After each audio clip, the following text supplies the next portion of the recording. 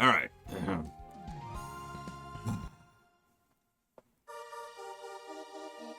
My eye's bothering me.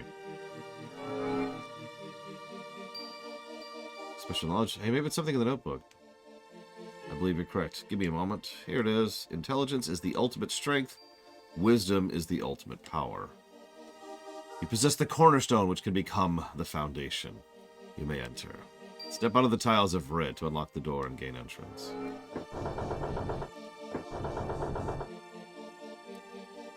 Judging from the outside, this place is at least 6 stories tall, but where are the stairs? I'm not going to let these goons beat me to the top and take the treasure away. Well, technically it's not mine until I steal it, but you know what I mean.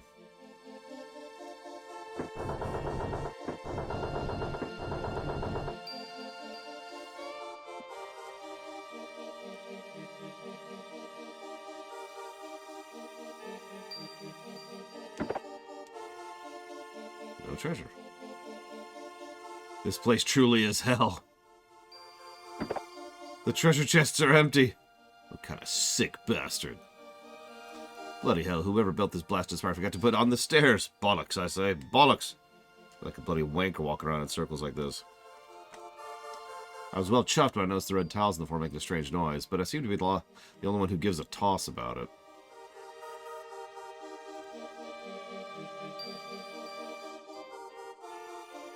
Oh my god, what is my eye doing today?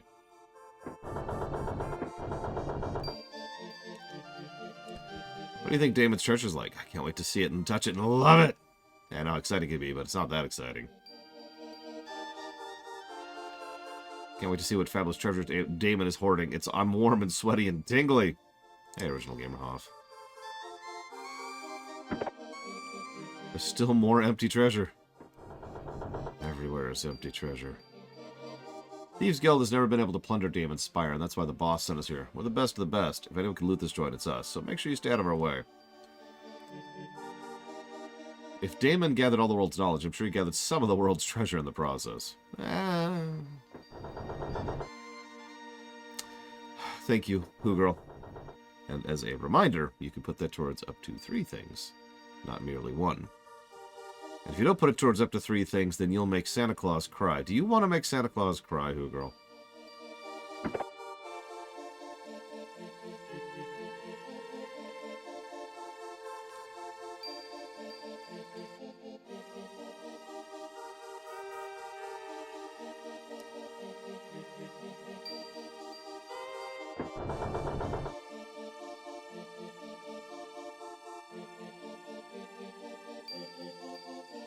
Nope.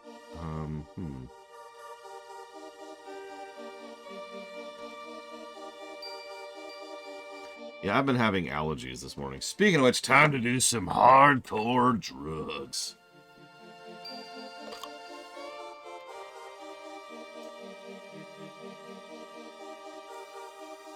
There we go. Oh, yeah. That's the stuff. I'm ready to face the day now that I've drugged up.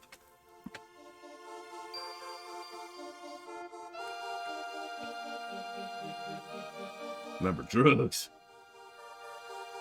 The answer to all of life's problems.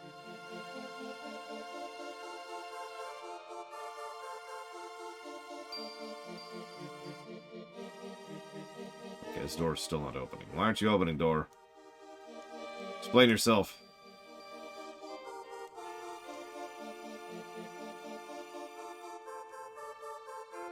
I'm actually kind of at a loss here. I've hit all the buttons at this point.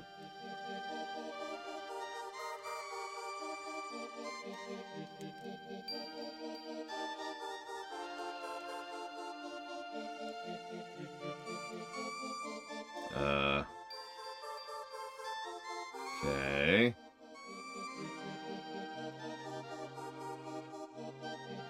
Also, is that real-life Mario Kart race VR game thing, Who Girl? Because if it is, that's awesome. I thought about getting that for my niece, and the only reason I didn't is we don't really have the space to properly play with the darn thing. If we did, I'd totally get that for her.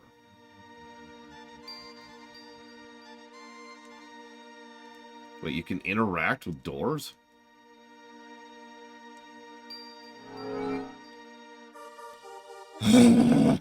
I, Daemon, have granted you the privilege to tread within these sacred walls.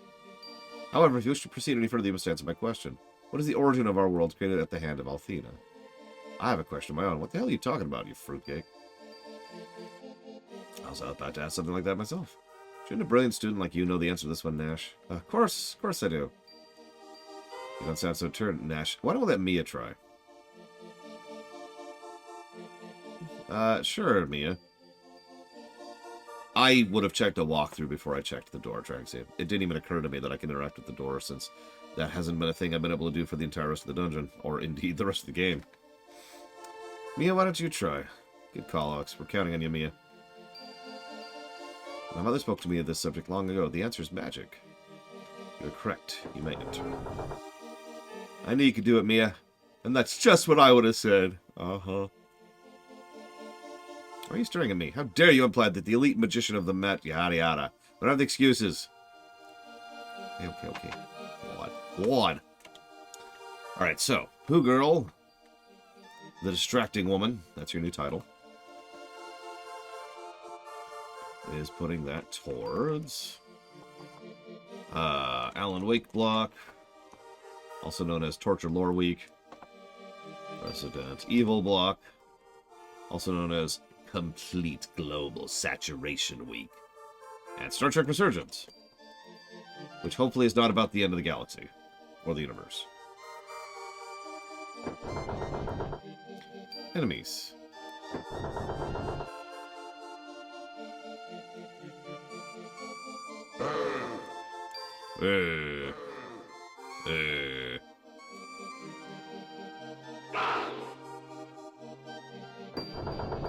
Ah! No! What are... They're bat knights.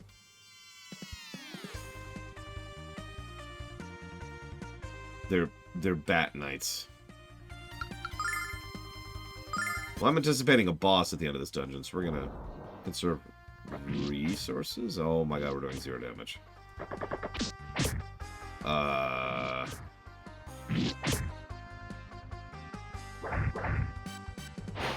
Okay. And Jessica's dead.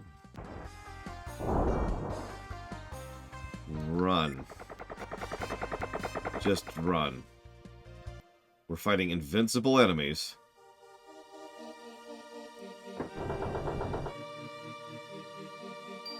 Who can kill Jessica.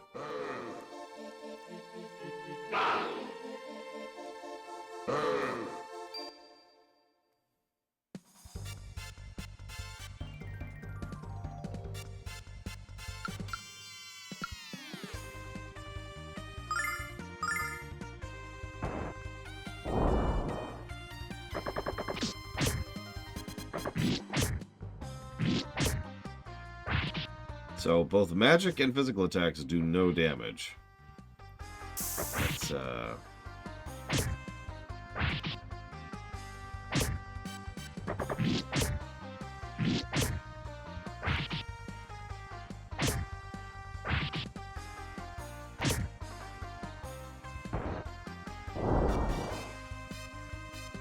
okay. Got it. So just avoid enemies. I can do that. Hopefully. I saved earlier, and I'm not going to save again for a minute.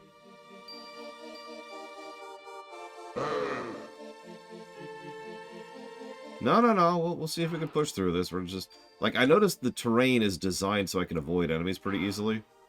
So maybe that really is the goal here. It's just... It's the first dungeon they actively want me to avoid encounters on. I can live with that. I can live with that.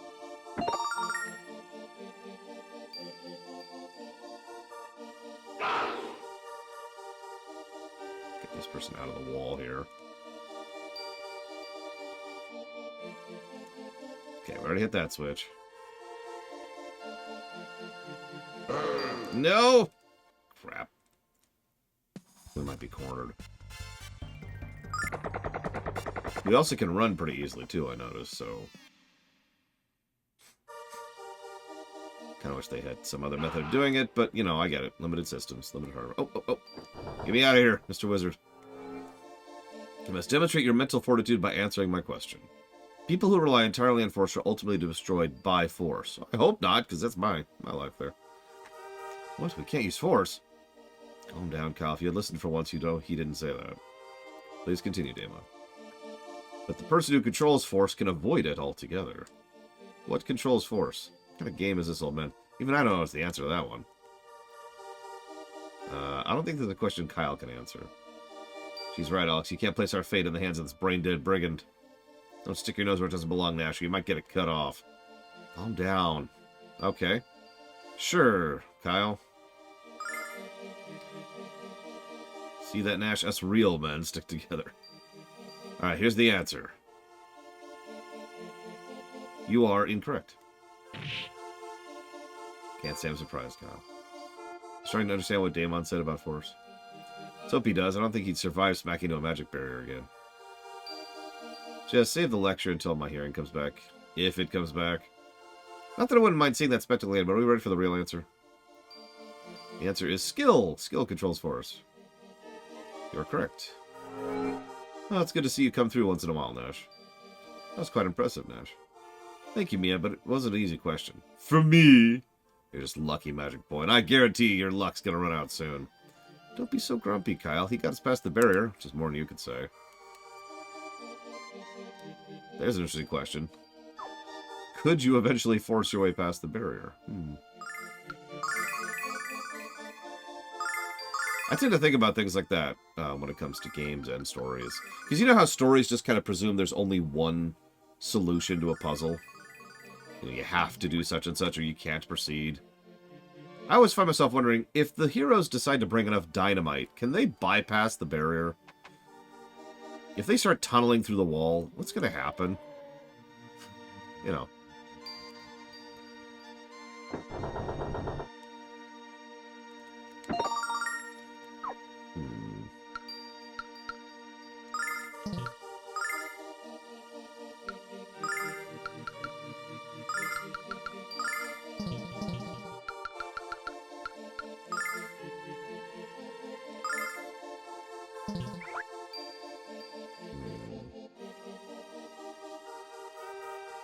If that happens, you're playing Baldur's Gate 3.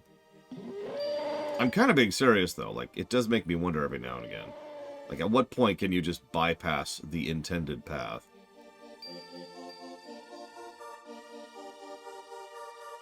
That man seems to be in a great deal of pain. He's clutching his stomach. Maybe it's food poisoning?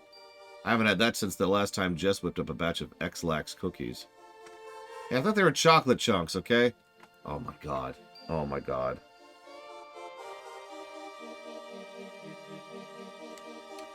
The overpowering stench might have been your first clue. That came later. What's wrong, Alex? Nothing. Yeah, let's leave this sick little conversation behind us and get on with things. You feeling ill, sir? It's nothing. I'm busy. Go away. Well, excuse us for caring. Don't worry about this guy. If he says he's okay, he must be okay. There's already the staircase. Let's go. Wait a minute. You're a priestess, aren't you? Well, yes. Only a priestess of the goddess of Althena is allowed to wear these robes. It's your job to help people in distress, isn't it? So use one of those healing spells they teach you quick. What are you babbling about? When Mia asked you a second ago, you said it was nothing. That was then and this is now. Let the healing spell fly, sugar. Until I know the cause of your pain, I don't know what kind of magic to use. Please tell us what's wrong. My stomach just started hurting all of a sudden. Probably something you ate. What should I do? Help this guy or just find the next door? Help him. Come on, Alex. This guy's a jerk. I tend to not want to help people who yell at me. Please, Jessica. Alex wouldn't have asked if he didn't think it was the right thing to do. Fine. I should help him regardless of his lack of social skills. Your actions are correct. You may proceed. Know that I am impressed by your performance thus far. I'm not impressed by your last test. That wasn't fair. Young lady, you are hardly in a position to tell me what... I don't want to hear any excuses. I just want to tell you not to pull something like this again. Okay, let's go. Jess, your mood swings are more violent than a hurricane. What did you say? Nothing. Hey, Blue Alex. Thank you for the sub. It's true, Evo. Anybody without proper social skills will immediately be executed.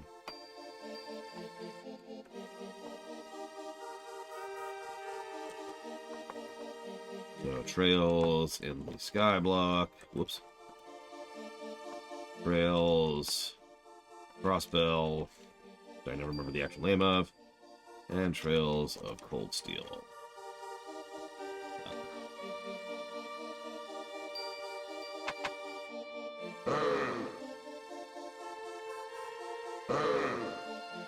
Excuse me.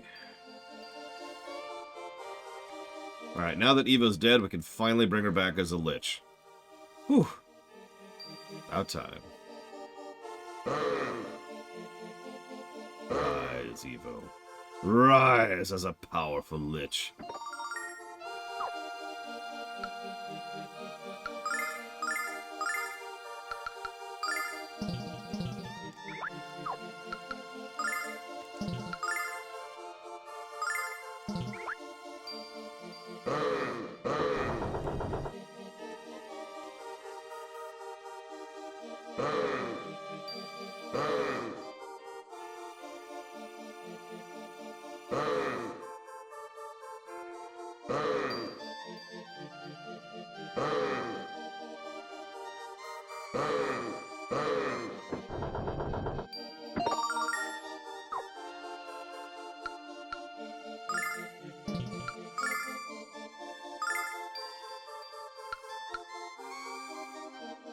Yes, Evo, congratulations. Damn it. Yes, that's the sound of the enemy's aggro. So, we know better than to run, or better than to fight, rather. Better than do anything other than run. We still need to not be cornered. If we're cornered, we're screwed.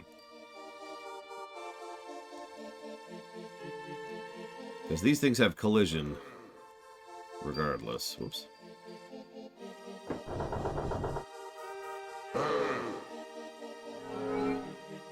If you wish to proceed further, you must make a decision. In making your way through the spire, who was the least helpful? He or she must admit their weakness and leave immediately. What are you talking about? None of us are going anywhere, Damon. Either you surrender your weakest member, or you shall all perish. Imagine how much I hate your guts, old man. This is a real problem, Alex. How are we going to decide which one of us leaves? We can't decide because none of us is least helpful. We made it this far by working together. That's true, but I don't think Damon cares. What am I going to do? Why are we trying to kick out Kyle? I was the least useful one. Kyle can't leave. Then who?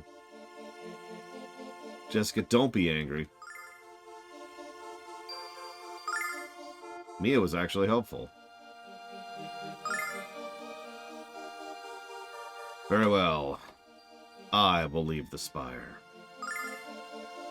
Alex, you can't leave. None of us would be here without you. You sure we can't make Dash leave? Still your tongue. The only one who helped more than me is Mia. It'll be impossible for you to overcome the obstacles ahead if you don't work together.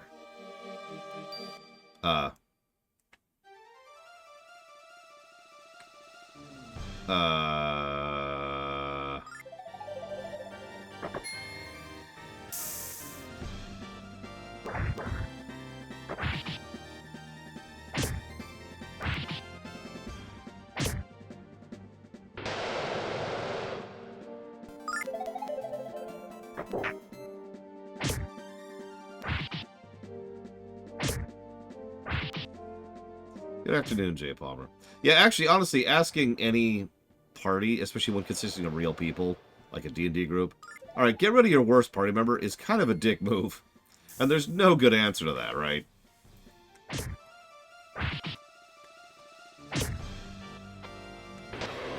Thank you, Mr. Red, for the sub. Always appreciate. Ah. And if you give me a second.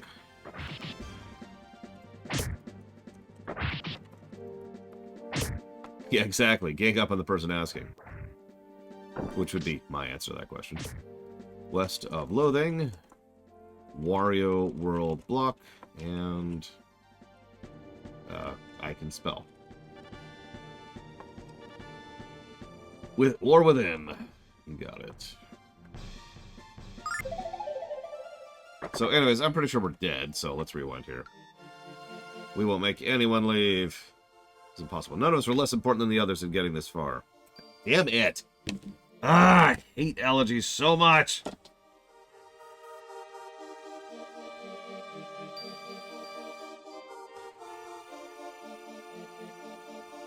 It's just the tiniest irritant, but it's like my eye drops, my tear ducts are like leaking. And it's so irritating, and it doesn't go away. It just sits there. Ah. Dang it.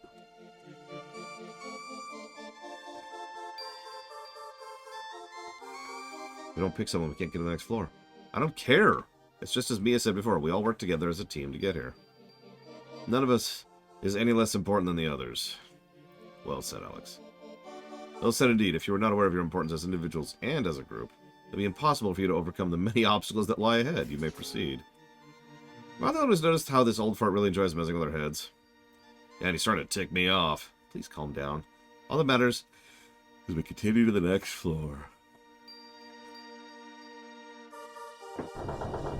Is it me or is it unusually peaceful on this floor?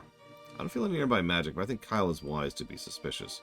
Maybe the monsters ran away because we heard that we were kicking butt and taking names. We haven't killed anything in this entire dungeon yet. Maybe Daemon gave up the test because he knows we'll just pass them all. That'd be nice, but I think we should stay alert until we reach the top. Yeah, what Mia said, cat. Well, excuse me for thinking positively, Nash.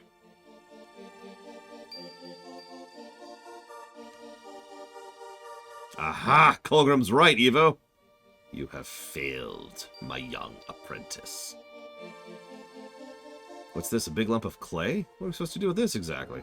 You'll sculpt that clay into an image of what you consider to be a priceless treasure. It's still leaking. Stop leaking. Stop leaking. However, if your creation fails to impress me, you shan't be allowed to enter my private chamber.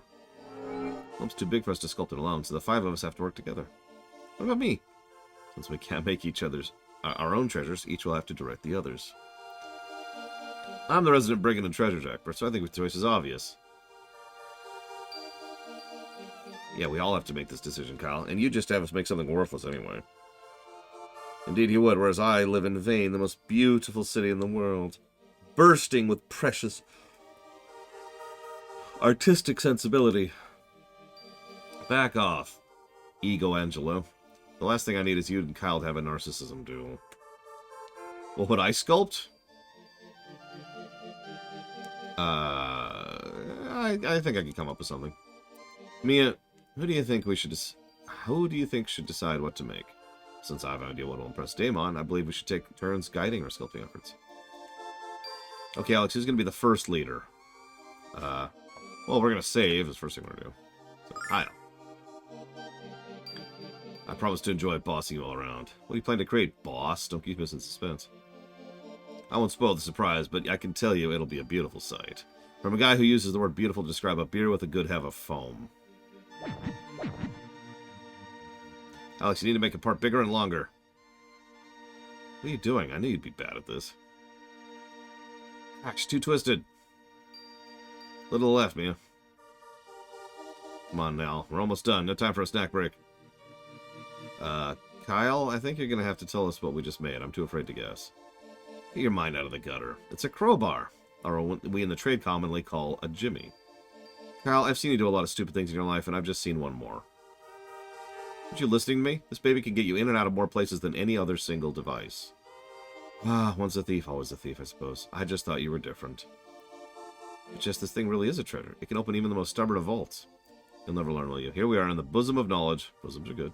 Could you focus for just a moment? Here we are in the bosom of knowledge, and you're still advocating lawless ways. Don't you see the problem with that? Oh, I suppose you have a point, kind of. You've done well, but not well enough. Try again. Okay.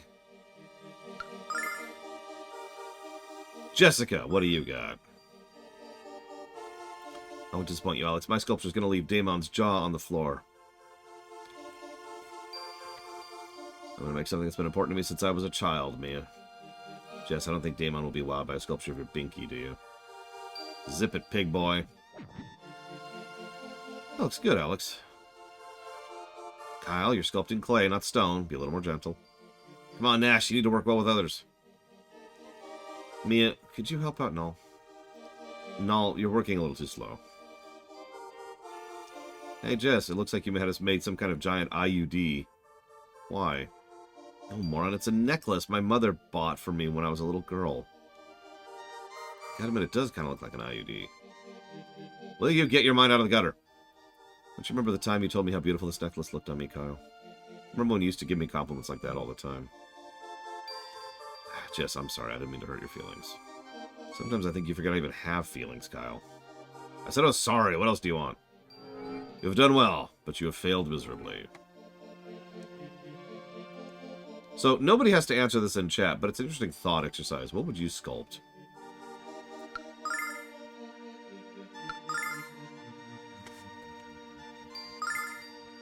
Alright, Mia, what do you got? Make something you really like, something you consider a treasure. Alright, I know what I want to make. Alex, make that prettier. Kyle, please try to be serious. Hold that part up, Jessica. Nash, I think you could be trying hard. If the thing you treasure the most is the Death Star, Colgrim, we need to have a very long talk.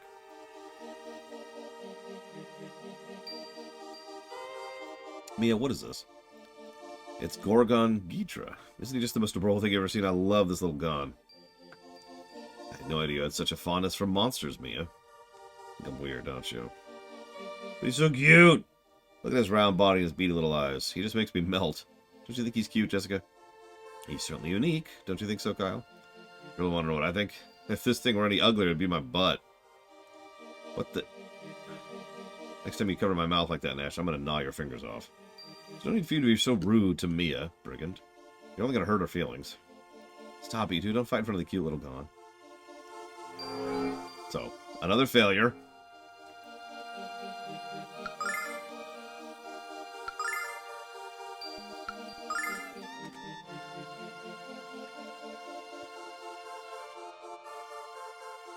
I mean, you all know that a person would probably be the thing I treasure most.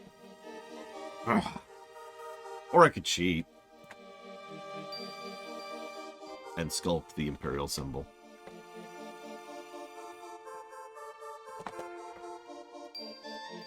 Empire of Sin. Rogue Trader. Resident Evil Block. Thank you, Vinceny. Always appreciate. And I'm actually safe stating just in case, but so far the game is just letting me pick other things. So, Ash, what do you got? I expect you will all be awestruck by my treasure.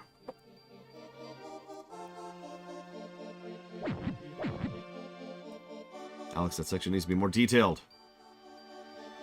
Kyle, are you paying attention to anything I'm saying? You're doing it all wrong. You need to use a lighter touch than that, Jessica. That's perfect, Mia. No, maybe you should let... There we go. Is this... Yes, it's vain. There's nothing more important to me. Real treasure. You're kind of cute when you play dumb, Nash. Your real treasure's right here. What are you talking about? Come on, man. It's her, Mia. There's nothing more important to you than she is. I knew it. Nash had a crush on Mia. You're wrong. Mia is my... I don't think I've ever seen such a deep shade of red. Come on, Nash. Say it with me. Mia is my treasure. La la la, can't hear you. Youth of Magic Guild, bold and bright. Sculpture must be making you nostalgic for home, Nash. Why else would you be singing the Magic Guild school song? I don't know which of these two is more clueless. Treasure you have made does not impress me. You must try again.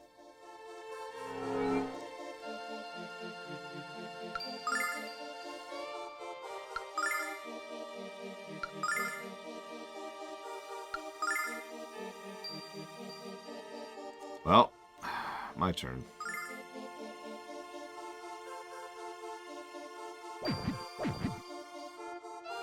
I already answered my material thing. Nobody pays attention to me. Kyle, you suck. You use too much clay there, Jessica. They're not that big. Oh my god.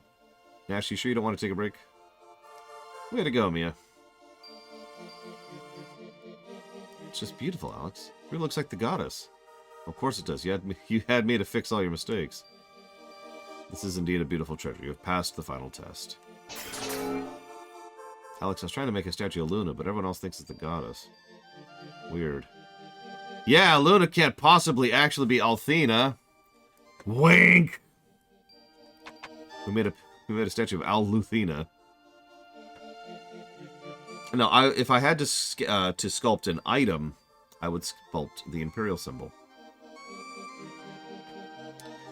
You needn't explain why you've come here. Here's the book you seek. Way of Thieves. Will you read us a few pages, Daemon? Rule 1, always be careful. Rule 2, don't get caught. Rule 3, see rules 1 and 2. How is reading that going to help anyone be a thief? Maybe it's time for me to write a book. My PS3 controller? This wouldn't be in my top 100 things I would sketch.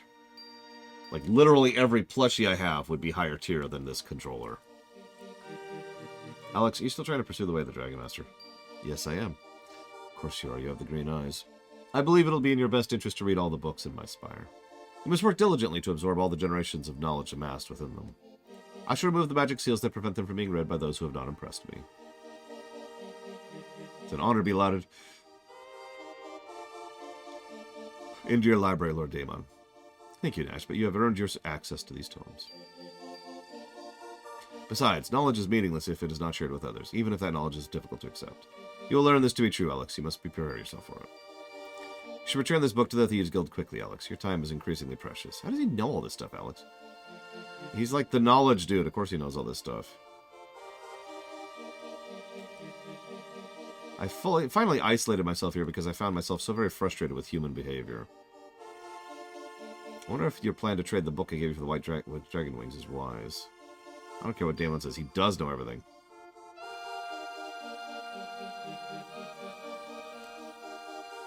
The world will shudder and the sky will darken when magic meets metal. Many innocents will be slain.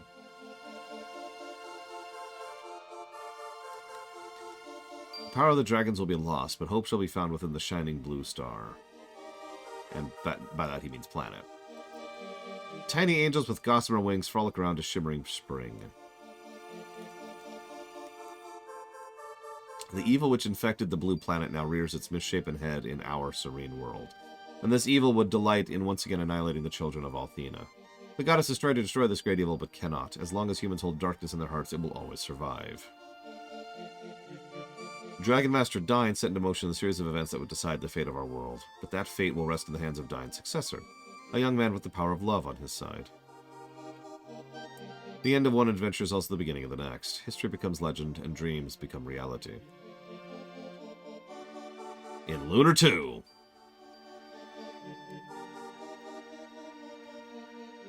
I mean, yeah, Mr. Red.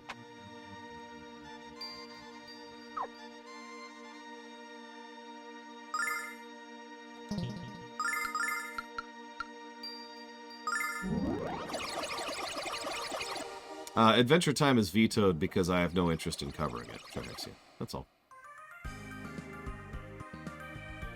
I'm not a fan. Never have been. No offense, obviously. But streaminations work best if I have a vested interest in the subject material.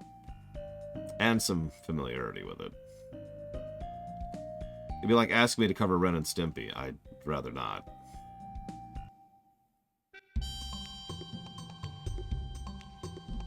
Yeah, at that point, that would be Nier Automata, Colgrim. And that's not even a joke.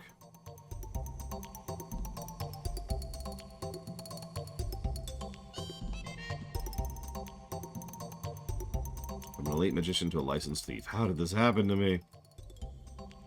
Well, you see... Only 4, Colgrim? Kyle, you passed. Congratulations, my friend. Here, welcome to the Thieves Guild. Take this.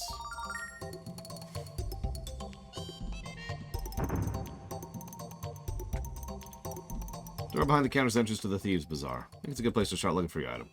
When you do, show your crest to whoever's selling it. Okay. Yes, I would say Nier Automata is dominantly... it's a beat-em-up with stats, you know what I mean? So there's gear and there's levels, but the core gameplay is beat 'em up. I'm sorry, Goldrum. Look, if I could stream 24/7, then I probably wouldn't, but it would be nice to not have to sleep anyways.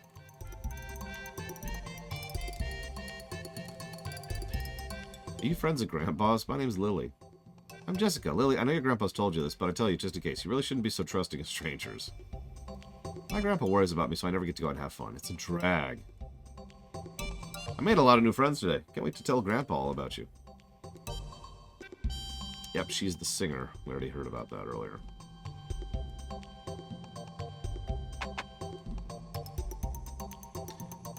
Welcome, new customers, to the Famed Thieves Bazaar of Riza. If you don't see something, don't worry. We'll sell it and we'll steal it and sell it to you.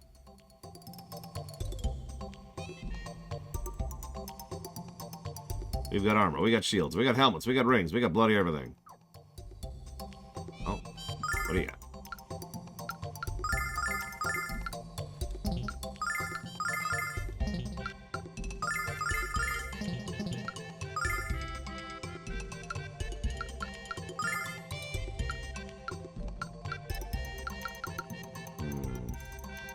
We're a little money dry right now. We gotta be careful about what we buy.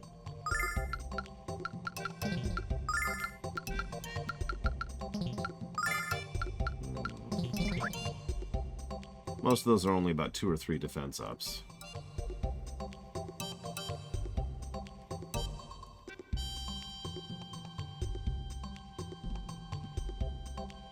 Looks natural when soaking wet. Smells natural when set on fire. With whatever real hair can do, these wigs can do. Dandruff, no problem. Head lice, yes indeed. Why is that a selling point?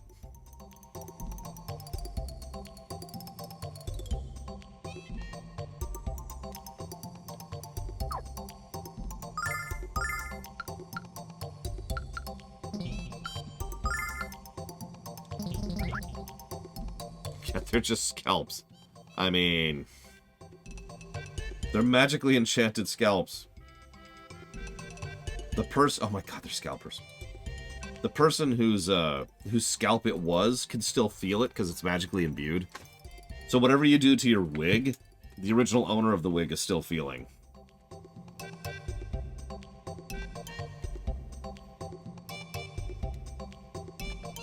Howdy do, savvy shoppers. I got a primo purchase for you, my friends. It's a thing with wings. I have no idea how to use them, but they have magic in them or something. Want to teach us how to use them, pal? Hey, you're the... See this crest? Recognize it? Yeah, it's a Thieves Guild crest. I know you know what that means, kiddo. But you weren't in the guild when I stole this from you. You're gonna split hairs with the Kyle of Nanza, huh? Not a healthy choice. You're that Kyle? Well, spank my bottom and call me a pinky. I just ripped off the king of rip-offers. Here's a little thing back, and a little extra something extra.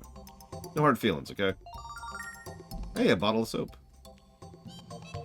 And by bottle, I mean bar.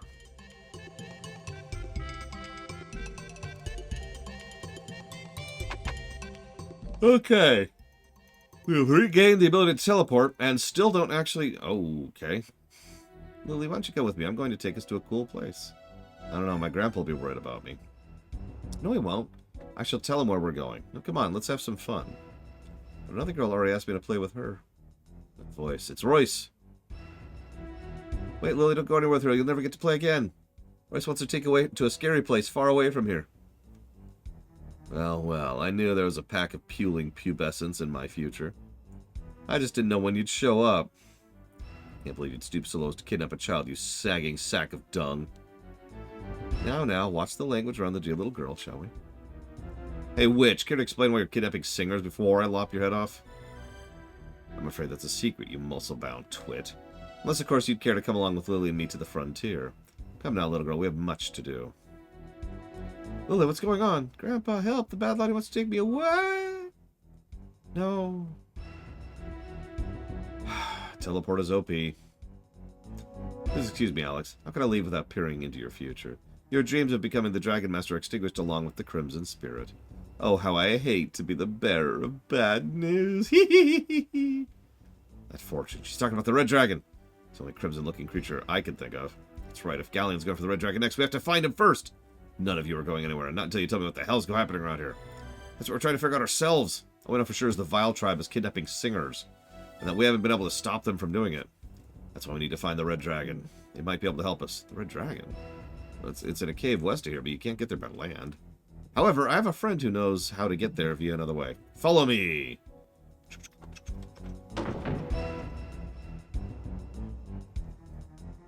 Have you seen her bromide, Evo? Of course, I don't have it anymore.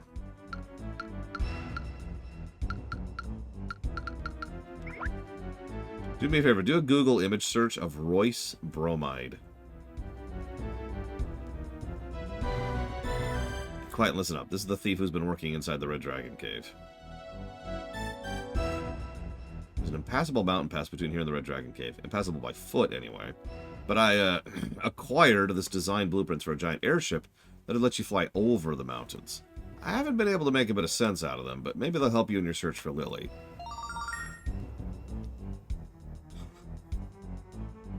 Take these to iLook and talk to the inventor there.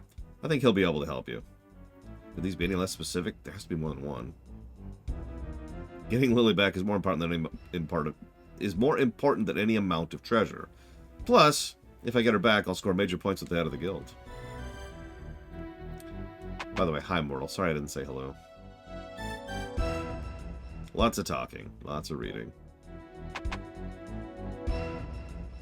The worst RPG boss I've ever played on camera? Well, the one in Persona 5 is one of the worst. But I'm not sure if it's actually the worst. Ironically, the easiest way to check that would just be to check my own notes on the matter. Let's get some overworld music going, and then we'll hit the stream breaks. Okay, let's heal first. Now let's hit the stream breaks. Oh yeah, Legend of Legaia had some absolutely terrible boss fights. God, I was pissed at those.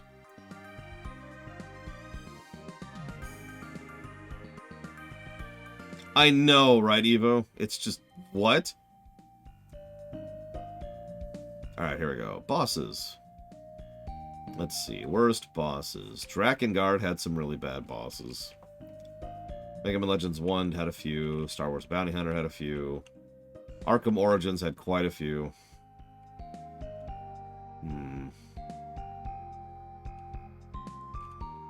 Wow. Psychonauts 1. Shantae 1. Breath of Fire 1. Breath of Fire 2.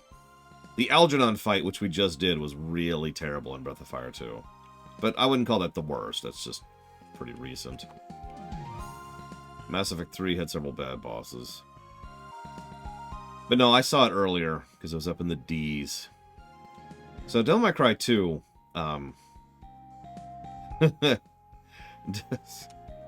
Devil May Cry 2 has 19 negatives to boss design. 19. Just to bosses.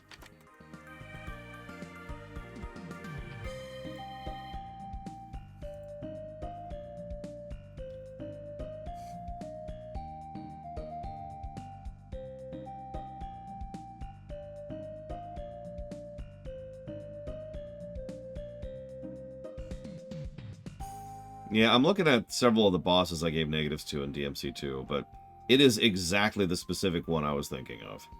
Because all of the bosses in DMC2 kind of suck. Like, literally all of them. The helicopter, Mothra, the frickin' Jokatagum. God, I don't know how to pronounce that. But no, the worst one by far is the Guardian. Now, if you don't remember the Guardian boss, I don't blame you, but you're inside a sphere.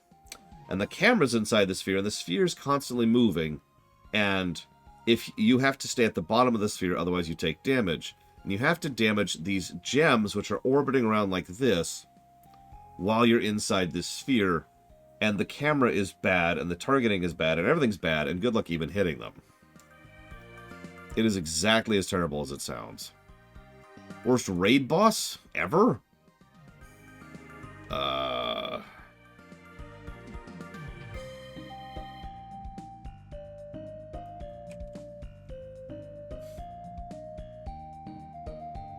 I'm pretty sure Lotro would win that one.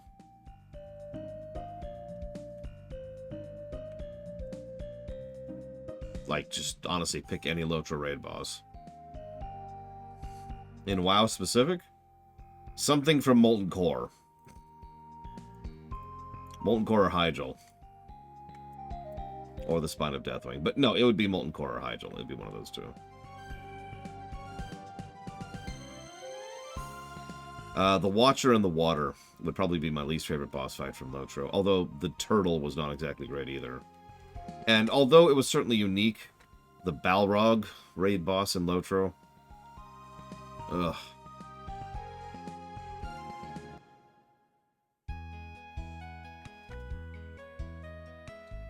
I honestly recommend not doing so, Mr. Red. Lotro certainly helped push raid design forward, but it did so by doing things bad that other MMOs learned from. This is not exaggeration. Lotro really was at the forefront of a lot of MMO design, for good and for bad. And... no, it had mechanics, but I want you to imagine, like, you're fighting a boss, and it has, like, just for walking into the boss fight, you have half health. If you have gear that helps you push back against it, you have half health. I should clear that. So, there's a gear check just to walk in the door of the raid. If you don't have that gear, you die just for walking in, or actually, more accurately, you have 1 health. But anyways, so you've got half your normal health just for starting the fight after gearing up specifically for the fight. I could stop there, honestly, because it's already bullcrap. But then we move on to the actual mechanics. So, for example, the Balrog has a thing where he'll go into the air and he'll stomp down. Stomping down doesn't do damage. It kills you. And once again, I could stop there because a lot of Lotro raid design boils around the idea of do this mechanic or die. They don't do damage. There's no gradient difficulty. There's no recovering when things go badly. Do things perfectly or die. That's Lotro raids in a nutshell. 1 tap, you're dead. It sucks. I get that some people like that, and that's fine, but no thank you. And that's true even up to the dragon fight, which is the last raid I did in Lotro. Not the one in Vanilla, the one in the Isengard expansion. Yes, Jay Palmer.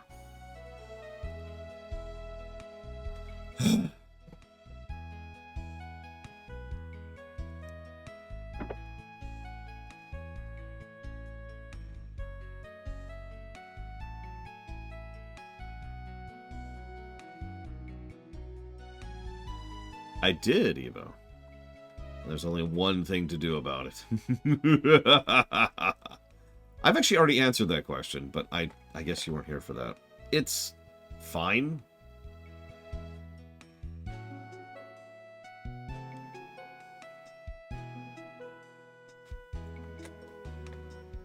Yeah, I think that's a good answer.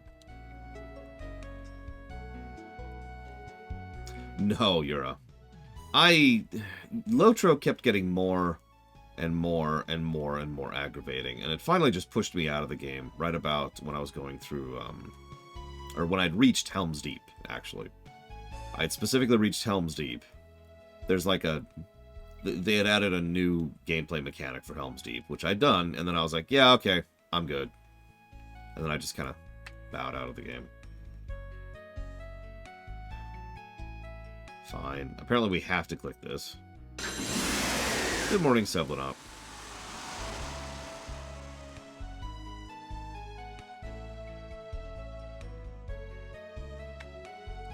I mean, Lotro's old. I know what you're thinking. Of course it is. No, that's not actually what I mean.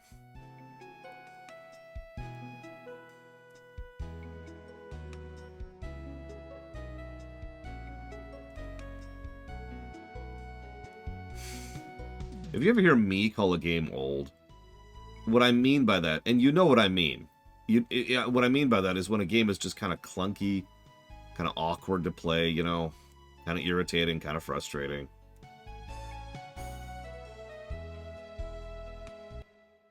It's just kind of frustrating, right? And we put up with it because it's old, because the reason for a lot of those frustrations is just limitations of the time. But of course, the whole point is that's not necessarily... like, there are plenty of old games that play perfectly well right now, right? Not to put too fine a point on it, but Mega Man 2 plays perfectly well now.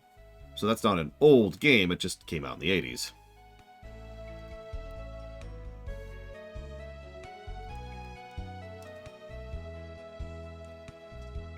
Hell, Doom came out in the early 90s. That plays just fine right now, too. How do I...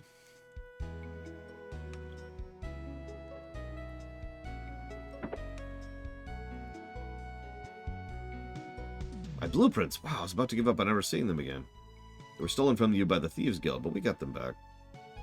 Thank you very much, but why would the thieves be interested in blueprints for a balloon? I'll never be able to understand the criminal mind. My name is Shira. I'm an inventor. I recently moved here so I could focus on my work. I wish I had something to give you as thanks, but we investors tend to live hand to mouth. Sorry. Well, we need to get over the mountain so we can get to the Red Dragon Cave. I see. Then I'll do it.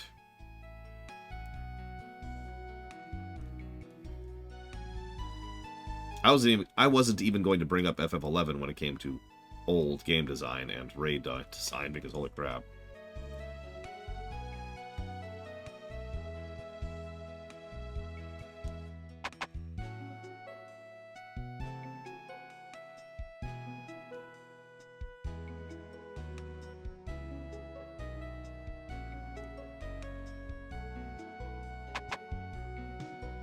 Yeah, which one will they in? And hi, Dakota. Yeah, no, Doom 1 absolutely has its problems. I don't want to overpraise. But Doom 1 is a solid game now. And I absolutely mean that as, you know, as praise.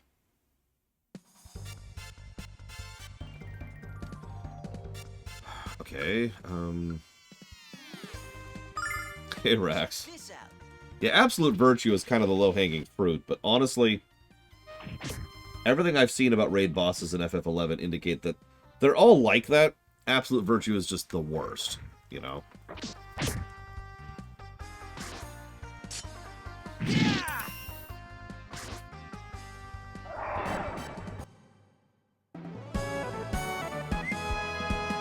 So, I'm gonna admit something here. Yeah, probably, Mr. Red. Someone spoiled for me the fact that we were about to enter a good leveling spot, because I had been talking a few times about my issues with the leveling curve and the power progression curve in this game. And if you've been paying attention, I've been paying attention to how much experience we've been getting, how much gold we've been getting per encounter, and it's been averaging about 20 to 60 when we need thousands of experience to level, which is not very good. If you're paying attention, the fight we just did gave us 500 experience. So apparently, they suddenly decided to start actually having the trash fights be worth a damn. And we have a full heal right outside of town, so we're going to sit here for a minute. Just a minute, not super long. I'll just play a little bit of catch-up.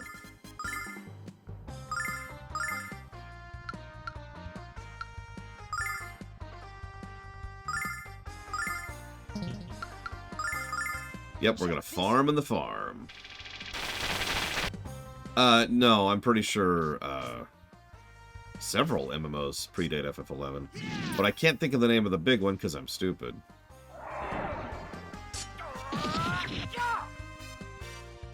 Summon elemental power.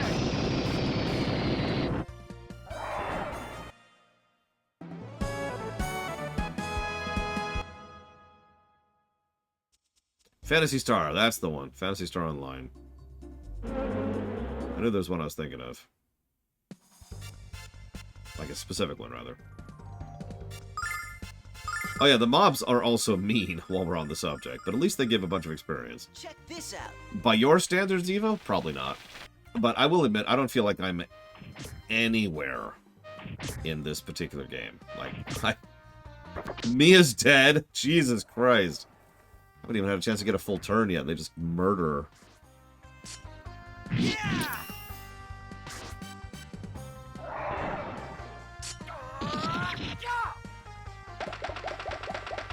Come on, get back on your feet. Thanks, Null. Didn't even kill all of them. Holy crap. Check this out. Yeah, if I go all out and burn through my mana pool, I can damage these sufficient. If I don't go all out, I cannot. Thankfully, we are already leveling, so yay!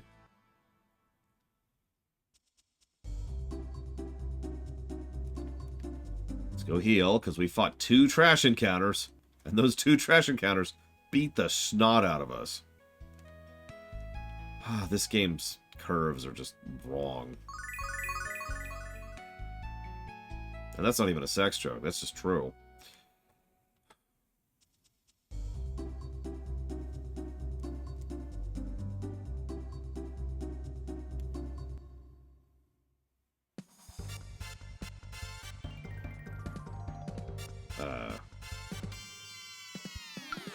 It's the game. I'm technically not as geared as I can be, but by barely, you know what I mean? There's a couple of armor upgrades I could get for 2 of my party members right now. That's it. Otherwise, I am fully geared for the point of the game I'm at.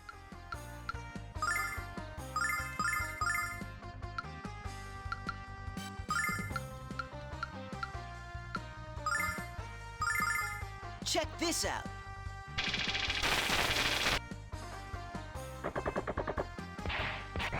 So that's an interesting question, Rex. So I had been Korean methoding, and that wasn't working, so then I actually stopped and grinded for a bit. And that kinda worked until I ran into my first boss fight. And that caused issues. So I decided to do a little digging, and bosses scale with your level in this game. In fact, bosses don't even have base stats. They have stat times level, if that makes sense. Now, there is, as Timbertap points out, a benefit to being a certain level. Like, for example, if I could get Alex to 27, that's going to be really nice. To use a specific example. But the point is, while I am probably underleveled for what the game wants me to be, I haven't really been trying to be low level. I just haven't been grinding.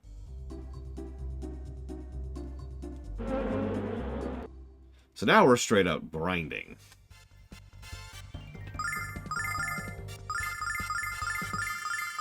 I'm curious which version of the game you played, Rex, because apparently every single version of the game actually has different stats on enemies and bosses.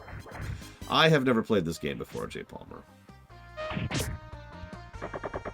I mean, you're watching the damage these trash mobs are doing to me, right? I mean, you saw earlier how they happened to all attack the same person, and so because of nothing more than luck, they straight up murdered Mia.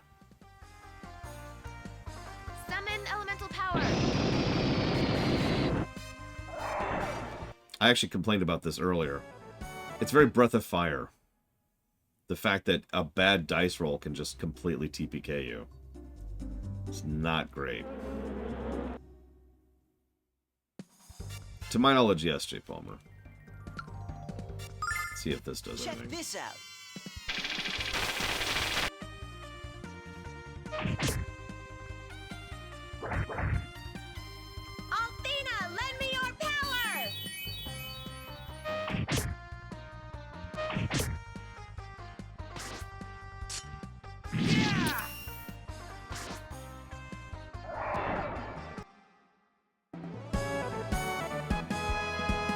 Here's an interesting question. I wonder when agro-mechanics entered game design. Probably Timbertaft. Probably.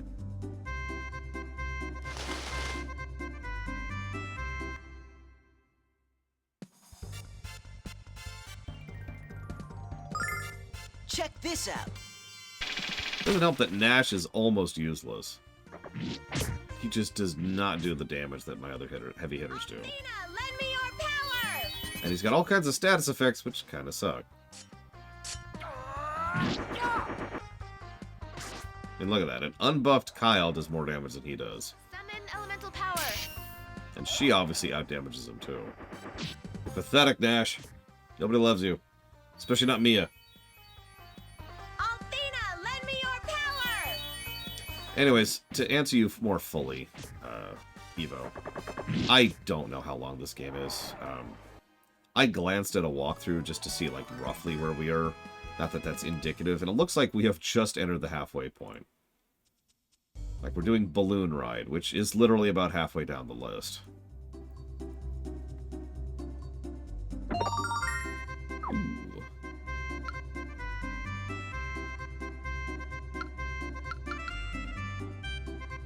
Ugh, 40%. Oh my god. That's just discouraging.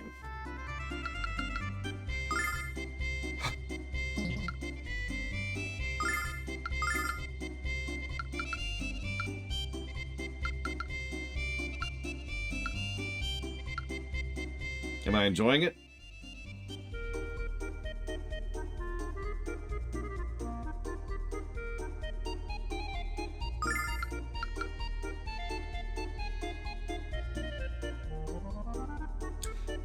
Yeah, Nash's monopool is not great. We could just pull the cheat flag. We could. And just remove combat from the equation. That is something we have options to.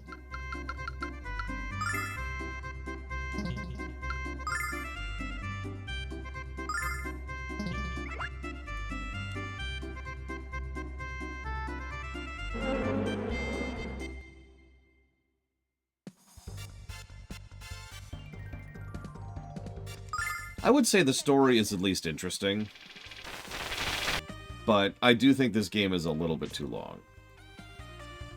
I know. Everybody makes fun of me when I comment on how long RPGs are. But I stand by it. And the more RPGs I cover, the more I stand by that opinion. Summon elemental power.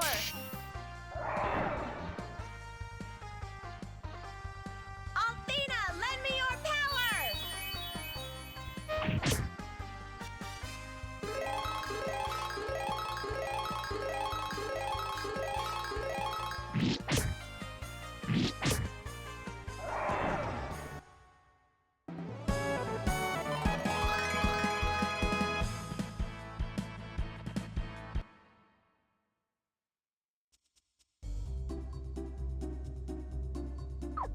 Yeah, I think the density or lack thereof will probably hurt this game's overall score.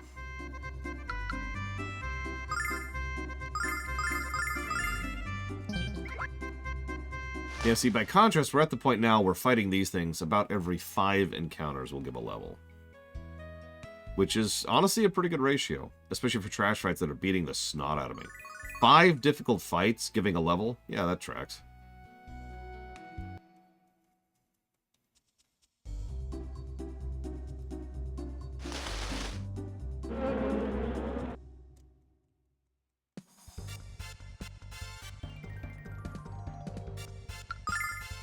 Whoops. Check this out. It's a good question, Colin.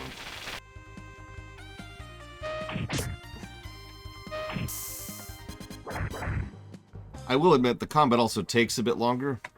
I hate to continue to compare this game to FF6, but if I wanted to grind an FF6, I'd go fight Tyrannosaurs, who will either kill me in about 30 seconds, or I will kill them in about 30 seconds. And that's at the high end.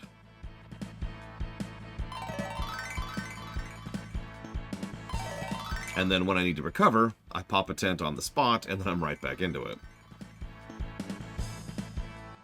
Oh God, Jay Palmer. If you guys want me to play a JRPG that has WoW vanilla levels of grinding, I'm going to just flat up say no. Check this out. I have other things to do with my life.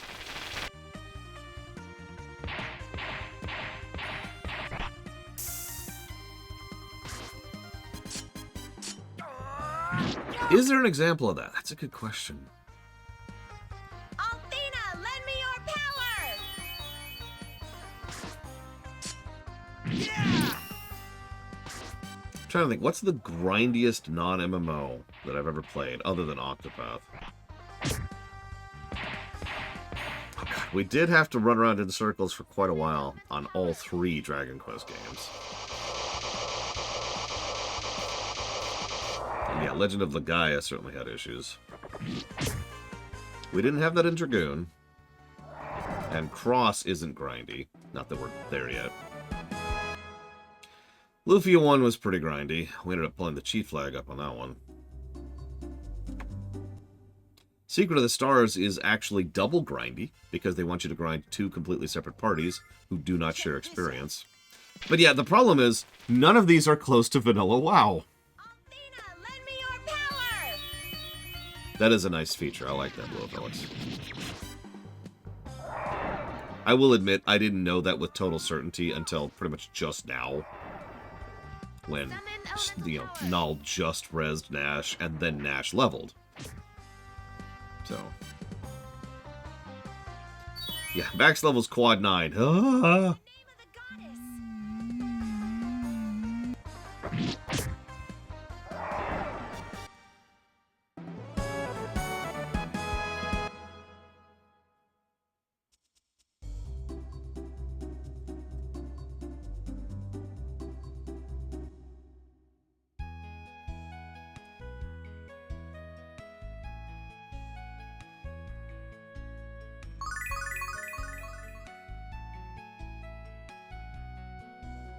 What's really funny is modern WoW isn't particularly grindy at all. Now, mobile games don't count.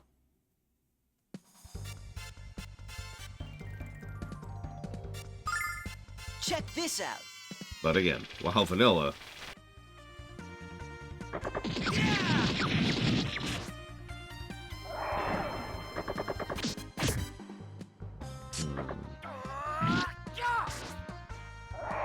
You know, truth be told, even though it is not actually your typical example, I think Octopath Traveler qualifies as the grindiest game I've ever played.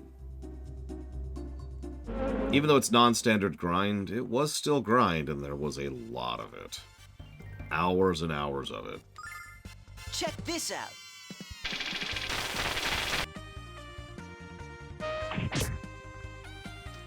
Actually, WoW Vanilla does not have enough quests to not grind. A rather infamous problem with WoW Vanilla was they didn't really design the leveling curve properly. So when you hit the 40s, even if you did every single quest that was available in the 40s, you actually would not get enough experience to get to the 50s. Now, once you get to the 50s, you're fine, because those are designed well. But there was the hell levels. And, yeah. I'm not bashing it, I'm just saying, it's when we're talking about pure grind and nothing else, Blue Alex, it's probably Octopath. Athena, lend me your power! Grinding the social interactions, grinding the drops, grinding the loot, and grinding the jobs. But anyways. Yeah, again, I still don't think even Octopath comes close to WoW Vanilla. And WoW Vanilla isn't the grindiest MMO I've played. Asheron's Call was grindier than WoW Vanilla. And that's ignoring games like EverQuest, which invented grind, for all intents and purposes. Like what we consider modern grind. Like, have you ever tried to level in EverQuest? Because holy crap.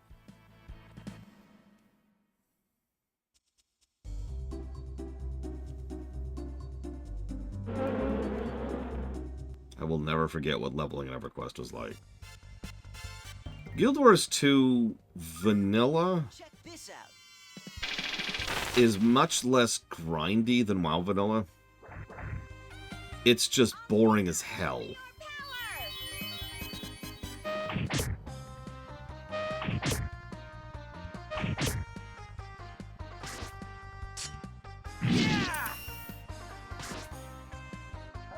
That just sounds like EverQuest at that point, you know?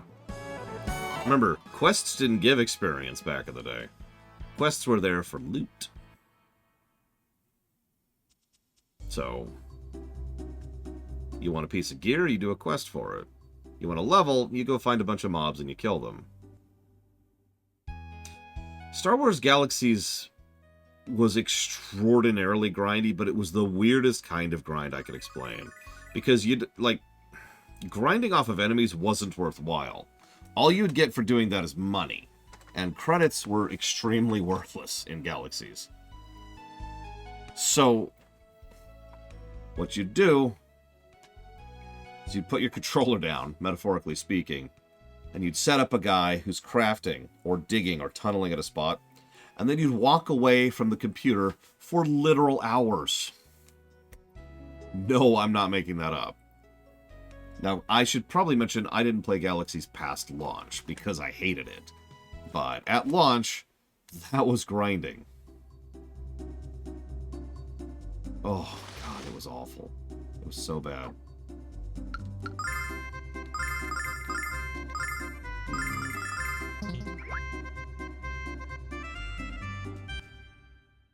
Yeah, this is what I'm referring to as pre-NGE. Obviously, I guess. Check this out. Oh. Asheron's Call from a gameplay axis? Get some good sleep, Evo. Or else! There will be endless destruction. If you do not get good sleep, specifically. Has to be good sleep.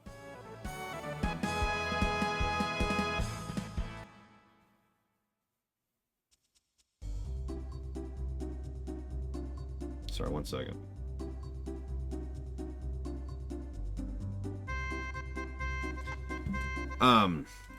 So from a purely gameplay axis, which is better, Lotro or Asheron's Call?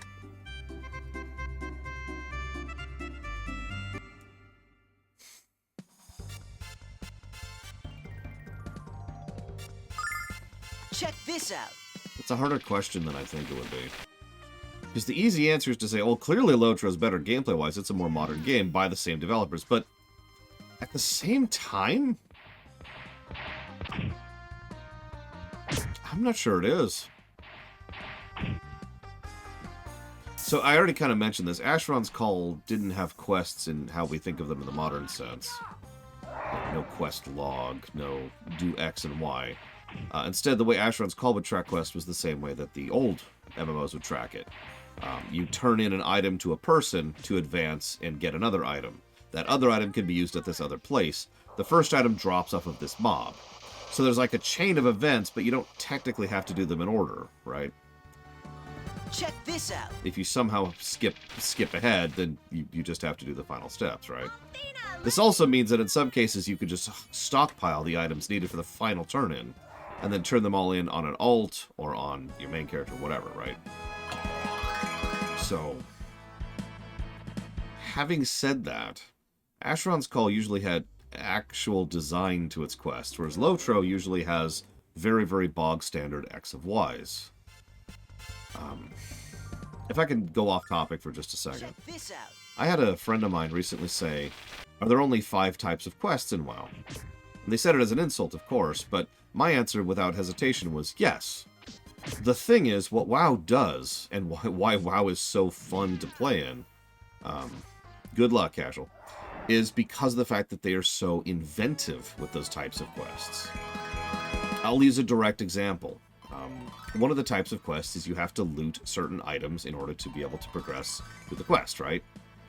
A standard X of Y. So naturally, in order to do that, you put on this special hiking gear, which allows you to have special abilities just for hiking, like raising your stamina, increasing your grip bar, or putting down a special block, which helps other people, or the ability to heal other people's stamina bar for anybody else who's doing the quest with you. And then you go climbing, and you climb up a wall to go loot the items you need. It's still an X of Y quest. But you see what I mean when I say they're really stretching the definition and really playing with what those quests can do. Hi, Spartan. So, WoW kind of is the king of quest design, is what I'm trying to say here. By contrast, Lotro, getting back to topic, doesn't do anything with its quests. They're X of Ys. And that's fine. There's nothing really wrong with that. But you can see why that's just kind of there. Not really a positive, not really a negative. It's just a thing.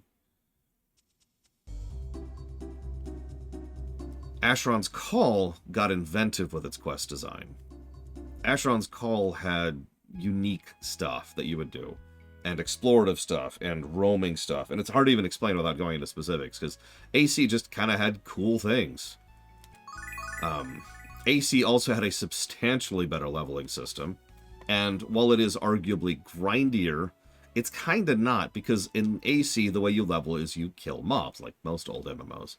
But mobs also give a crap ton of experience, and that experience isn't really about your level, because your level means nothing in Asheron's Call. what matters in Asheron's Call is your stats. Check. AC has, and I say this without hyperbole, what I consider to be the best leveling system I've ever seen in an RPG. The way it works is you kill stuff, and stuff gives you experience. That goes into a pool. You can then specifically spend that experience on individual stats to raise those stats. Now that's already cool, but there's other layers on top of that. Like, for example, you have a certain amount of skill points, which you can use to both spec and train stats to raise.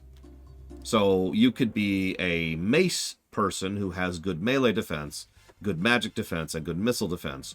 Or you could specialize in mace and melee defense. So you have really good mace skill and really good special defense or melee defense skill, and everything else is just trained.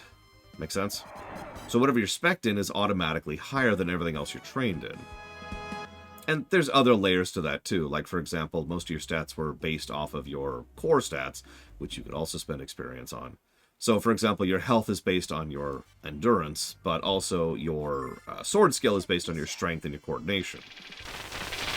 And if you want mana, that's based on a combination of your willpower and your focus, but only your willpower boosts your...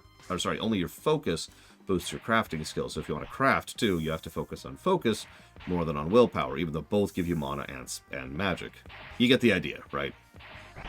So I know it's a lot of information, but what I'm trying to get across here is that Asheron's Call has a really solid leveling system. That's true, Rex. You're absolutely right. Summon elemental power. EverQuest was kind of focusing really heavily on the social aspect of things. Like, EverQuest and Ultima Online both invented the you stand in town to sell items to other players gameplay mechanic, specifically so that players would have a place to go and chat. It was literally the bazaar. Like, the fact that you could sell things to other players was actually incidental to the actual point behind that.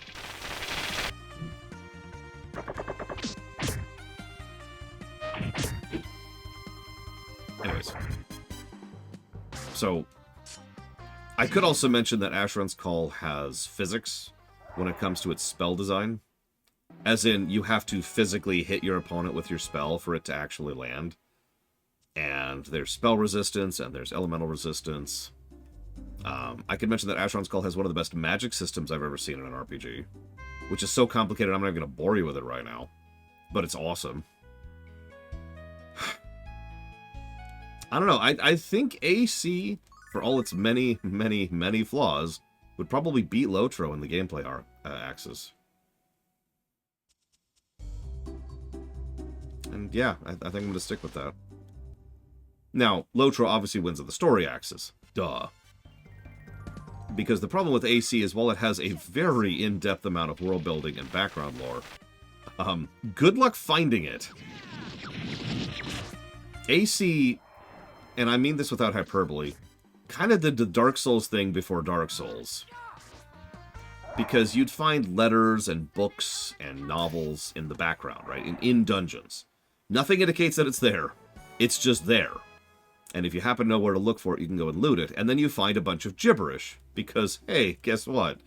You can't actually read that language. So I hope you can recognize what type of language it is, and then take it to the correct translator, of which there are several throughout the game. Then they'd give you something in English that you could actually read.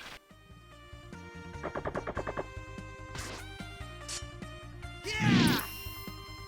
Honestly, probably yeah, Hero. Yeah, sorry, I'm referring to Asheron's Call, not Armored Core, not Assassin's Creed, not Ace Combat, not Alpha Centauri. I feel like there's a few others. There's too many ACs! I'm not talking about alternating current, I'm not talking about air conditioning. Summon elemental power. Check this out. Why did you go last, Nash?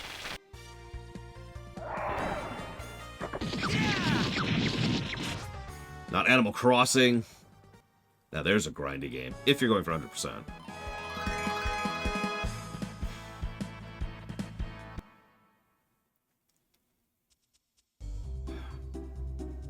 Yeah, no, there are private servers which keep AC going.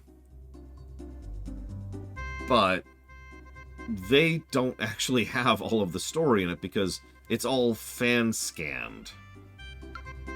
Which, I'm explaining that badly, but the idea is... Oh, jeez, we're up to the point where it takes over 10 battles now to level. That was fast. Let's do 3 more, I think. So players, before AC shut down, we had a lot of warning before AC was shutting down. So a lot of players were asked, hey, please run this specific add-on. And that add-on would just scan things. It would scan enemy stats, it would scan item stats, it would scan locations of things, and it would just jot it all down. But you had to go out of your way to identify, which was a skill in the game. You had to identify stuff to make it happen. So if there's some bit of lore in some dungeon that nobody picked up, or nobody looked at, it's not there on the emulator, because nobody scanned it. Make sense? So, the AC servers are mostly there, This out. but it is not the full game. Your power! This is also why most of the AC servers I'm aware of are actually still, yes, Mr. Red, are still inventing new quests. Because they've kind of run into the wall of what original quests are even in the game anymore.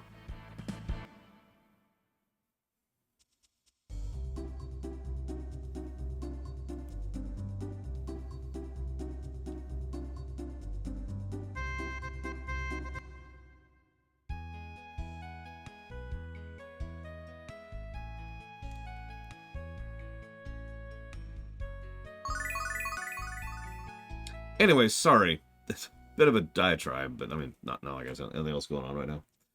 I will say this, so, those of you who never heard me say this, the distinction between leveling and grind is you enjoy leveling, and you don't enjoy grind. Any repetitive task you don't enjoy is grind. Check this out. Which is why I call Octopath Traveler grinding, even though it's not traditional grinding. Because I didn't enjoy those activities. But, if you enjoy leveling in a game, that's not grinding at that point, right? Summon elemental power! I'm sure almost everybody in chat right now could name at least one game you enjoy progressing in, whether it's levels, or materia, or alternate class abilities, or equipment improvement, or even crafting, where you actually enjoy it, right? Yeah, Monster Hunter is probably the example. That's absolutely a grind to me, but it's also apparently the appeal of Monster Hunter, and therefore, by definition, is not grind to the people who actually like Monster Hunter.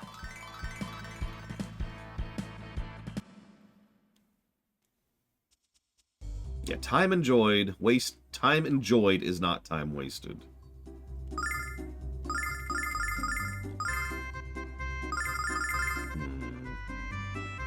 Well, we're all 23 now. We're at the point where it's going to start taking a while to start getting levels. So, I think... Let's make a run for it. Let's go ahead... Let's go ahead and save. And let's make a shot at actually doing the dungeon.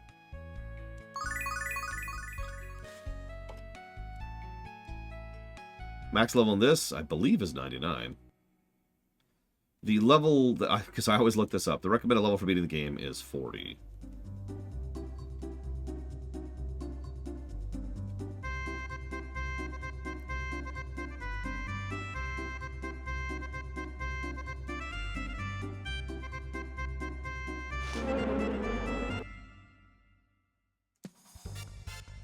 Yeah, I would say, if I had to think about FFs that I consider grindy... Let me think about that for a minute. FF1. You know, what's really funny is that's a more recent opinion. But I stand by it. As some of you may know, that I actually grabbed the Pixel Remaster on my phone. And I was kind of pushing my way through that. And yeah, that was, that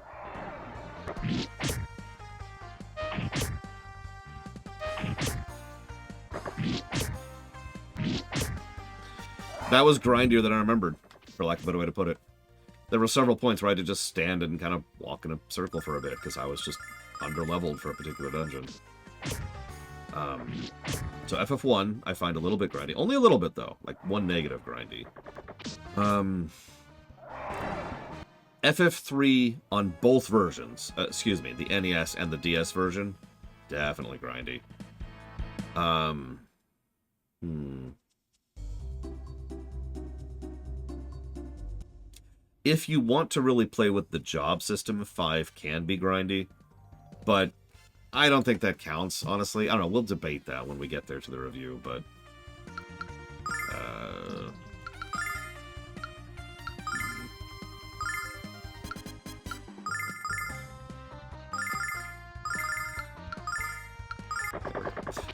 But yeah, FF5 is not what I would call traditionally grindy. Even leveling jobs isn't super grindy. Unless you're going for the really overpowered stuff. Because, and see, that's kind of the thing.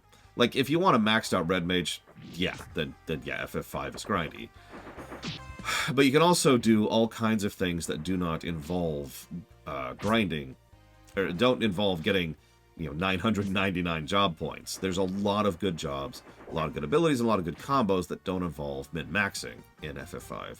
So it's not what I would call traditionally grindy. What am I doing?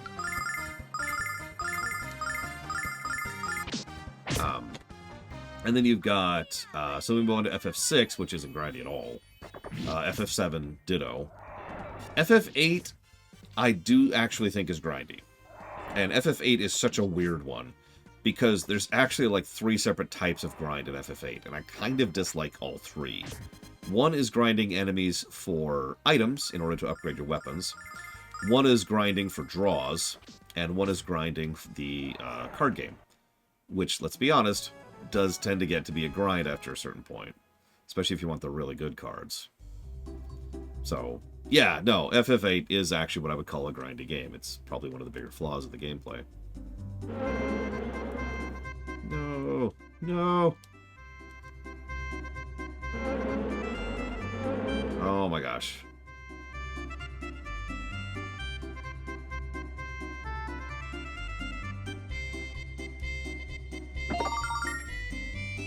What? So then we move on to 9, which isn't grindy at all. It is slow, but it is not grindy. 10 is not grindy with an asterisk. 10 is a very smooth leveling and difficulty curve most of the game. Now, obviously the post-game is grindy as balls in FF10, but that's not actually what I'm referring to. Because, and I've encountered this multiple times, the moment you hit the end game in FF10, the grind just smacks you in the face hard. Now, I've noticed the specific point varies from player to player. Some people say it's at Mount Gagazet, some people say it's at Zanarkand, some people say it's at the Mega Ruins, and some people say it's at Sin. But either way, all 4 of those are back-to-back. It's all the end game. And it's definitely an intended grind wall right at the end, and that's just, ugh. What is this?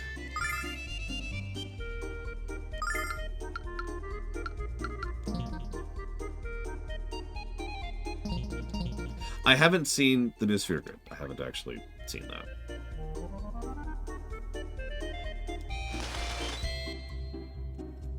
It's really a shame, because FF10 is actually a pretty damn well-designed game for quite a while, from the gameplay axis.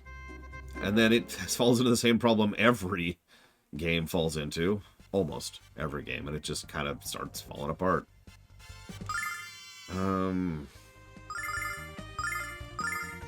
I was actually thinking about that when we get to FF10 in the audit run, we're probably just going to use the international grid and just ding the original grid. Because we know it's bad. Like, we have a lot of experience with the original grid. We can just say, yep, that sucked, and move on.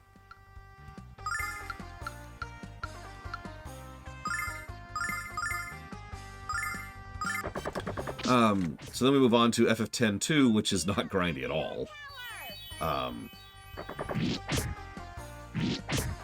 And then we go on to FF12. FF12 is grindy as balls.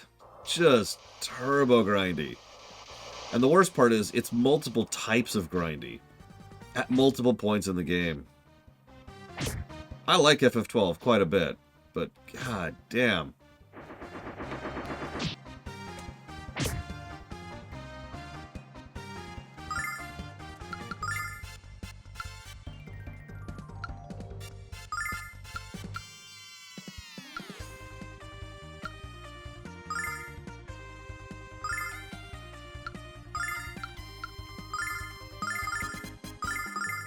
Check this out.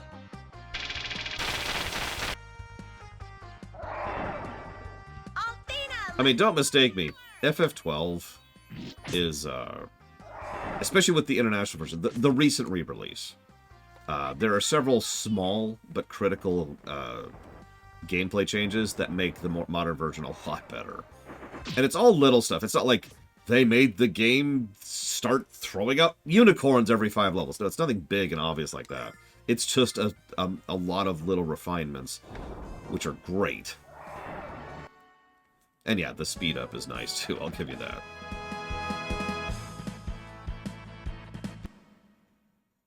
Actually, yes, Dakota.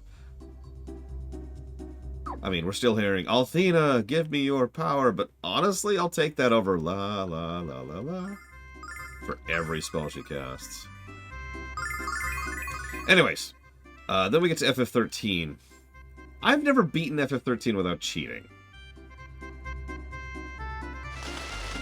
You can make of that whatever you want, it's just a true statement. Thank you for the unicorns, Braven. Oh man, that would be awesome, Darts Monster. Does anybody know if there's a boss at the end of this dungeon? Because that's going to change my strategy a lot. I don't know, Blue Alex. They have a really bad habit of not backporting changes, which irritates the piss out of me, by the way. As recently as this week, I've had to recommend someone pick up specifically the console version of the FF Pixel Remasters, because they still haven't backported those features to the PC version.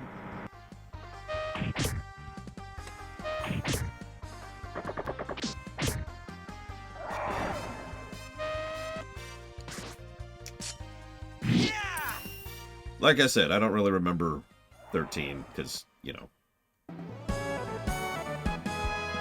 cheated. Anyways, then 14.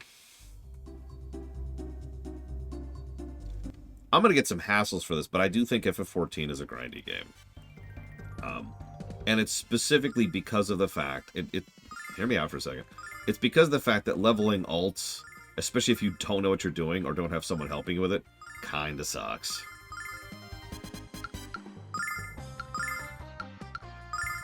Check this out. When I say alts, I mean other jobs. Sorry, I should clarify that. Because... And this is so funny, because this would be a relatively easy pick. If you're just picking one job, and you're playing one job through the game, honestly, there's, like, no grind at all. Althena, lend me your power. But the moment you want to try a second job, it's like, Because even starting a second job is a huge hassle. So, some of you are aware that Evo was pushing through the game. She got up to the 30-something range on Marauder, and was like, I'm sick of this class. I want to try something else. So we switched her over to Arcanist. Just starting the Arcanist grind was actually kind of difficult to do, because she didn't really have any quests of worth to do other than the terrible side quests, which, you know, enough said. And Check this out. there's also the problem that while there's the hunting log, you have to A, unlock the hunting log, and B, nothing really tells you like that it's there or that it's a useful way to get experience up to the point where you start doing your job quests. And it also... God, Mia. It also falls off at a certain point. The hunting log only carries you so far, and quests have level requirements. So there's several gaps of, where you just kind of have to go and grind fates, or do levies, in order to actually push past the particular gap in level that you're at. And that's with knowing what we're doing. Imagine you're some brand new player's like, I want to try this other job. Now, you know me, I don't like to criticize without critiquing. So, yes, I do have a proposed solution to that problem, and it's an extremely simple solution. You ready for this? Make New Game Plus give you experience. Check Yes, I know I've talked about this constantly, but it would be such a band-aid fix to so many issues. Althena, lend me your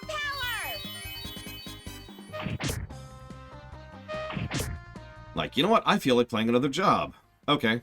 Switch to Arcanist, start New Game Plus, start over, boom, you're done.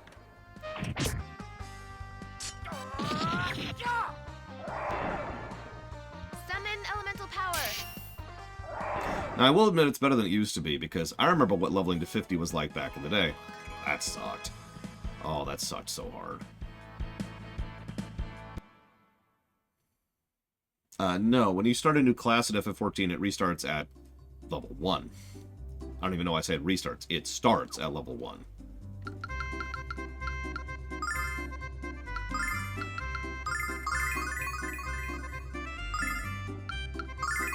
What's really sad, you wonder something funny? Some of you who play FF14 with me, you might remember me bringing this up. So, I put FF14 down like 3 or 4 times over the course of the years, because, you know, issues. But at one specific point in restarting FF14, I misread something. And I thought that it was like, hey, guess what? Your job level is now just your level. Instead of having the 2 distinct levels, which was a thing in FF14 1.0, you just have your level. So if you're a level 40 warrior and you decide to switch to Arcanist, you're now a level 40 Arcanist. And I was like, sweet! My biggest complaint about FF14 is gone. And I immediately picked the game up and started playing it. And I was like, well, it doesn't matter what I play as at this particular time, so I'll level a Paladin. And then I got sick of Paladin and decided to switch to a level 1.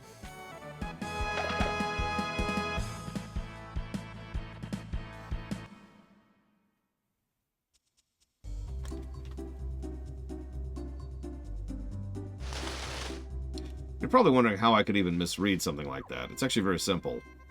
As I kind of just hinted at. Back in the day, there were actually 2 completely separate levels, regardless of your jobs. And they got rid of that, which was a good call. And I misread that as thinking they got rid of the fact that you have to level every single job individually. Silly me.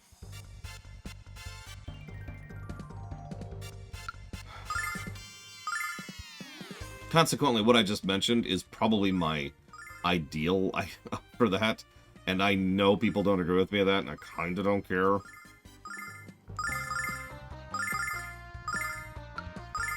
Check this out. Like, the ability to just have a level and switch between jobs would be such a quality of life change for me.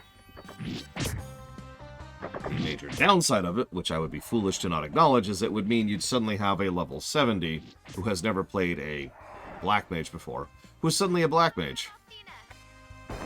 And all the problems associated therewith.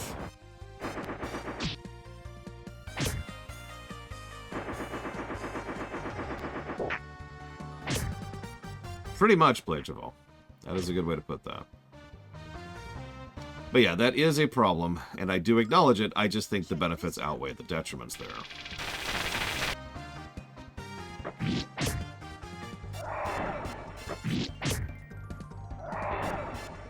Althena, lend me your power!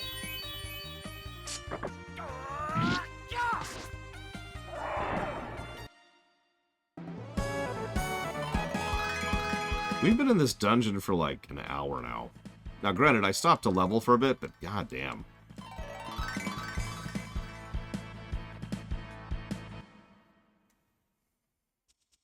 We're here to get a bug, by the way. Like, that's the lore reason we're here right now.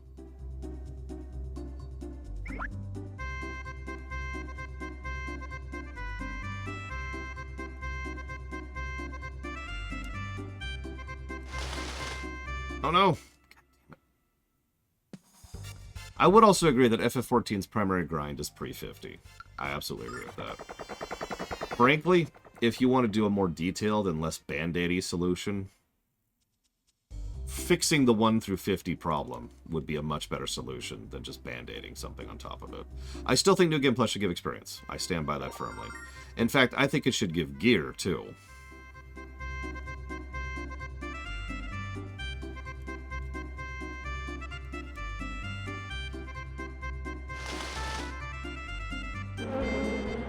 Yeah, solving the 1 through 50 problem would go a long way towards improving the new game. Hello.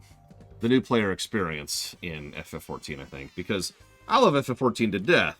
Obviously, it scored extremely well, and I look forward to playing it again, probably in about a month or so here. But I really think they could smooth over that new player experience. Okay.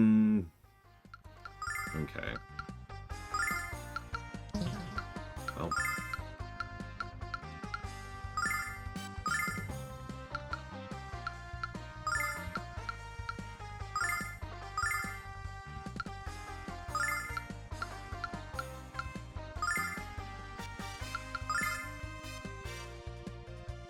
Yeah, Patchwalker, I believe it's this week is the final patch. And the only reason I know that is because I know that WoW's final patch is this week. I think they're coming out at the same frickin' day. Because of course they are.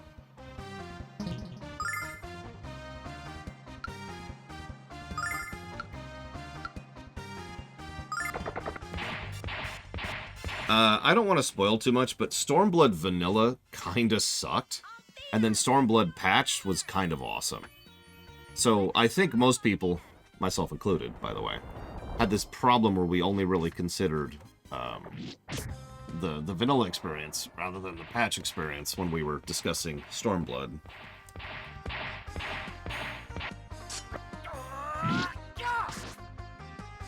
Check this out.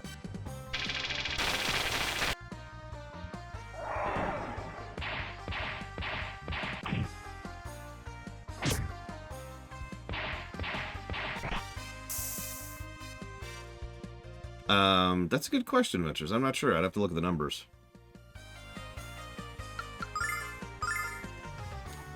And do I still have that document?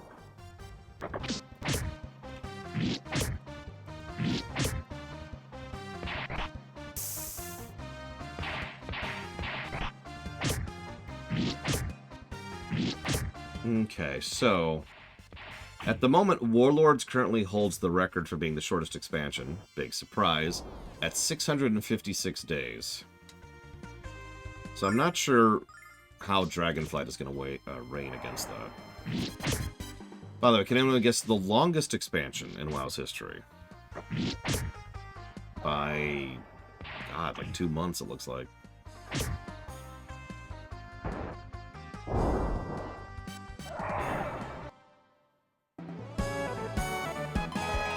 Kata is what I would assume too, but actually Kata is the second shortest expansion. In fact, it's only 2 days longer than Warlords. Which is really, really weird.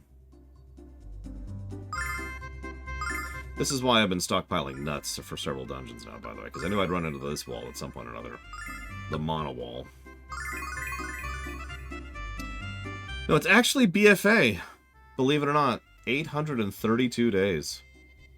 God, BFA sucked. Yeah, it even beats Vanilla, which is the other one. I would have guessed Vanilla. It's BFA, Vanilla, Mists. Yeah, Pandaria. That makes sense. Some of you don't remember that Pandaria had a huge content drought right after the Siege of Orgrimmar. I believe it's actually the longest content drought we've ever had in WoW. Anyways, yeah, exactly. It's because of the delays to Shadowlands. So BFA is at the top, then Vanilla, then Pandaria, then Wrath, then Shadowlands, then Legion, then BC, then Kata, then Warlords. I count Vanilla for an expansion for the same reason I count ARR as an expansion. It's easier to quantify that way.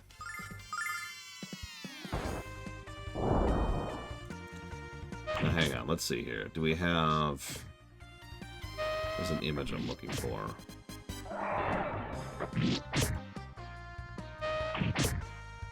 There it is.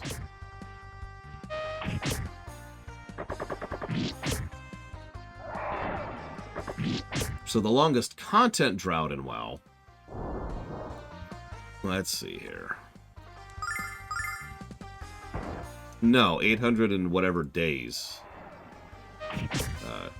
Braylon. Okay, so the longest content drought in WoW is Pandaria. Yep. 399 days of no new content. Yeah, I thought so. That was the big one. Like I said, the post-Legion or the post-Siege of Orgrimmar drought was gargantuan. It's one of the only times I actually unsubbed from WoW. Because there was just nothing to do for a long, long time.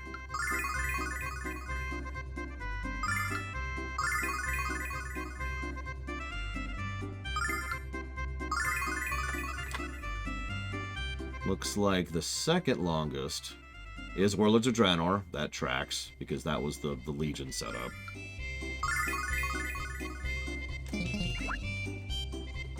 But the third longest content drought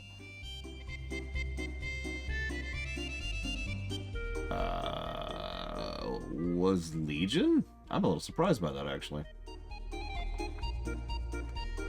Okay. So, assume for a moment, Bragwin, that BFA comes out today. And then assume for a moment that Shadowlands comes out tomorrow. That would make the duration of the expansion 1 day. Does that make sense?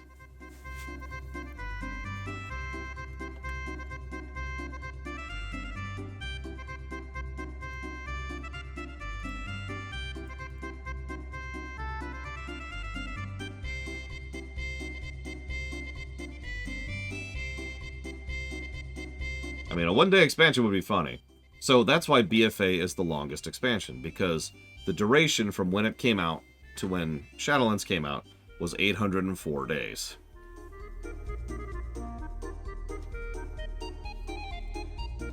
But yeah, in terms of content drought, I'm surprised. God, they were going through so much crap. I mean, that makes sense. That's kind of when Blizzard was imploding at that point in time.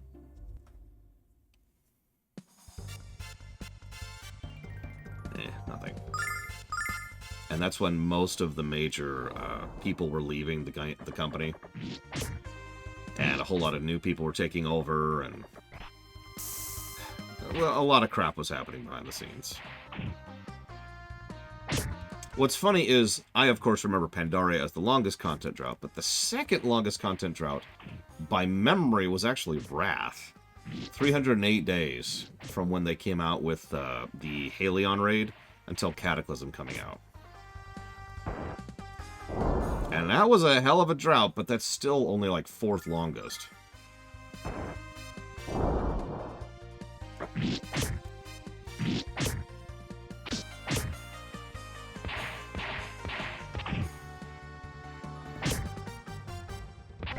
That is a damn good question, Rax. And yeah, admittedly, I don't know. We'll know in about a year from now, because War Within will be out by then. A whole lot is riding on War Within. It's actually one of the biggest reasons I'm pushing the WoW review to this year before War Within. Because I want to review WoW pretty much in its current state. Because what's coming up next is a whole lot of who knows.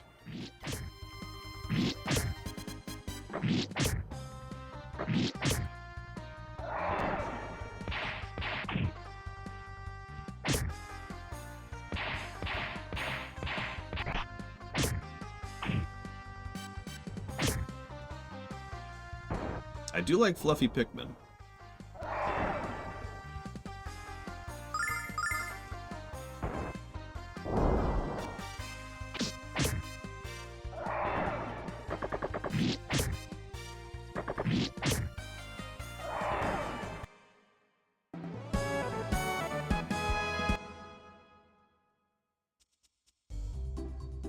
I mean, I sincerely doubt that, Jay Palmer, but who knows what the heck is going on with it at this point.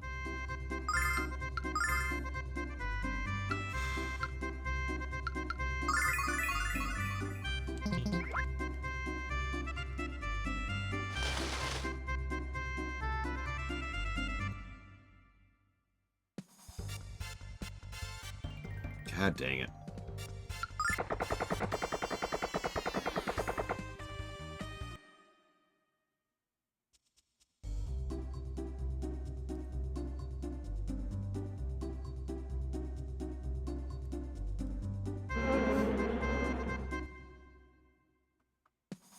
Yeah, someone's predicted the death of WoW. Take a drink.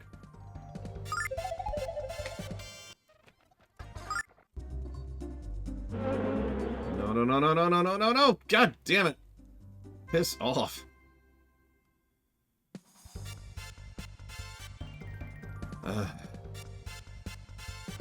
I might actually die here. Like TPK die. Yep. Wow. Okay, so anyways. It immediately ran. It immediately ran again. Is it just what it's doing here?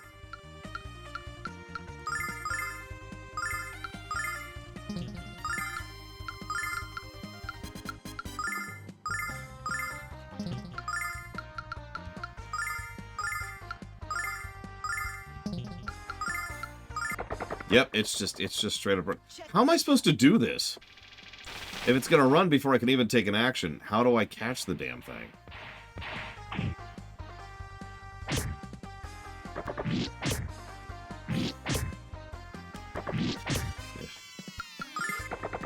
Whatever.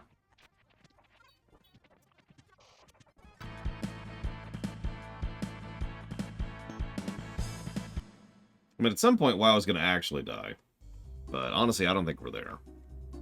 Now, after the third expansion they announced, maybe.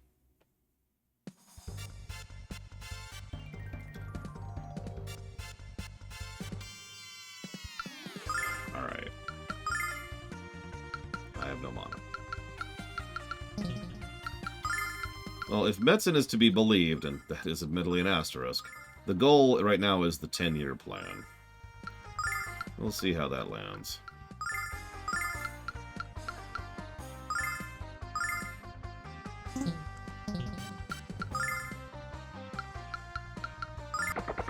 And it immediately runs before I can do anything. Okay, I'm gonna pull up a walkthrough. This is ridiculous. What am I doing wrong here?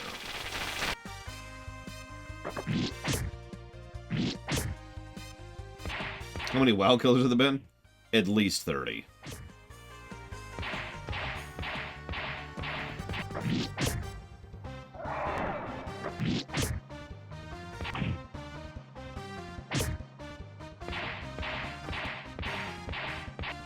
By the power of Althena.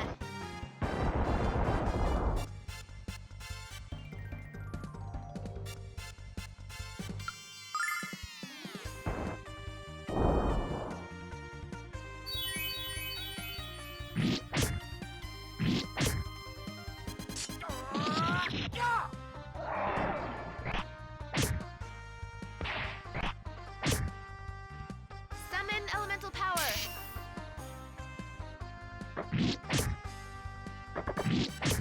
If I'm reading this walkthrough right, and I'm probably not, it sounds like there's a static encounter where where the fluffy bug cannot run.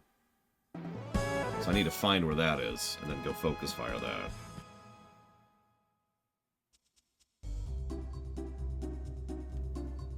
Which, yeah, apparently that was it.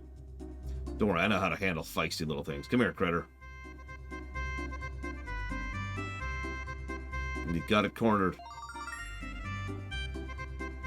By the way, Kyle, what was that remark about knowing how to handle feisty things? I don't know what that word means. Uh-huh. Remind me to define it for you next time you try to make the moves on me. Not that I'm admitting to being feisty or anything. Lady, you have fangs. You are the definition of feisty. Let's get out of this hellhole.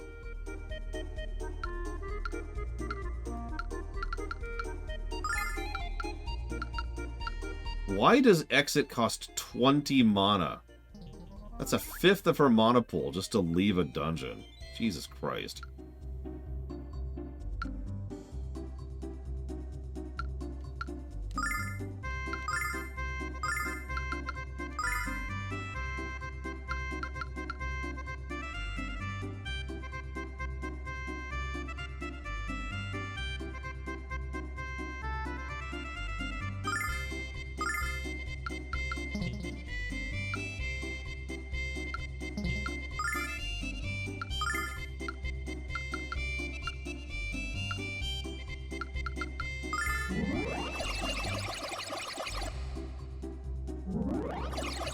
Holy crap.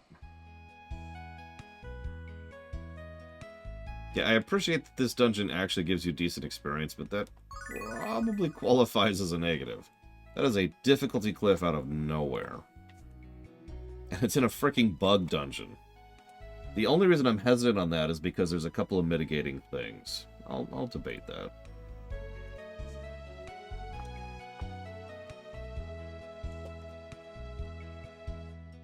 I'll debate that. Okay, So we got the bug. Woo-hoo. I don't remember what I was doing. You bought the fluffy bug, and just in time. The balloon is complete. What are you going to do with the bug?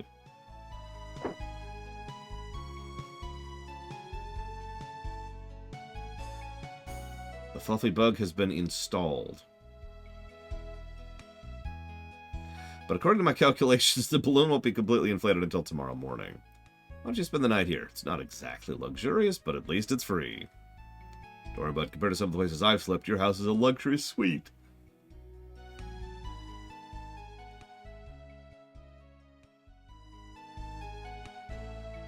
Good morning, everyone. Balloon should be just about inflated. And you'll be ready to travel to the volcano and the frontier. I assume you mean Destiny 2, not Diablo 2, which is what I'm thinking about. What happened? I triple checked my calculations. The balloon should be bursting at the seams by now. Let me rephrase that. Are we ever going to reach the red dragon? Ah! Excellent. The inflation is complete. How did... What it... Huh?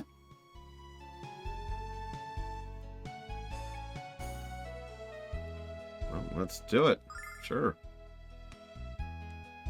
Yeah, I played Vanilla Destiny 2, which apparently you can't anymore. Which I only found about recently.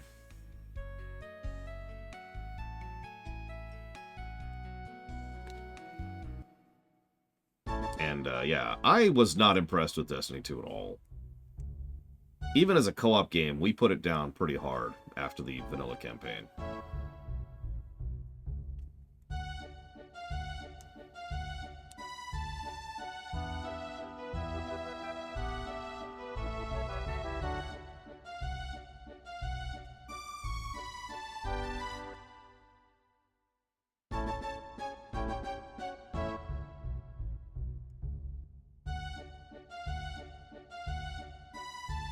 Warframe is a game I would probably enjoy a lot more if either I reached the point where it has co-op. Assuming it does, this is something I've had trouble nailing down. Or if I had a lot more time to play it solo, one of the two. It's still a game I support because, you know, they do a lot of things right, but it's just not for me to actually play. It's not hot at all inside the volcano. Alex, what's going on? Maybe the volcanic activity is an illusion of magic, but what a powerful illusion. It's the power of the red dragon, of course. Althena's guardians are only slightly less powerful than the goddess herself. Yeah, that's probably true, Kira White Noise, but doesn't, believe it or not, really answer my question. See, Warframe, let me explain. So we start Warframe and we go to do the first story quest. And we're in this first story zone. It's like you start off and there's like the planet you start off on. You go down, there's like an open world zone. Sound familiar? And we're like, all right, let's go. And we're running around fighting and killing. And like a friend of mine's like, where are you guys? And I'm like, well, we're right here. Where? We're right by the entrance. Well, I don't see you. Okay. And after a little bit of talking back and forth and using landmarks to navigate, we find out that we're all in our own instanced version of the quest, because there's no co-op for the story quests. We could do random missions, which none of us have any interest in whatsoever, in co-op. Plenty fine, but we couldn't do the campaign in co-op. Now, I have heard inconsistent reports that eventually when the campaign actually starts, which doesn't even start until you're like out of the first solar system or something like that, that eventually it will actually have campaign story, but that's quite a chunk into the game. So we just kind of bounced off of that and never went back.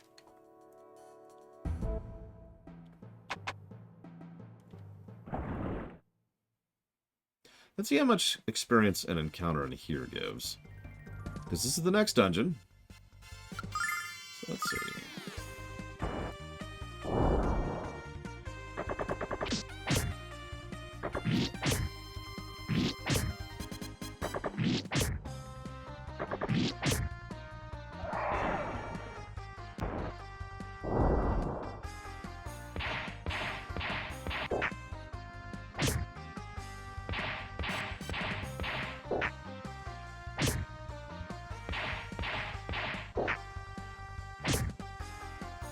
Well, Mia's dead. Come on, get back on your feet.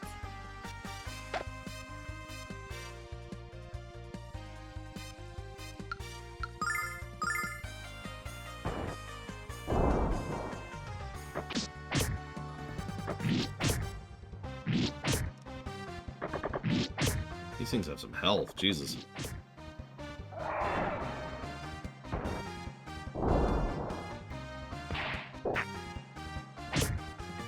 Well, Mia's dead.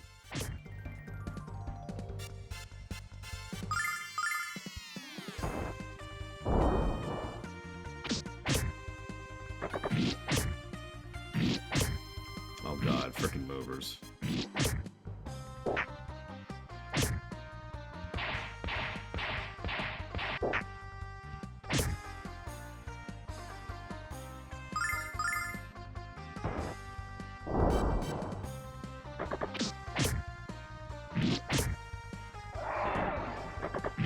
Well, Mia's dead, Triaxia.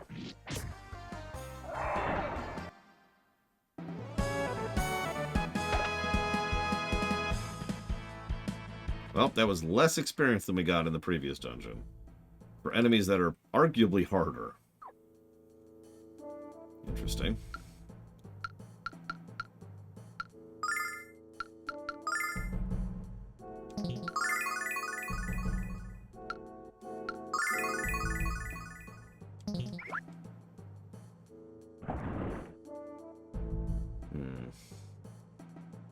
I'm starting to think I just suck at video games, because everybody has told me, even before we started this game, don't worry, this game isn't grindy at all. The difficulty is smooth. It's a very easy game. You don't even need a walkthrough. There's no need for cheats. Everything's fine. And I've just been getting my face beaten in the entire game. Starting with the very first dungeon.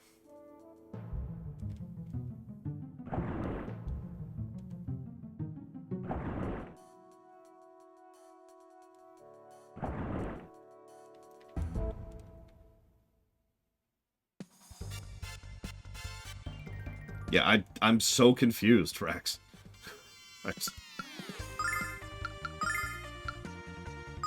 Clearly I'm doing something wrong somewhere.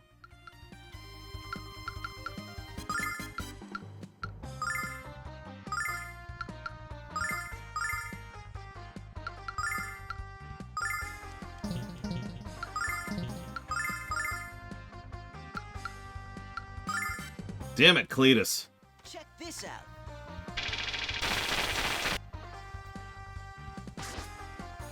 Yeah!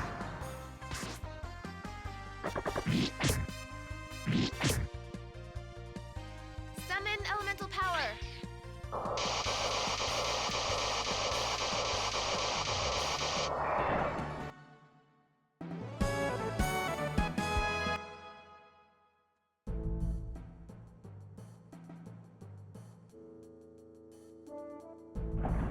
God damn it. I just...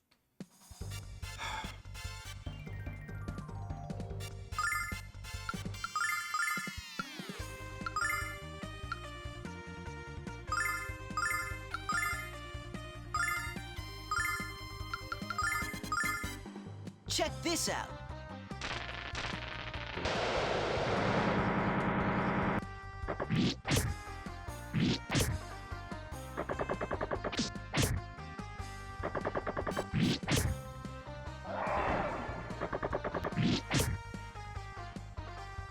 Summon elemental power.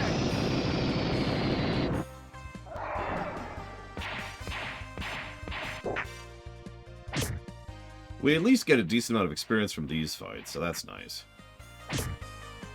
It's still less experience than we were getting in the dungeon just before here, but it is something. I'll give you credit on that one.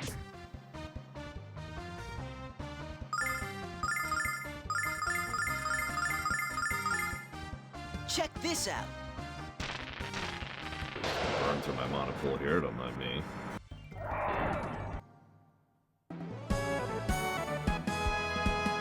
I've never played Skyrim in third person, really, or if that answers you.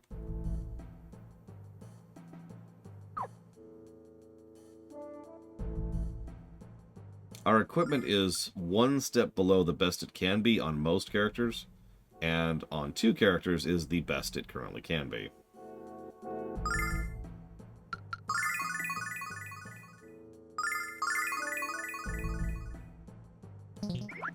I legitimately didn't have the money to fully upgrade everyone. Although I should have done it after I hit the volcano, so that is on me. I could have finished maxing out my gear. But I honestly didn't think it would make a big difference, so I didn't bother. Okay. Of course. Okay. Gotcha. What?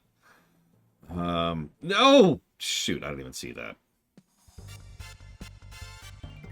Yeah, that was one failed run, and they just murdered my party. We're gonna gamble on a run. It's the only thing to do. We failed. We're dead.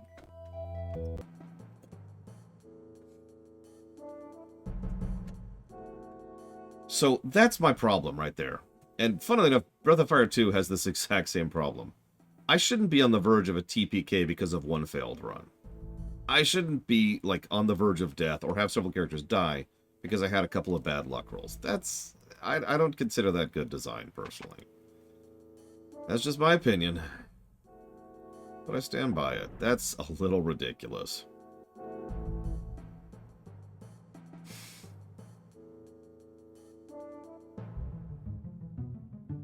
It did. Mystic Quest had this exact same problem, and I dinged it for it, because Mystic Quest, Mystic Quest is even worse about it, because in Mystic Quest, you're either completely fine, or you're dead.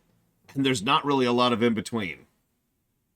Enemies can just randomly decide, I'm going to petrify you, and then I'm going to petrify you. You're dead. And that can just happen, and there's nothing you can do about it.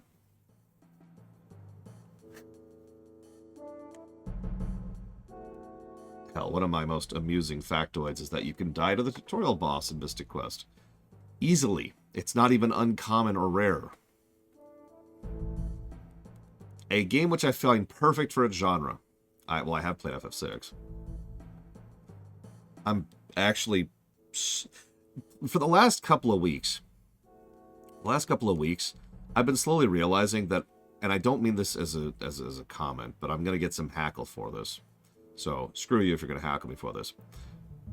I think FF6 and Chrono Trigger are kind of exceptions to the JRPG standards. They bypass so many issues and problems with JRPG design. And the more I think about it, the more that most other JRPGs don't.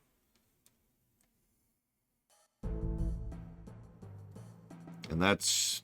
I think that is what it is. Oh, by the way, we're locked in here, so we can't leave. Of course we can't. So, yeah, I think FF6 and Chrono Trigger are probably perfect JRPGs. And I don't know if we'll ever get back to that. Side-scrolling platformer? It depends on the subgenre. But then again, Mega Man 11 is a very, very good game. I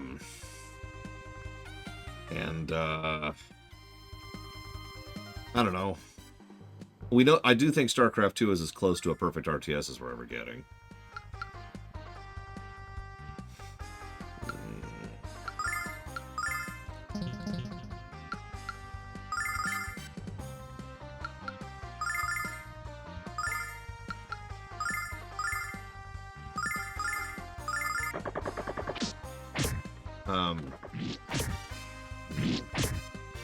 I suppose, actually, now that I'm saying that, I should clarify my statement, because you're asking me if there's a perfect game for a genre, to which the answer is no. The closest I've ever seen to that is StarCraft 2, and StarCraft 2 is not a perfect game. What I've been thinking of is as close to as perfect as we're probably ever going to get, which is a little bit different of a question. Do you notice these enemies poison automatically? Because screw me. Just while we're on the subject. But yeah, so as close to perfect, I can think of several. We have some very, very good examples of side-scrollers, of Metroidvanias, of RTSs, of 4X games, of JRPGs, of Western RPGs, of CRPGs, while we're on the subject, of BRPGs.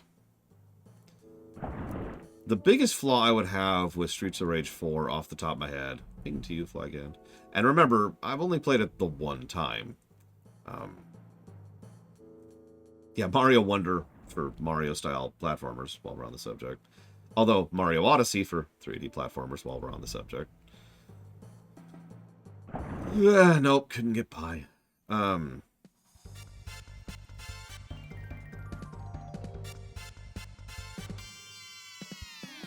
can't remember any specific flaws with Streets of Rage 4 off the top of my head, Yura, other than the co-op thing. Now, I'm never going to play it again until I review it, obviously. But, like, if you're asking me to pick one specific thing that was like, ugh, I can't come up with anything off the top of my head. I will be right back.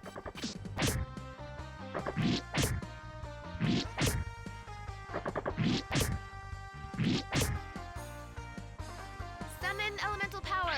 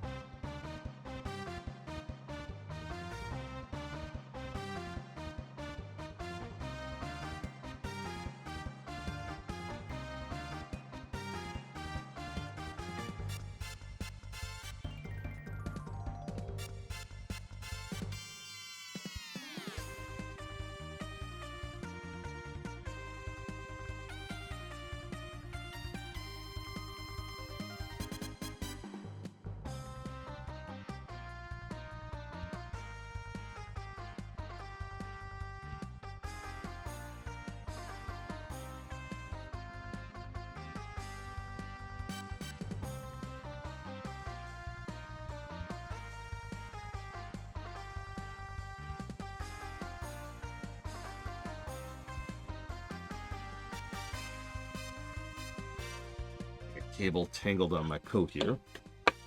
Yep.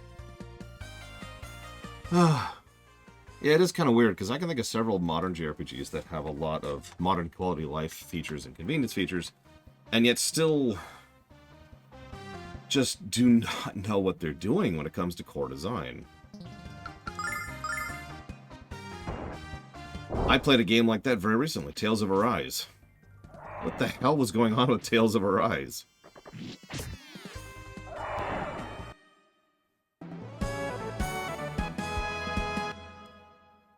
Now, Dragon Quest XI was pretty legit. Credit where credit is due.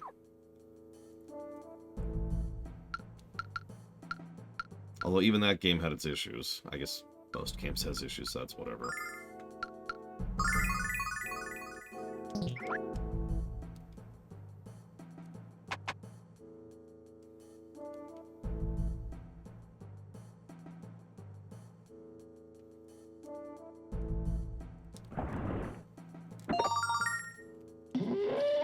Oh, that was a... God damn it, that looked like I could go through there. Okay, so these enemies will straight up kill me. I'm gonna risk the run. And I'm gonna fail at the run. Cool, that's cool. Yep, okay. Oh my god, he's right on my ass. Okay.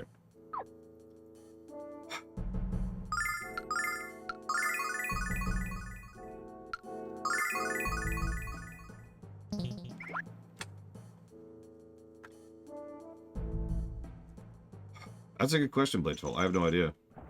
It's been so long since I've played Star Ocean 2 that I don't even know where to begin judging it. That's true, Rex. I mean, another good example, recent example, which is simultaneously one of the best and worst JRPGs I've ever played, is the Trials of Mana remake. That game is so fun. It is so enjoyable. It is so... like, the combat, the leveling system, the controls, the HUD, the enemy design, the boss design, the encounter design. Solid. All the way. Top to bottom is just solid. But then there's just everything else with the game, right? Like, what the hell? And I know why. I understand why. I am familiar with the behind-the-scenes problems with that game, but... I think at least part of the problem... I hate to get ranty again here. I think at least part of the problem is that too many companies who are making JRPGs have been thinking about JRPGs as the ultra-mega blockbusters, right? You know what I mean by that. They want GTA figures. They want God of War figures. They want sales figures that are extraordinarily unrealistic and are never going to happen. And so that affects design, that affects budget, that affects time. It bleeds over into the development process. Let's go ahead and do this at this point. Yeah, even Final Fantasy can't reach that point at this point. I mean, I shouldn't say that. It hasn't reached that point. I'm not saying it can't still. But even FF16 was kind of chopped off at the knees in several ways, purely financially, because of the expectations that were going into it. Mia's dead. Come on, get back on your feet.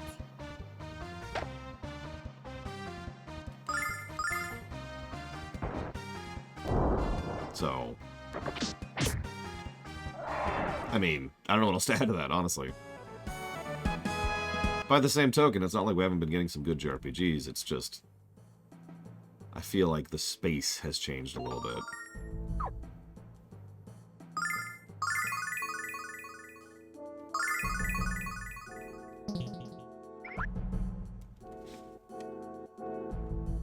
Yeah, Mia just likes to die. Amusingly enough, she is one of the characters that doesn't have the best gear I could give her. She could have about 4 more points of defense than she currently does. And that's not a meme. That's how not undergeared I am. Oh, I know, Pilger Snow. It underperformed for us. Yet you put it on the PS5, you idiots. On the worst possible time.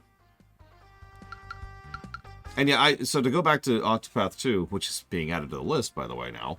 Octopath 2, by all accounts, is a pretty good step up from 1. And, I mean, you know my thoughts of 1.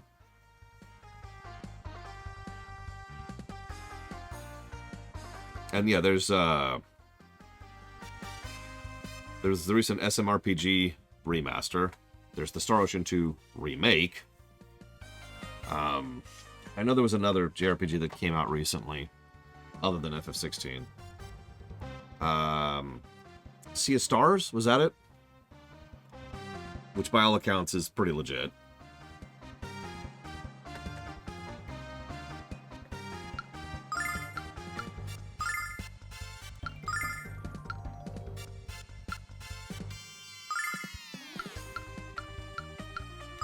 Yeah, I've heard nothing but good stuff about that.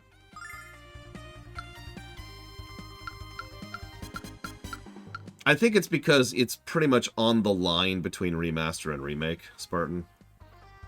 Ultimately, if you call it a remake, I'm not really going to disagree with you. But the main reason that I qualified it as a remaster was because it was important to decide whether or not it was available for a review. And for the purposes of review, I don't think it is sufficiently different to qualify essentially playing through the whole game again, right? So, that's the only reason I am so firm on the idea that it is a remaster. Now, I already bought it, just for myself. Yes, that is very cheap for a pizza, Mr. Ed. Alex is dead. Just... what is my life?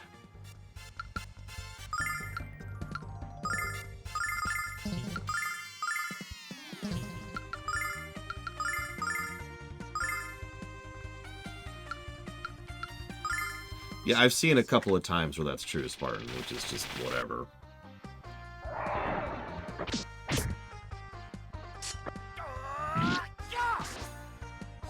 Oh yeah, and speaking as someone who has never had an Xbox, I absolutely think FF16 should have been on the Xbox. They absolutely shot themselves in the foot by not doing that. See you around, Jay Palmer.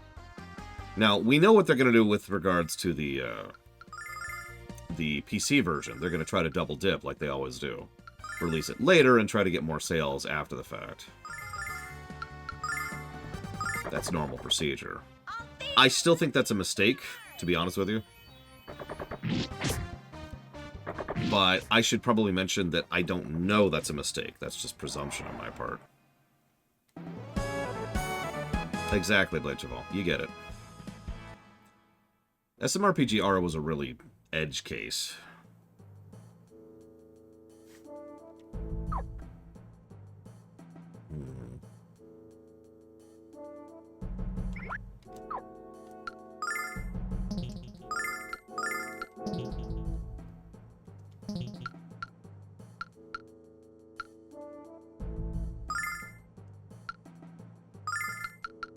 I was gonna say, isn't FF14 coming out on Xbox, like, now? Or is in the process of doing that right now? I know they've been pushing for that for a while. I don't know what the problem has been behind the scenes. Tech issue, Sony, bribery issue, who knows? You who seek to meddle your dragon, heed my words. If you wish to claim my power, your bravery must be demonstrated for all to witness. Cool. Move forward without fear, and I shall embrace the warmth of my presence. Oh, thank God, a full heal. Thank you, God. Thank you, God. Yeah, Sony... Can I be honest for a second? I don't like Sony as a company. Now, I suppose I could say that about a lot of companies, but Sony has always rubbed me the wrong way.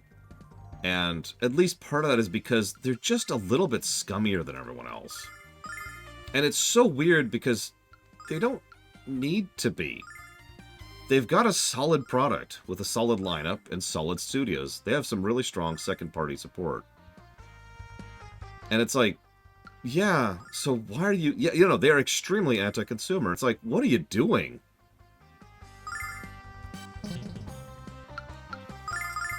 Check this out.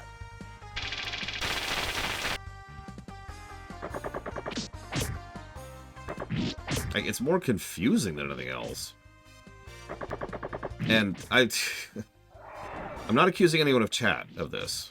At least I'm not currently present. But I have seen some Sony fanboys who will absolutely defend the crap out of Sony. But the best part is, the defense they always use is, well, every other company is just as bad. Which, if you're paying attention, isn't a defense.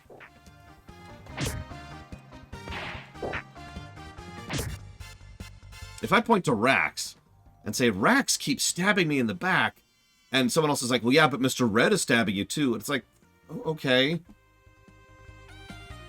But Rax is still stabbing me in the back. Anyways.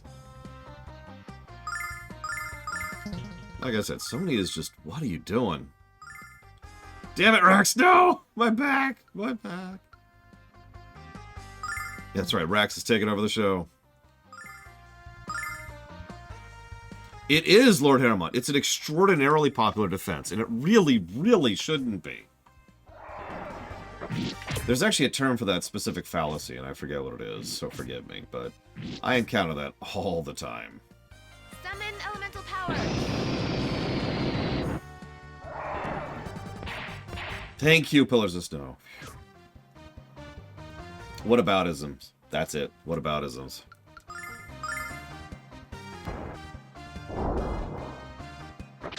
Anyways, sorry. Weird rant off. But I bring all that up because it irritates me how much specific IPs and specific companies and games are demonstrably made worse because Sony's just being a dick about it.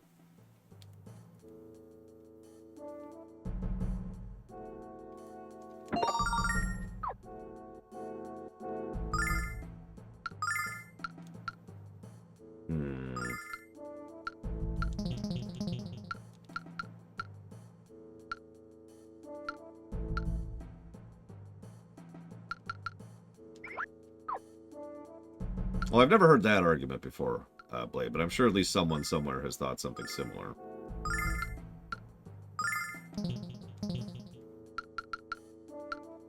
The only problem with that argument... Oh, God, yeah, no kidding. Gravity, the gravity rush thing is just... The only problem with that argument is that boils down to getting away from the actual point of the debate. Oh, that's a flame wall. And that's an enemy. Oh, jeez. Okay, we're gonna make a try this. We just saved. We're gonna completely not hold back, because screw this nonsense.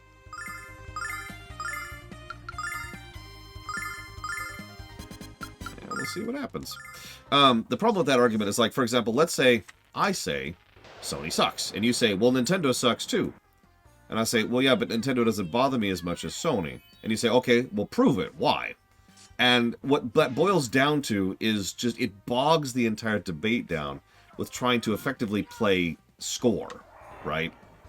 It becomes about tallying up the points on one side versus the other, in order to try and, like, prove that one side is as bad as or worse than the other, and that's just a huge slog hassle, which honestly I don't even see the point in, because again, both companies suck.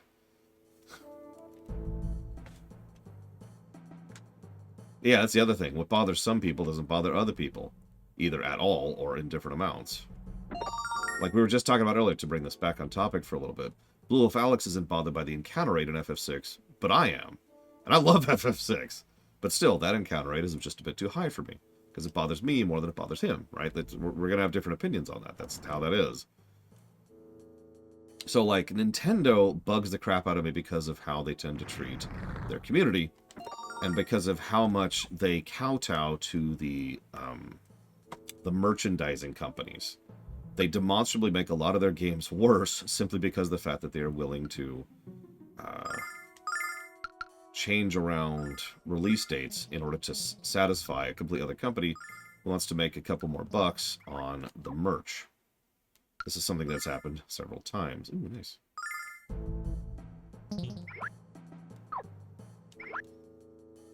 Nintendo also loves to do this thing where they're like, yeah, so, oh my god, we've got all kinds of stuff here,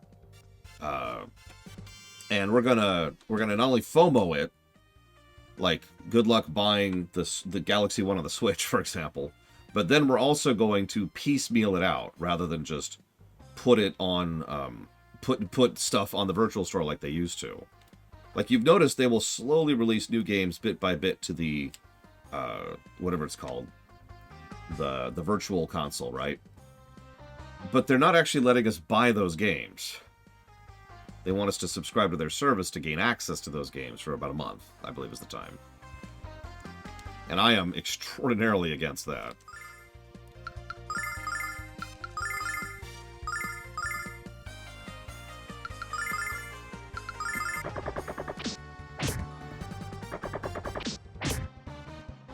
Yeah, games as a service can go to hell.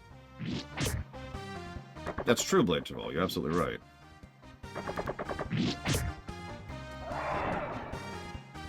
Yeah, no, exactly, Jaludo. Like, I'll use the Virtual Console because it's useful for streaming certain games, but I don't really delve into that all that much.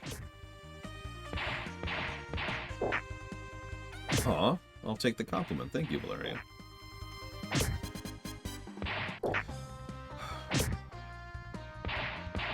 Nintendo dunces. Jessica's dead.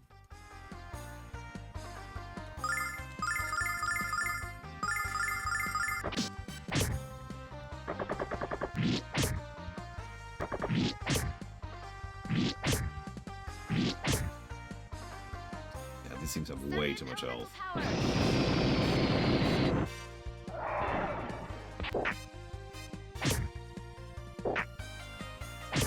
Yeah, it's another thing. I tend to come down hard on Sony, but that's because A, they bother me more in several ways than other companies, and B, because of the fact that I get really, really tired of Sony fanboys. The amount of attacking that I have personally received from people who are like pros, who are Sony fanboys, is honestly really aggravating. And that absolutely colors my opinion on the matter. Oh.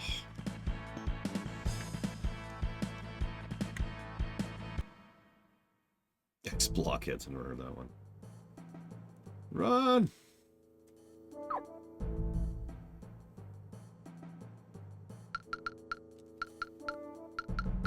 A little low on mana here. Yeah, I'm tentatively in favor of the Game Pass. Because, and I've said this many times, god damn it. I'm in favor of modern rental systems, and let's be honest, that's pretty much what the Game Pass is.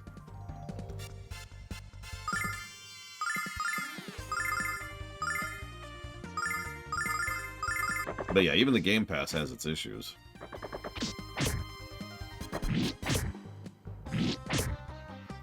Hell, I stream on Twitch, because streaming on YouTube is worse in basically every way. That doesn't magically make Twitch a good streaming service. Oof. Okay, this is bad.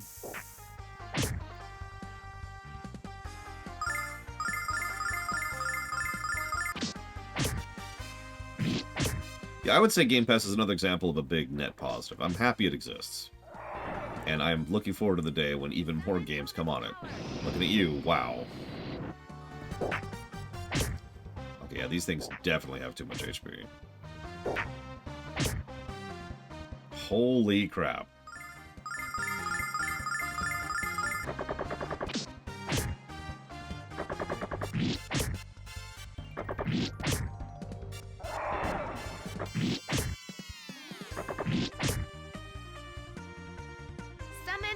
I mean, yeah, Valerian. Even YouTube, I only use YouTube to archive my VODs, because what's the alternative? Kyle's dead. I don't know if enemies scale.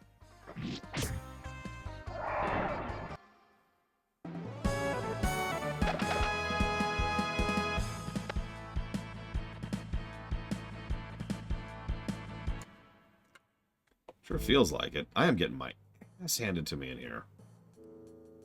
I'm getting shreked.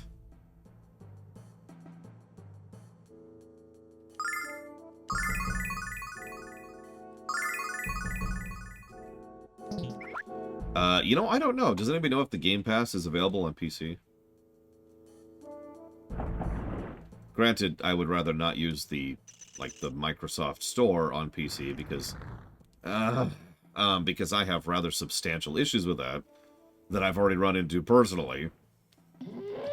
Not like, you know, ethics issues or whatever, like just the service kind of sucked.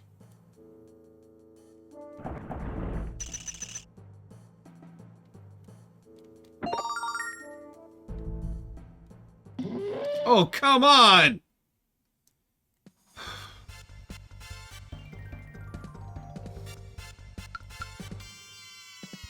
Yeah, Halo Wars 2, which is a shame because Halo Wars 2 is actually a good game. I recommend it if you can get a hold of it.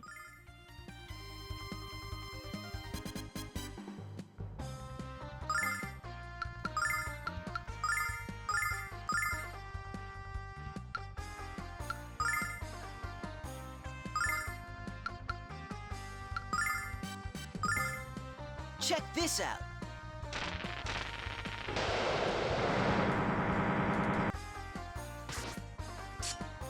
Yeah!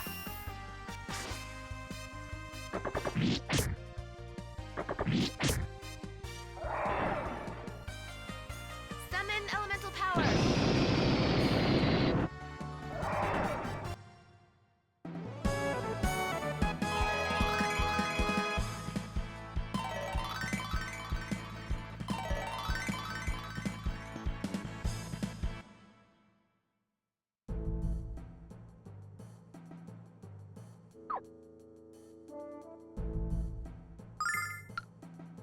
Oh, wow. She gets a regen. An AoE regen, no less. That's interesting. It's even cheaper than her AoE heal. How long it lasts.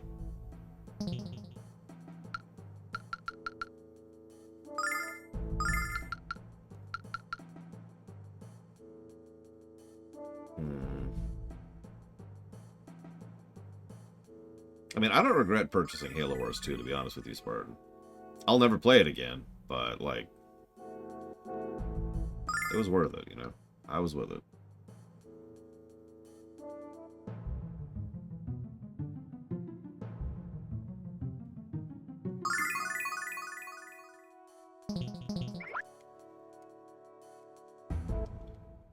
Okay, let's not do that.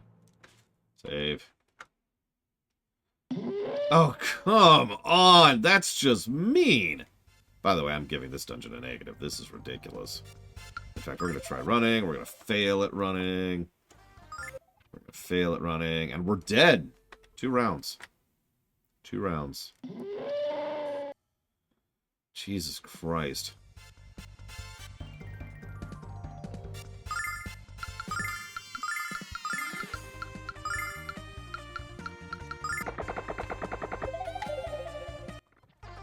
Alright, Kyle is dead. Cool.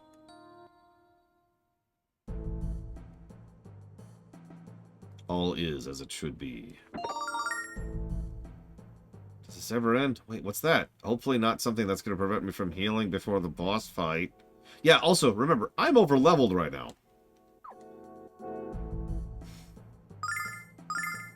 Because I spent some time in the garden.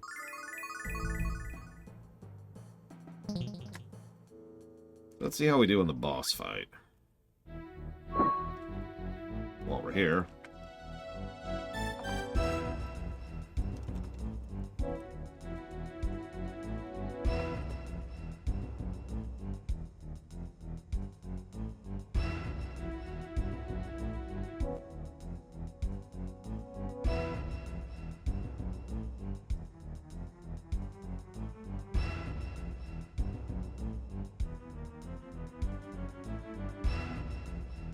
Okay.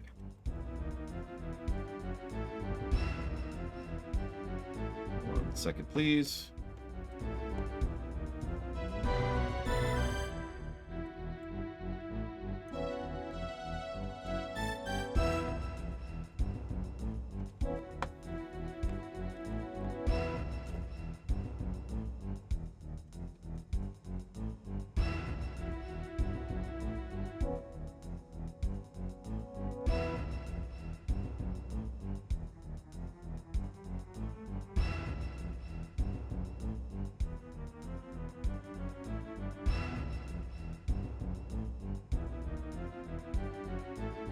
Okay. Such impatience. Couldn't you at least have the courtesy to wait until I had a proper trap prepared? You're really wearing my nerves thin, honey bomb. I think it's time you left. Ah, if only it were that easy for me. If only it were that easy for you, my cross-dressing foe. I'm not going anywhere. Then perhaps we'll have to help you through the door. I'm afraid I don't have time to enjoy your quasi-adorable antics. But if my little pets here do their job, that won't be a problem in the future. It's one of those things. Careful, those are guardians formed of pure magic. So, boss fight, I guess. Bronze dogs. You can tell because nothing about them looks bronze whatsoever. Alright, so. Let's do this.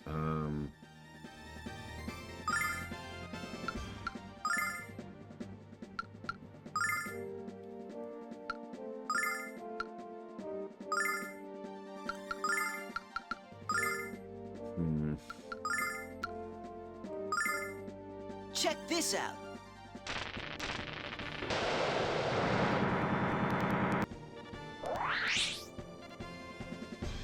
Althena, lend me your power!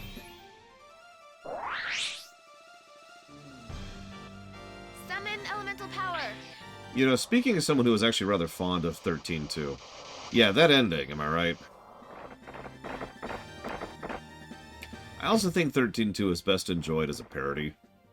Which I know is a weird defense, but I stand by it. Alright. We found some cracks in time that are causing temporal anomalies. Let's beat up the cracks in time so we can restore the timeline.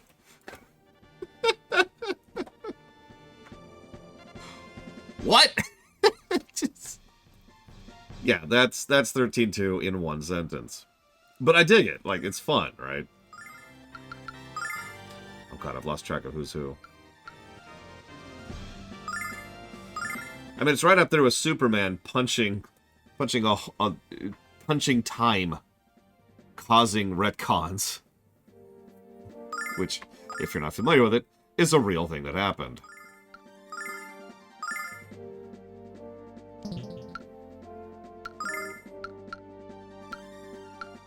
No, that's 13-3 on Falkenstein.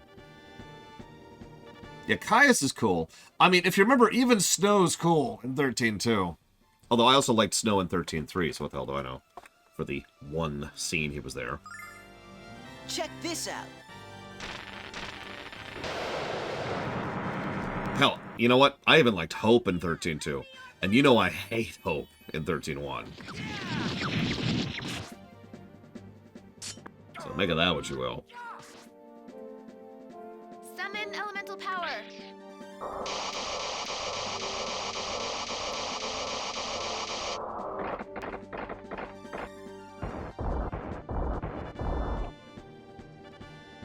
Is it a good story, the Superman thing?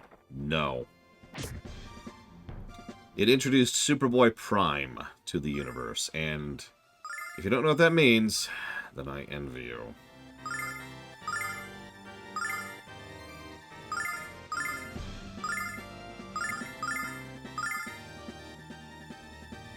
It introduced, I'll kill you to death. By the way, Check this out. that's a real line that Superboy Prime actually has. Like, you know how sometimes writers try to draw, or excuse me, try to write a childish or childlike character, but they don't know how to do that, so they write Jar Jar instead? That's Superboy Prime.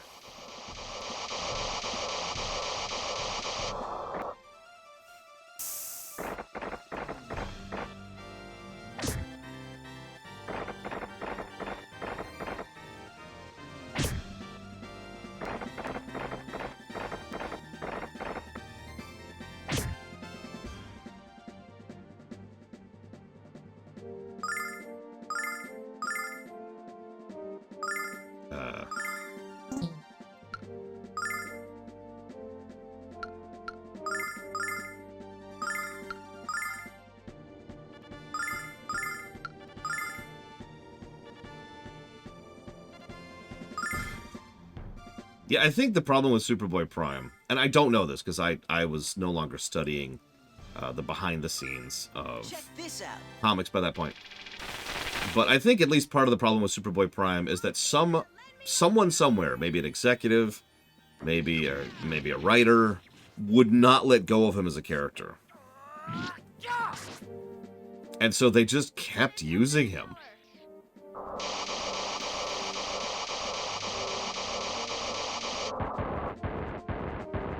Yeah, I noticed that earlier, actually, Gavator, although I'm not sure, like, what I can do about it. It's just letting me know what attack's coming, which is nice. God, these things are ridiculous. Oh, shoot.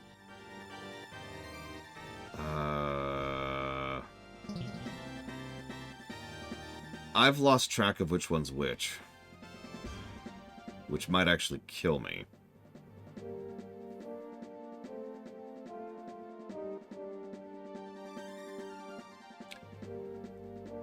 I think this is the one I've been targeting. You sure, Von Falkenstein? Because I thought that one was burning, then he did his AoE attack, and then he moved up top, and this guy has gone to burning. But I could be mistaken, because I lost track. Okay, I'm going to trust Von Falkenstein here. I'm going to keep focus firing that other guy. And hope for the best. Check this out. Althena, lend me your power! Like, if that's the wrong one, I'm wasting a lot of damage on the wrong target, and I'm falling behind pretty quickly here. Summon elemental power.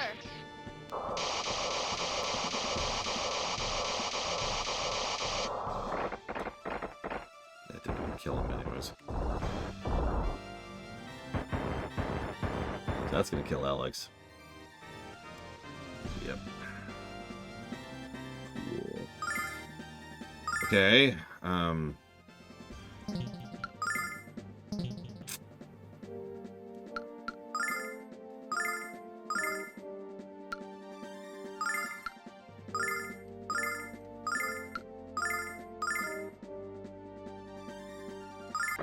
Althena, lend me your power!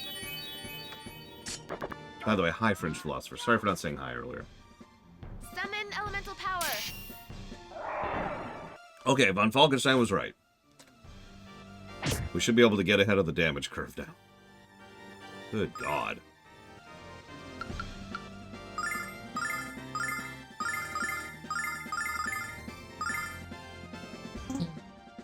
And she's out of mana. Okay, maybe not. Maybe we're just gonna die. We're gonna die to death.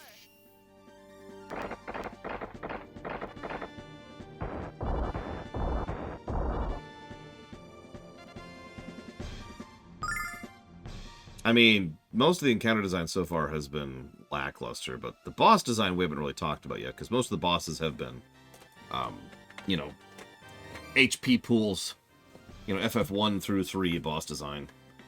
Trash with health. I mean, I suppose it's literally this, but this is better than nothing, so we'll keep doing that. We are, yeah, I'd say about 3 turns away from no longer being able to keep up our damage output. Summon elemental power.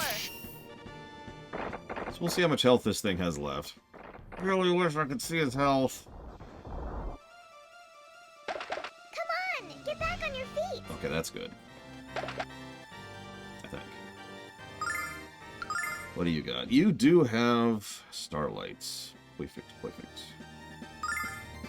I can use these on a lot of people. I should use it on myself. And you're gonna fireball because it's better than nothing. You're gonna ice because it's better than nothing. You're gonna detect because it's better than nothing. You are gonna do a single target heal on Alex. Althena, lend me your power. So that he can survive something. Summon elemental power. Please die. Please die. Please don't target Alex with your Super Nuki attack. Appreciate you.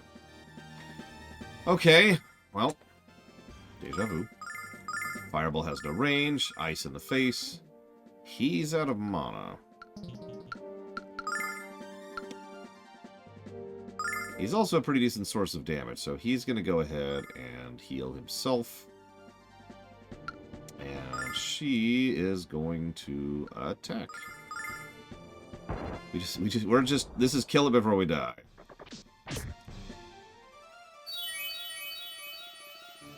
Summon elemental power.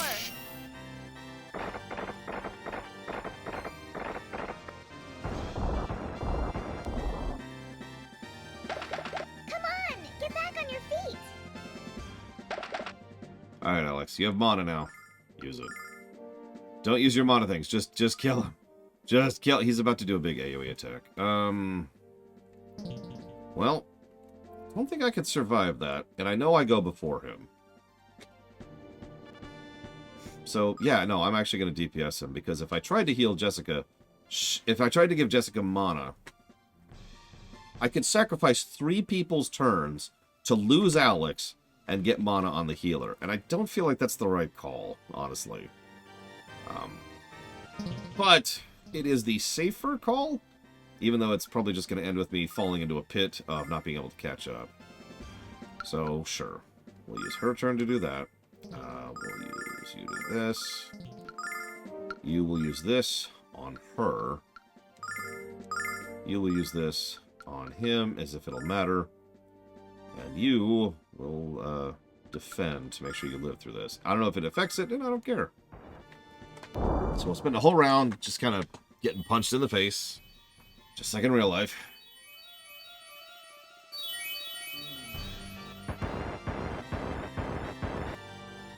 Okay. So, now, we'll start doing some damage with him. He will continue to fireball. She will go back to icing. He will attack. And now we're going to go ahead and get an AoE heal out.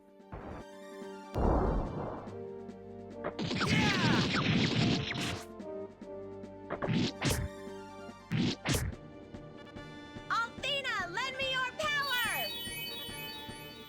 Summon elemental power. And we did it. Jesus Christ. We might have been able to kill him the round I decided to be safe, but well, it was the safe call for a reason.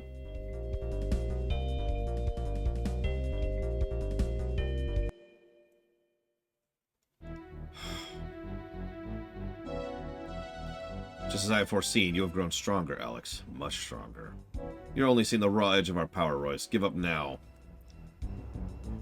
Yeah, that was a big chunk of axe. I'll take that.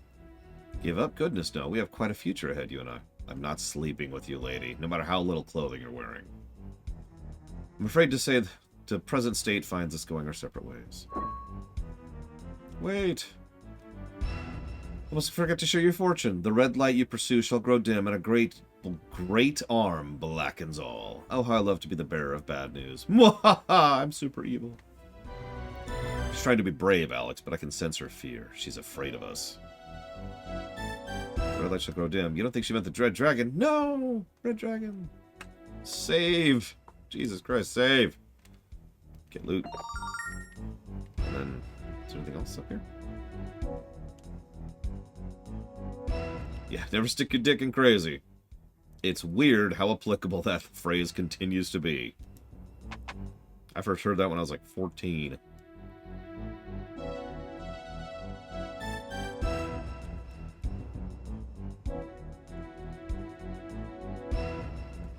I mean, Sylvanda would improve virtually any game. It's so quiet and cold in here. No one's been here for a long time.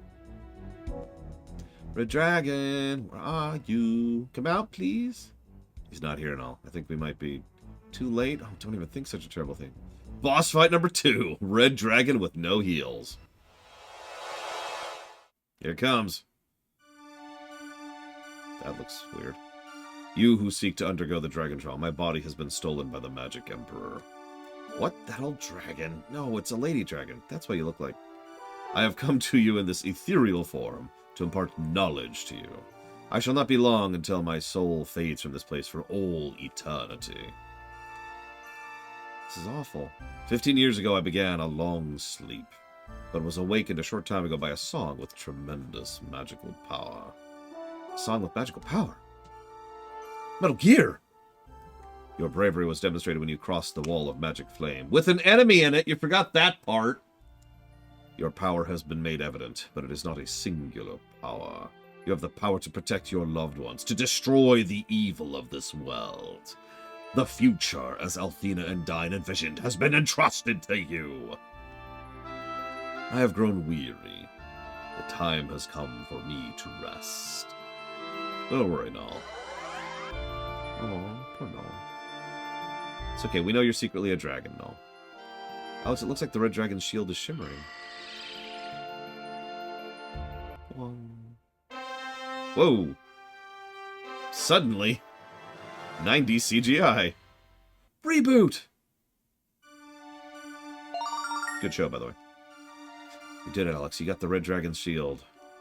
You're halfway to becoming the Dragon Master.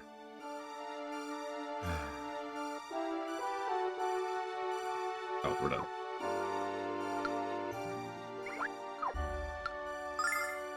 Yeah, it's about 10 additional damage, or defense, excuse me. The other D word.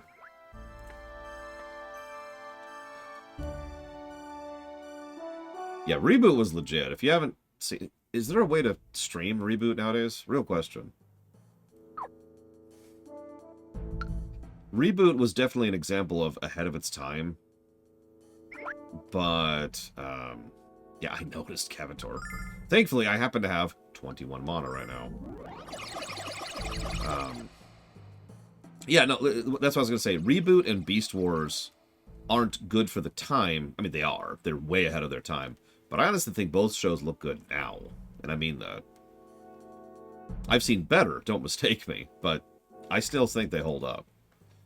Unlike, say, a certain Donkey Kong show, which we're not going to talk about. We probably should return to... look.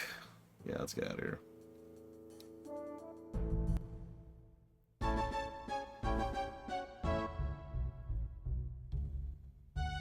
That sucks, Dakota.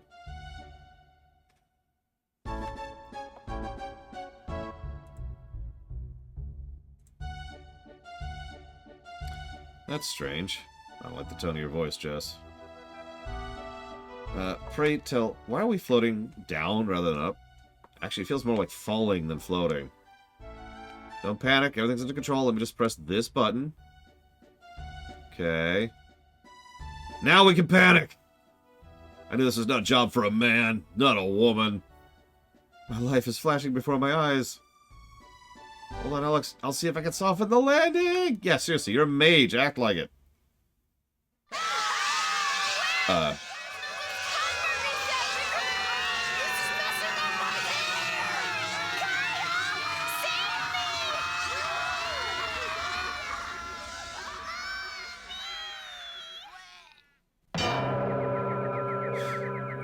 I think the DKC show is also overhated, but to be clear, I do not like it. I do not think it's a good show. I've seen a lot worse. Please don't rob me while we're unconscious. Let's have a big target. We've been waiting. Ready? And a lift. Did you just...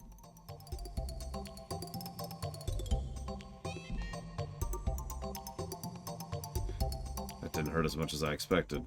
Speak for yourself. I heard plenty. Yeah, I guess they did technically rob me. I'm just okay with it. Everyone okay? We're fine. I was able to soften the landing a little. Thank you, Nash. Wait, is this Riza? You're alive! Hello, worthless.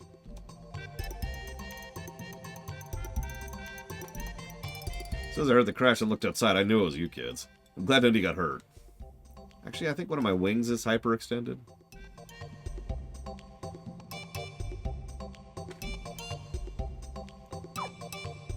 No, remember, the show's already funded, Mr. Red.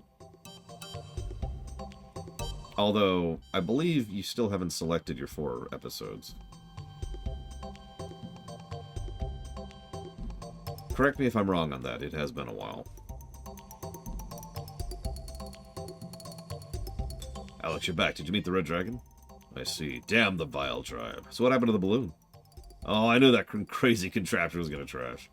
I'm not laughing at you, of course. I'm glad you weren't hurt. I just like a good pratfall as much as the next guy. Anyways, while you were making the impact crater in the middle of Riza, I heard the bridge you destroyed in Marriott was fixed. First a bridge, now a balloon. I'm sensing a trend. Time to us to cross into the Stadius zone and seek the Blue Dragon. Walk through Marriott and make your way to the Stadius zone. Okay, sure. Sorry, but she wasn't in the Red Dragon Cave. Oh, Lily. Don't worry, we'll save her and Luna both. Yeah. You know what? If I was your GM, I would totally allow that, Lord Harriman. Just, yep. You got it.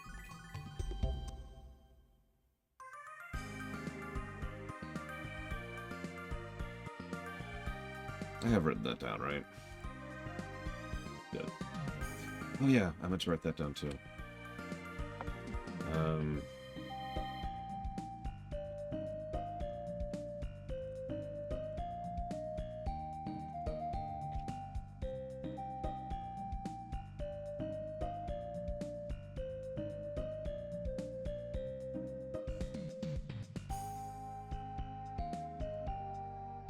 Look, as long as you don't pick the episode where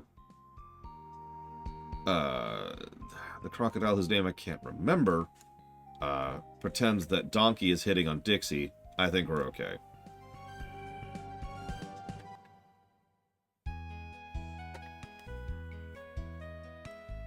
No, not King K. Rool. It's the guy who can do impressions.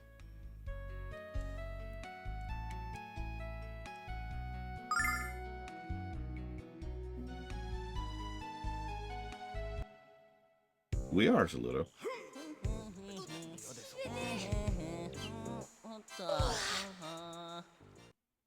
What?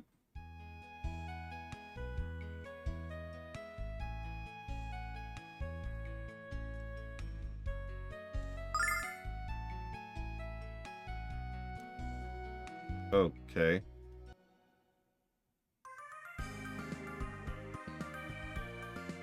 But why? I am not the person to ask that question. Hello, Evo. I'm sorry that you're back. Would you like me to destroy the entirety of Canada? Because I can do that. It's just one snap of my finger and it's gone. Just like that. Oh god, is that Kong for a day? Oh my god. Yeah, you missed a naked Kyle. I am not exaggerating. Now, it wasn't frontal, but he was turbo nude.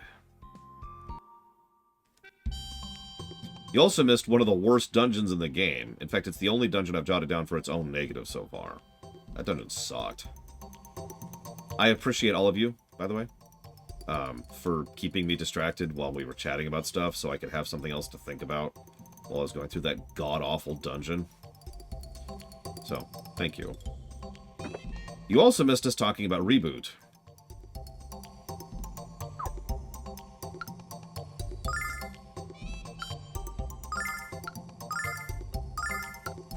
So there's your trade-off. That's what I thought.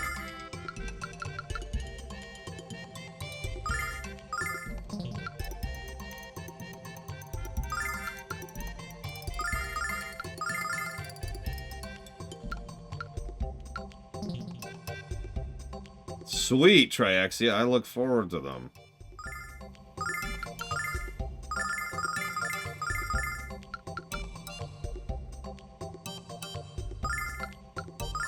Oh, shoot.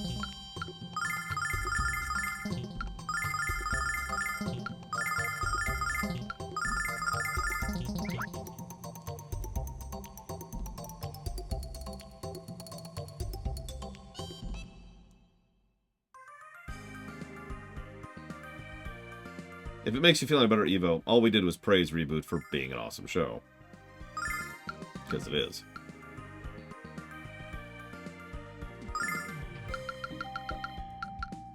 Oh, thank God. We don't have to go through that stupid forest again. Do I like Powerpuff Girls? I don't like Powerpuff Girls, but I don't dislike Powerpuff Girls.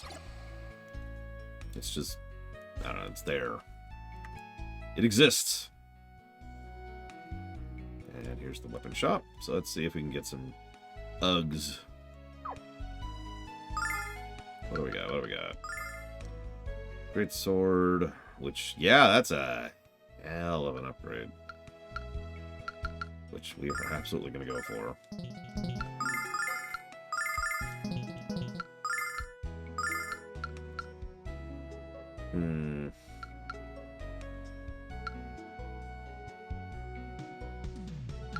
I never actually saw Season 4 of Blue Phalanx.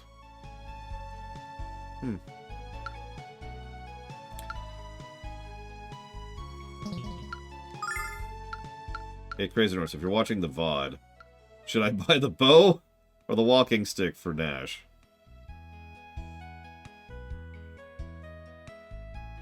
I will get that for her.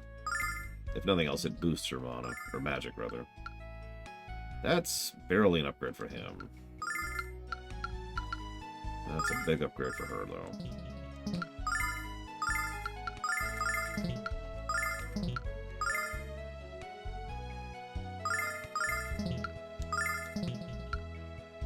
See, that's what I was thinking, Scott K. Bar. And we do have the money. We got a crap ton of money during our hour of grinding in the garden, so might as well spend it, right?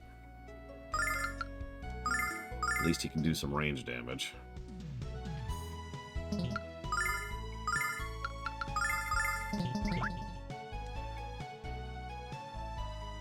I have also never seen the beginning of Reboot.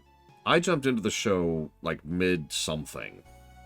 It was specifically when Megabyte and Hexadecimal were teaming up, if that sounds familiar.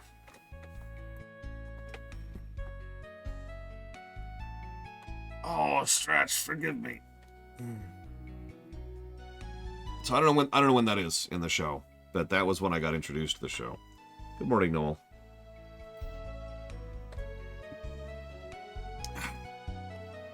I liked it. Like, I was into it. I watched it until I had to move. Or something. I forget what exactly got in the way, actually.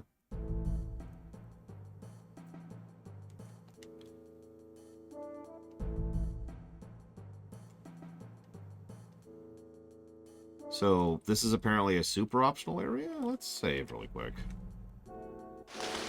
Let's find out how bad this is.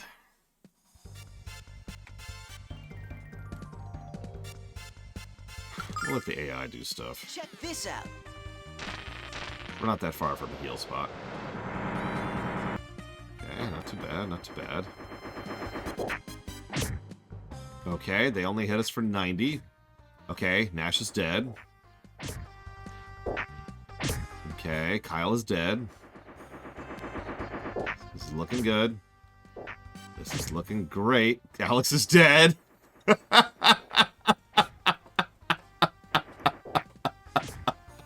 Okay, Jessica's dead. The original game did not have autosaves, but it did have save anywheres. So anyway, we just wiped. Jesus Christ. Okay, yeah. Nope.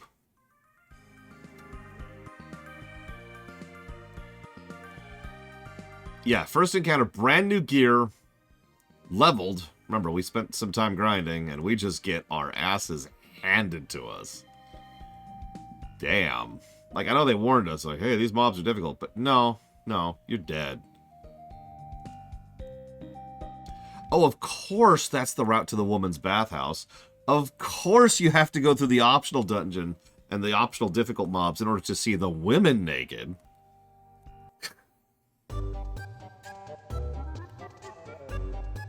It's that awful noise. It sounds like a song. Whatever's playing it has some serious case of tone deafness.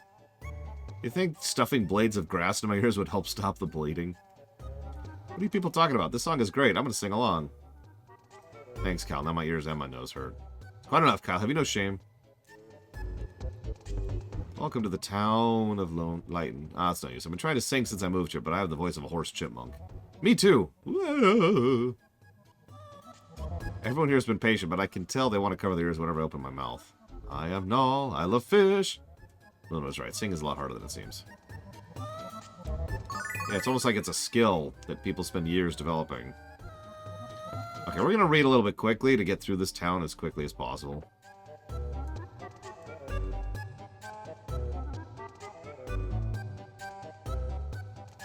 That little girl is going to blow chunks if we don't stop the music.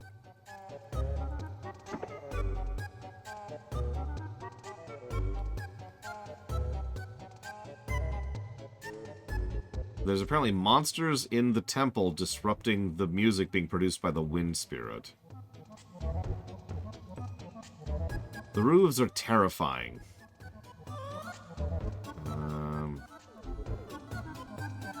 And almost as terrifying as Vigilant. Not quite as terrifying, but, you know, definitely leaning that way, right? Oh my god, this song.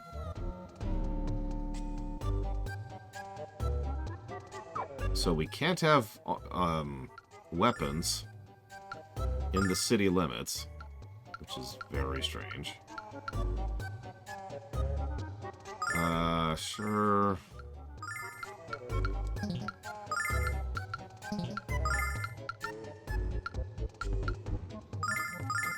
There's a microscopic gear upgrade. And I know you want to hear this song for longer, right? Like, that's what everybody wants right now. Just to keep hearing this terrible, terrible music. Oh my god! Here. There. Are you happy? I can still hear it, of course.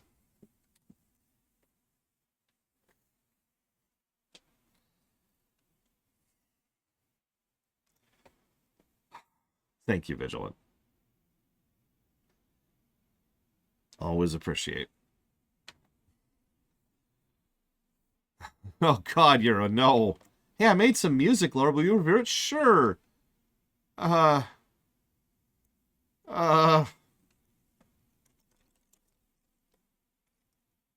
Dealer's choice. You are given the go-ahead with a budget to create Fallout New Vegas 2. Hang on one second. Yeah, honestly, we do have precedents for song negatives, and this hits most of the marks for that. It's probably only one negative, but what the hell is this nonsense? Would I try to remix this song? No! Hang on, what's the name of this town? Where are we? Where are we? Lighton.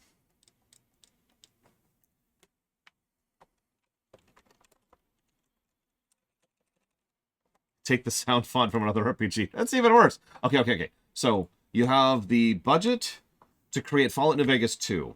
How many years before or after New Vegas do you set it, and do you continue the courier story, or do you follow someone new?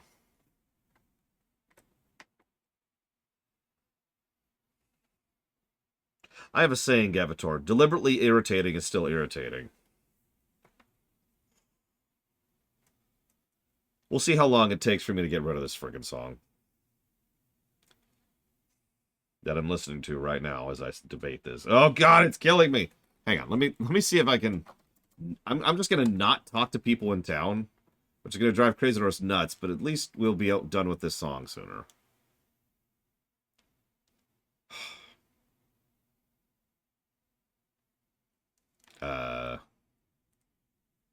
Okay. God, what is my life? Yeah, we're just gonna not talk to anybody. We're gonna get this section over with. Here, you. Okay. Monsters be moving into our wind shrine. I'd kill them myself, but I don't got the time. And they also mentioned a thing about someone with green eyes coming to kill them, which is us, of course. But we really first 3 people monster eat when they come out. What?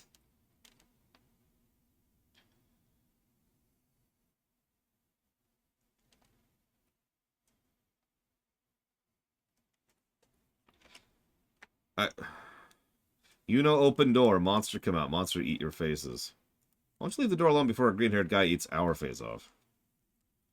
But I'm trying to fix your problem.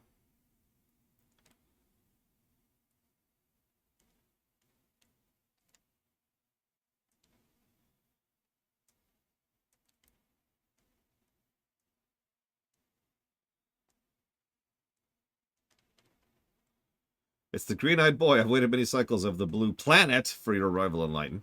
But you can come here at the worst possible time. None of us can sing. None of us can express joy. Alex, we never learned your name in our dreams. Can you hear the awful music?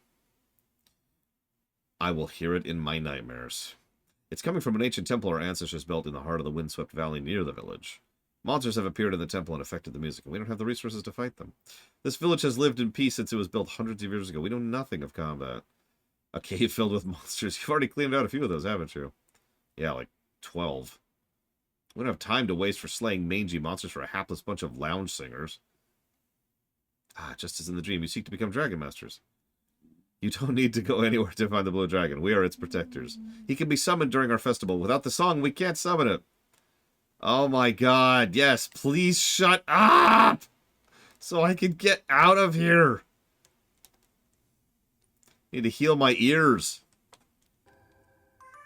Oh my god. Ah.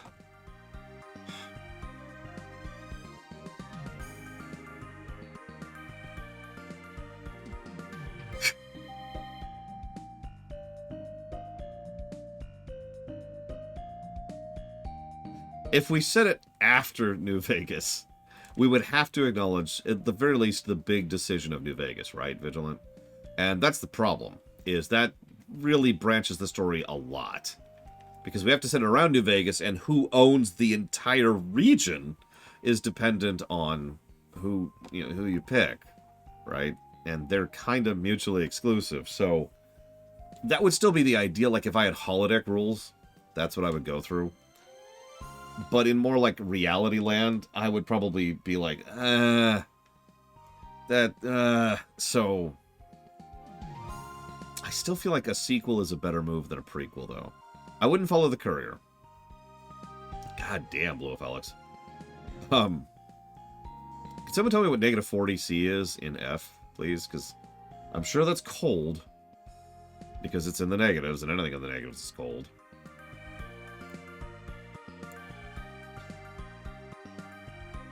Oh, is 40 the dot? That's funny. I can never remember what that degree is. But I know it exists, I just didn't know it was on 40. That's awful. I think what I would do, I think I would assume that House win. No, we can't do that. Because Renee Aubergenois died. And it's not House without Renee Aubergenois.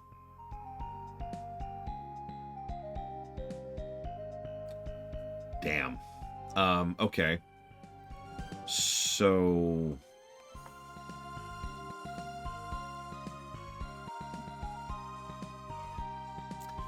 the only other really viable option for further storytelling there, I think, would be going ahead and assuming the NCR wins. And let me explain that.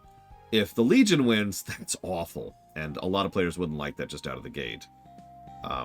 If the player wins, that's either pitting you against yourself, putting you already in charge of the region, which is a different type of game, or spitting on what the player did the previous game, none of which is really viable. And House is out because, you know, because the actor is dead. So that really only leaves the NCR option, logically. So we'd have to assume the NCR won and move forward from that. I would probably set it very shortly after, maybe a couple years. I'm feeling like 4 years off the top of my head. And have a lot of it be kind of a, you know, now what if kind of a situation.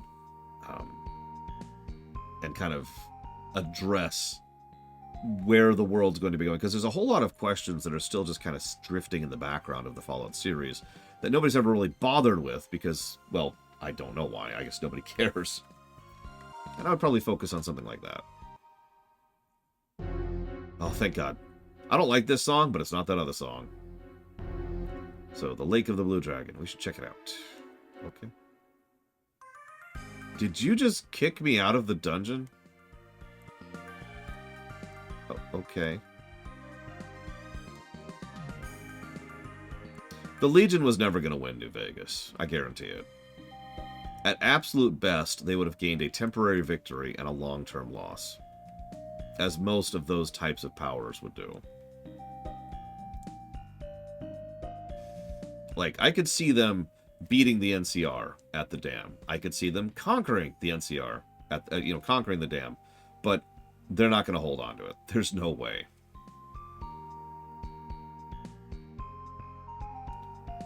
Especially since Kaisar is, dead and going to be dead very soon. And the moment he falls over, the Legion is going to stop existing as a single polity.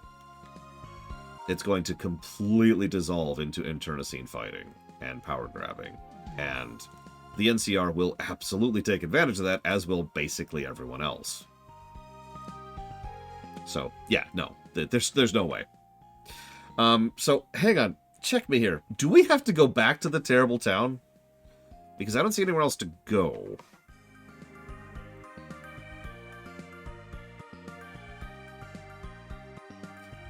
Like, it felt like he wants us to go to the valley. To, clear up the problem so they can sing, so they can summon the thing. But we have to fix the music, which is at the valley, isn't it?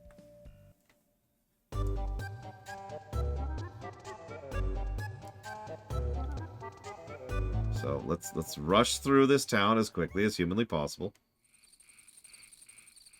Oh, so now we have access to the room with the monsters. Okay, sure. Let me through. Let me in. Let me in.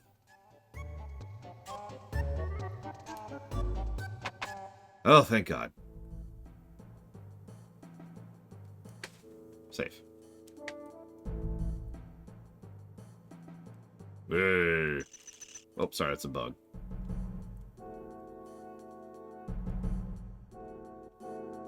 I have no idea if we'll ever review Metal Gear Solid 4, and if we do, I don't know if anything will get negatives or positives, because I'm not there yet.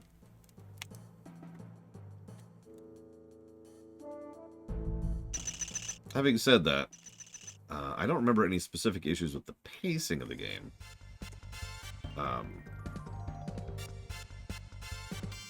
I do think there's a bit of an empty text problem here and there.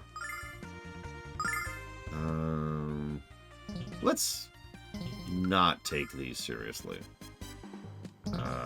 Let's take these seriously.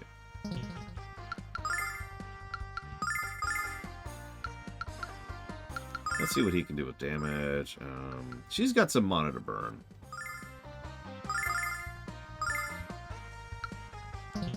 She does not.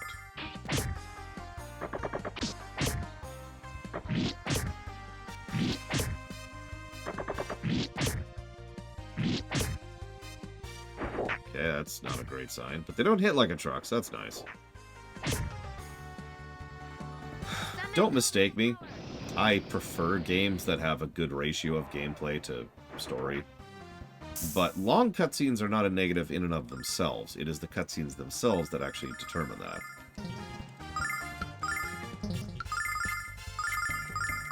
Now, having said that, Metal Gear Solid 4 has some problematic cutscenes. But I don't think the length itself will probably be the problem. I could be wrong. Again, I don't know until we get there. By the power of Athena.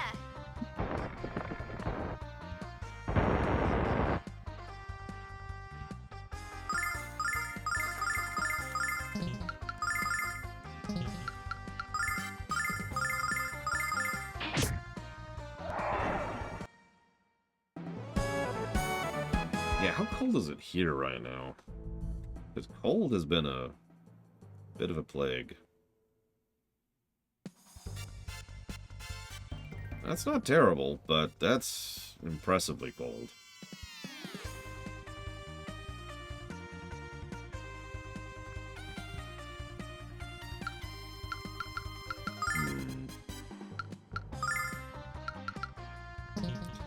You know what? I'm going to check something on the walkthrough real quick. Is there a boss in here?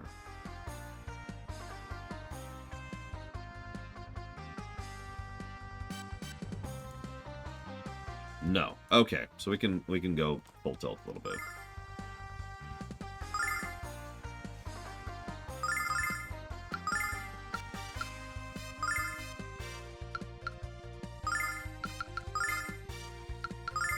Yeah.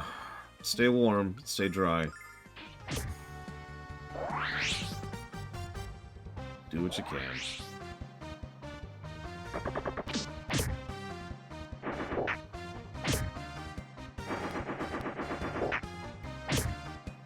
Don't move to Florida.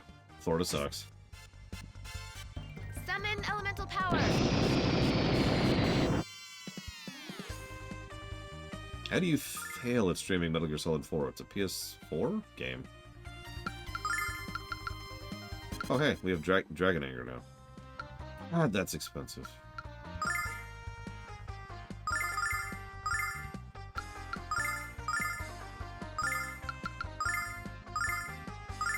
I mean, if PS3 or PS4 is the exact same thing for streaming, that doesn't really matter. I thought... Hang on.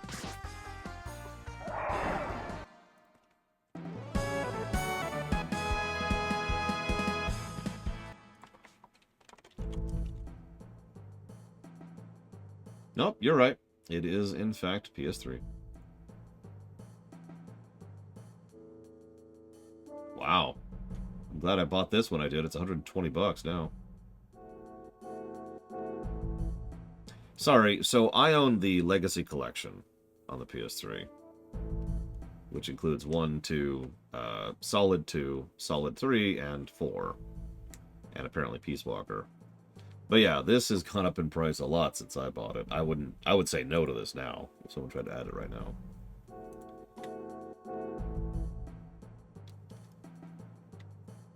It's fair, Blue Up Alex. That's just old hat to me. I've had strippers in place for that for a long time now.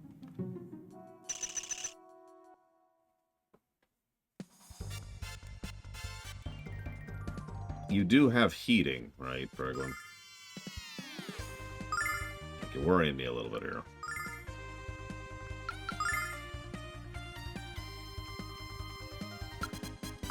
That would be nice, Rex. But, I mean, who knows with Konami?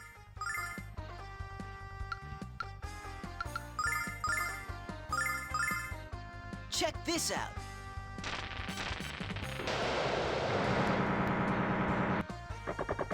Still, hopeful.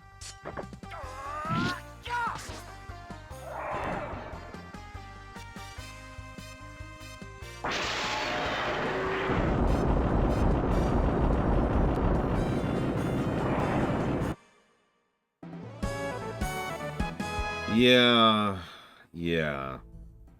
It's okay. I'm sure they improved Texas's electric infrastructure after the literally caused deaths disastrous thing from a few years ago.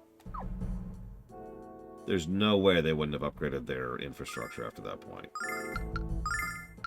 No way.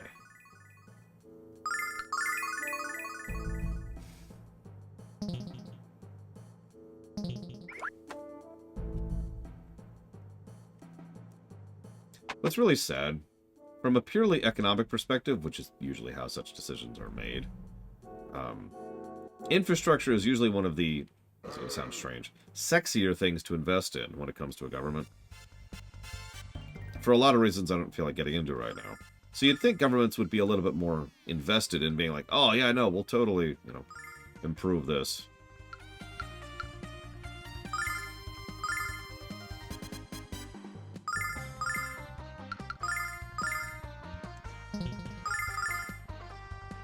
Yeah, no, it improves everything. It is an extreme economic, like, slam dunk, or home run, or whatever analogy you want to use, to invest in infrastructure. And even ignoring that, it also looks good. Like, it creates jobs in the immediacy, and it looks like you're doing something, so you can prove that you're doing your job well and get reelected. And it almost always has an immediate impact on, like, the whole, we're investing in our city, or investing in our community, you know. It gets people like, yeah. And so it's the kind of thing that every time someone's done it, people have been like, sweet! And to use a specific example that, although this is old example at this point, but it's still true, the highway system here in the United States, the interstate, which was an insane engineering feat when it was done, and honestly is probably one of the reasons the United States is in as good of a shape as it is because we have that highway infrastructure. Summon elemental power. That was Eisenhower, I believe, but don't quote me on that. His administration. Run. Yeah, no, it's crazy when you really sit back and look at what the interstate really involved and the sheer scope of it. The United States is not a small country.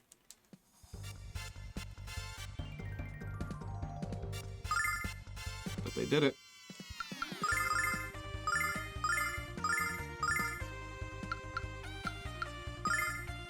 Oh, absolutely, Blue Phillips. Check this Like, out. state roads are neat and all, but...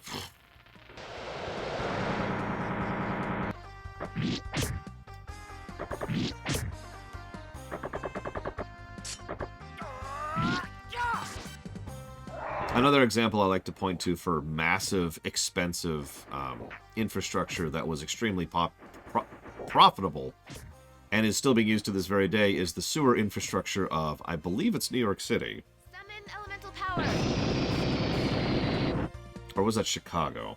I know it's one of the big Northeast cities. I haven't actually read about this in a while, so forgive me for my ignorance.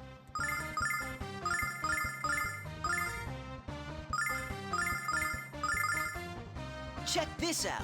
It was the one where they essentially had to raise up the entire city in order to build under it. Like building by building.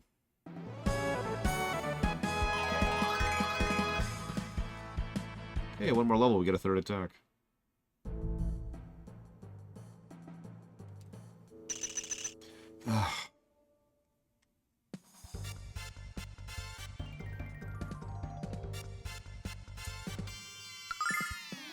Check this out.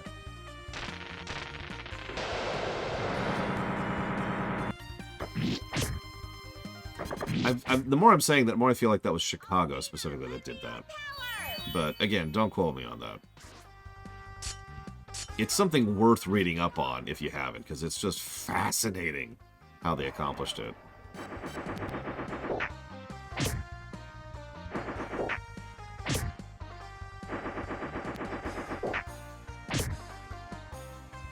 Summon elemental power.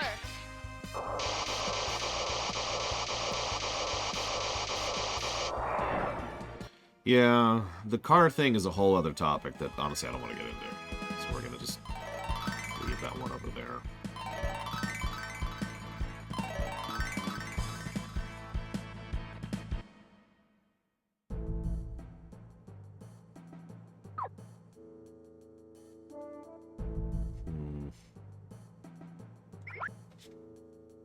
Hi, Evo. Do I need to wipe out Canada again? Gosh darn it. Although that probably won't help you sleep.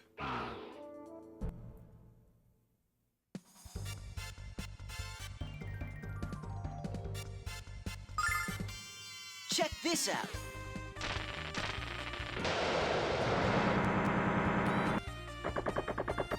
Yeah, I don't want to sound negative, but one thing I've started noticing, especially here in the States, is there's a whole lot of... I don't know what to call it exactly, but it's a little bit of the grass is greener when it comes to Europe. And don't mistake me, obviously there's a lot of things Europe does better than the States. I'm not trying to claim that I live in a perfect country or anything like that. But you know what I mean, right? Althena, lend me your power! I know some people who praise living in Europe as if it is a perfect, idyllic paradise with no problems, and that is the definition of the grass is greener.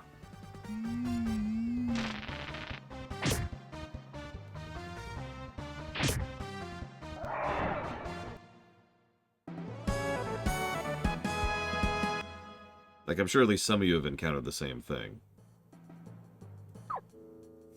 And it's like, guys... Speaking of someone who's been looking into moving to Europe, I'm doing so knowing it's not perfect. It's just better for me. In some places, and in some ways.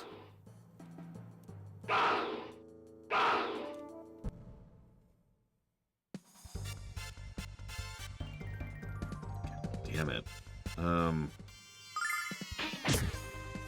But that's boring, right? Saying you have to look at the benefits and the detriments and decide what's best for you based on your specific circumstances. Nobody wants to do that. They just want to look at some place and say, this place is better. It's easier. Oh yeah, I was going to do that, wasn't I? I'll be right back.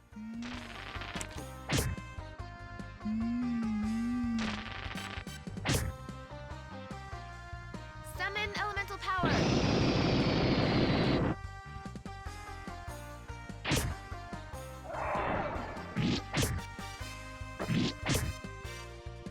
Althena, lend me your power!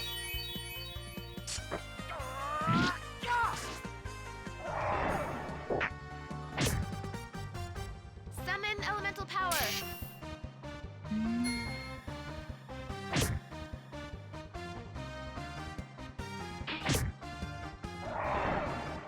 Althena, lend me your power!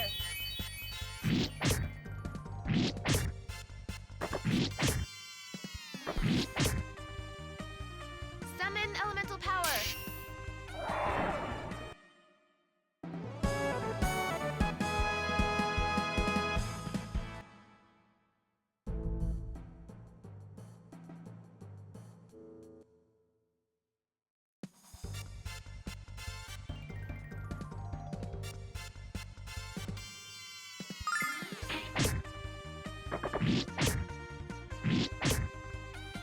Althena, lend me your power!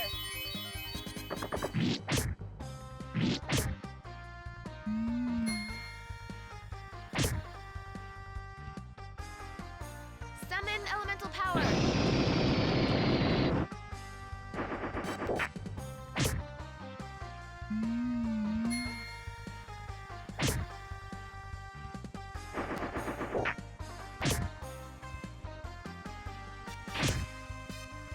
Althena, lend me your power!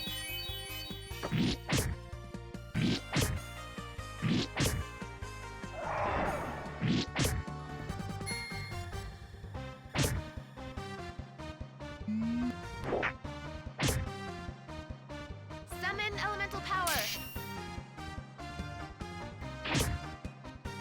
Althena, lend me your power!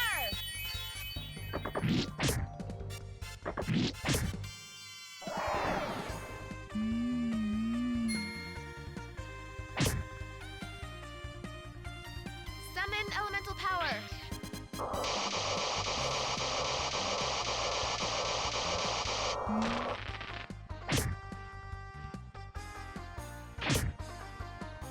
Althena, lend me your power!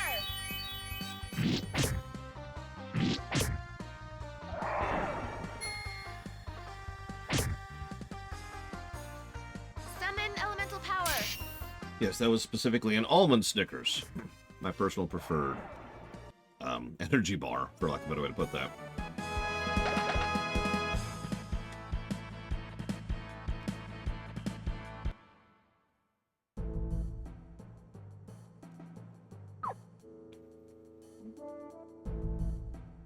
Peanut butter Snickers taste better, but almond Snickers is more useful.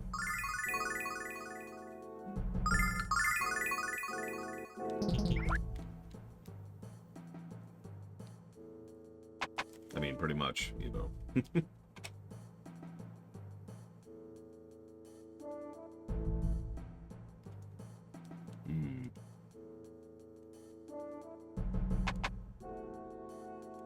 Not for another hour, Evo. Let's see, what do I have today? I think I have half of a sub left over today.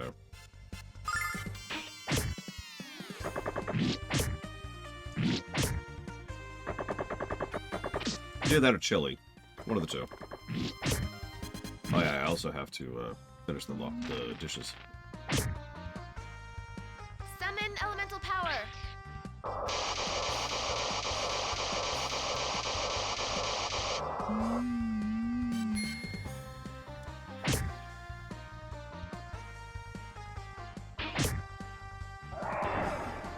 Althena, lend me your power. We use a food processor all the time for cooking. I don't know. I don't cook. I don't have time to cook. Is there one setting that isn't Star Trek that you would wish to live in? Depends on the tier, Gum Gum. As such tier questions always are. Broccoli soup is great. That's what we had just a couple days ago.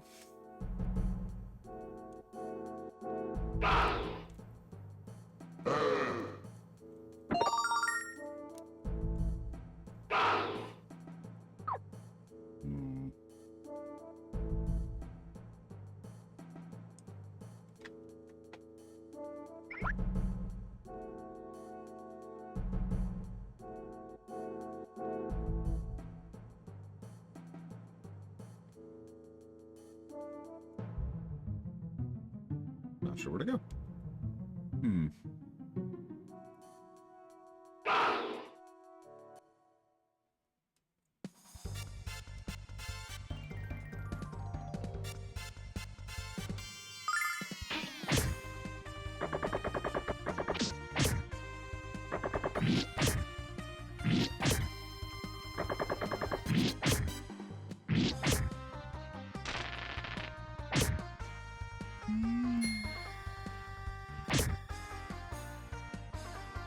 Summon elemental power. Alex is dead.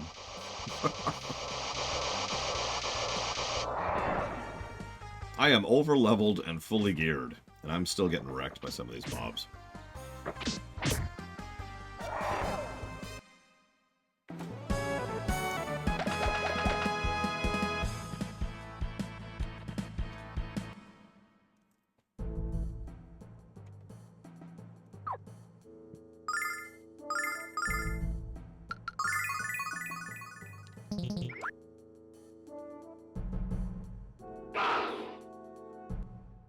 I mean, again, it depends on the tier for me they're in, which is why I didn't answer, because I haven't heard that yet.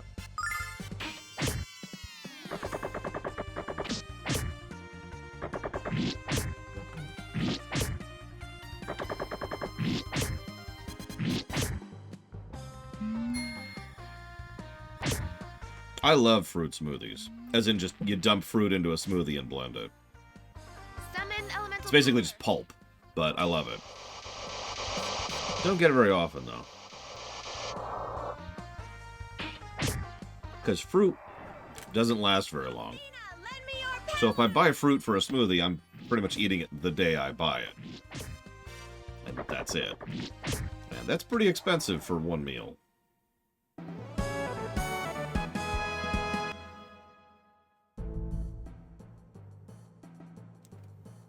This fruit is not cheap.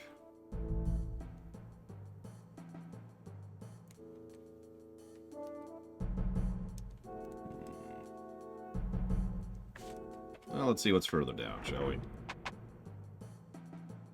Okay, that's kind of weird, but sure. Don't mind me. Nothing to see here. Nothing to see here.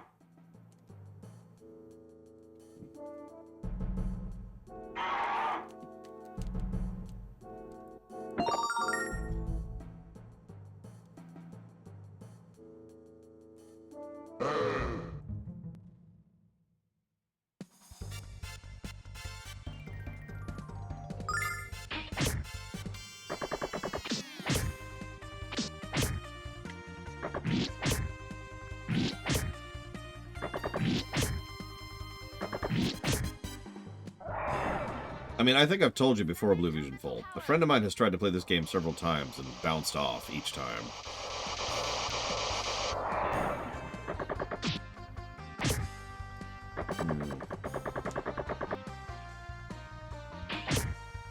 See, I'm kind of the opposite, Evo. I love vegetables. I have ever since I was a kid.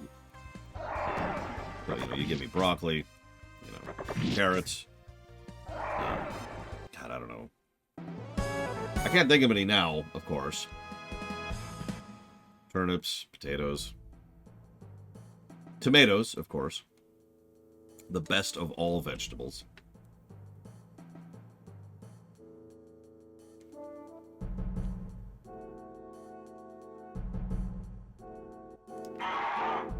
I was a pretty weird kid. I'm okay with that. When I was much younger, people would use the word weird as an insult word to try and insult me, and I decided to take ownership of that at a pretty young age. Because I am a weird kid. Always have been.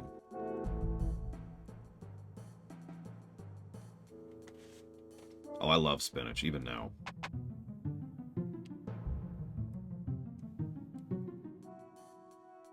Tomatoes with a bit of salt is honestly one of my preferred snack foods. I should mention, they do need that salt. I forget the chemistry involved. Someone could probably explain this a little bit better than I can. But,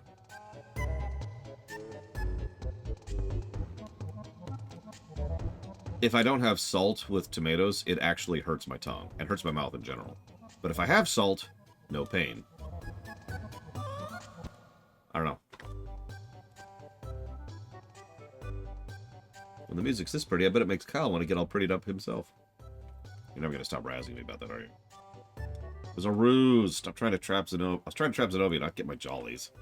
Yeah, no, Kyle, you were an exotic dressed as a woman. Just get out of here.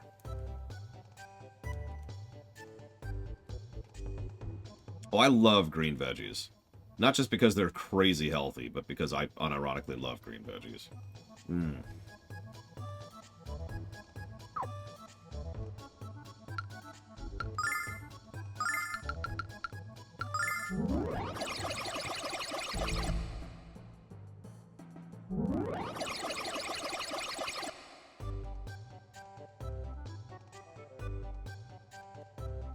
Well done. The people late and clamor with excitement, and I plan to join. It's nice. Not worth the 5 days of travel it took me to get here, but nice song.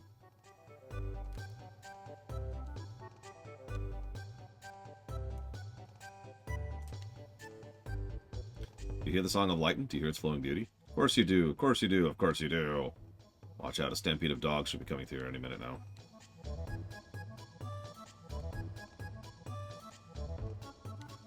Song has returned. Yay!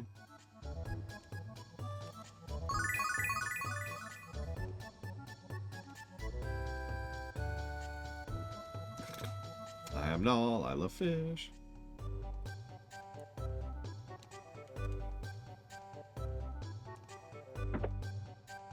That homemade salsa I made turned out really, really good, too.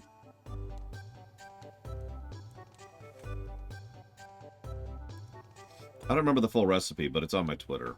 Back when I actually used Twitter.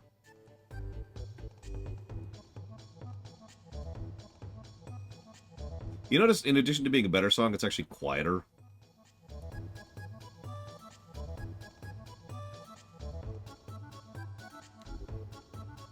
You've done it. You've returned the Song of the Ballad to us. Now the festival can begin. A one food I like, but my body hated. Yeah, Butterfingers.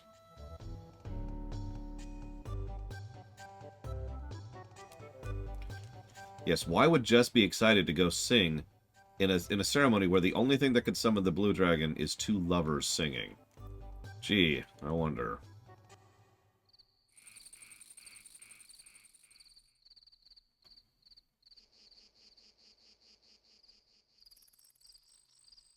I can't actually take a drink right now. I'm out of water.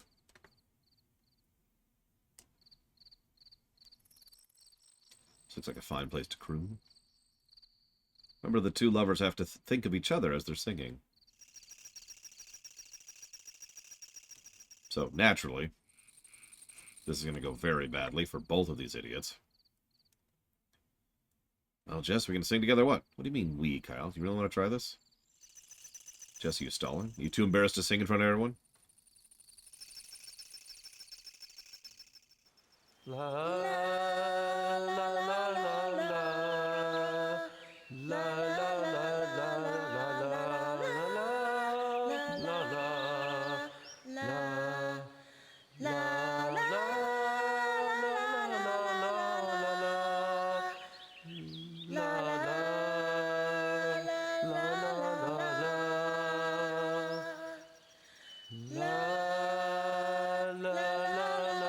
Why is this still going? You could have made your point in 10 seconds.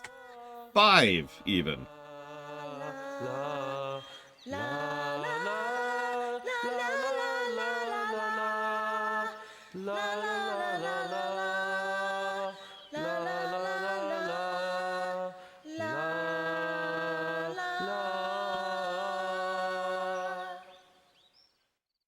Nope, we were just waiting it out.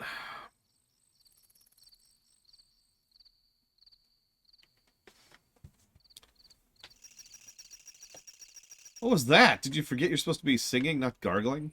That's not your best effort. Hey, what do you mean? You're the one who couldn't harmonize if your life depended on it. Harmony? You call your grunts and moans harmony? More like excruciating pain. Yeah, they don't love each other. And you know what? I'm okay with that. Gal's a dick. Stab. Alright, next. Time for you two to fail.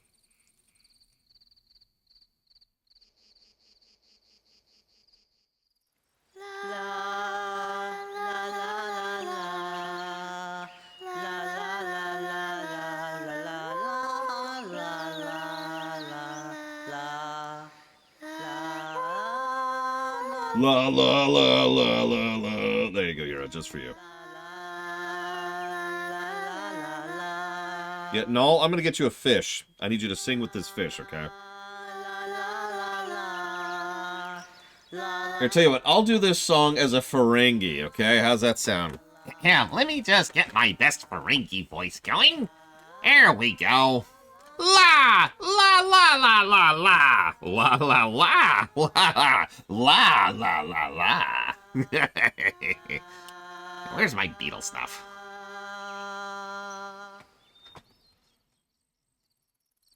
Oh, they're done. Nash, why are you so nervous? I thought your feelings for me were pretty obvious. I'm sorry, Nash. I told you my voice was horrible. No, it's all my fault. I'm just too nervous to sing. Yeah, you both suck. Moving on. Well, Null. Get out the fish. If Luna were here to sing with you, Alex, the shrine would surely appear. But, Alex, I have an idea. Why don't you play in your ocarina? Luna will hear it and feel it.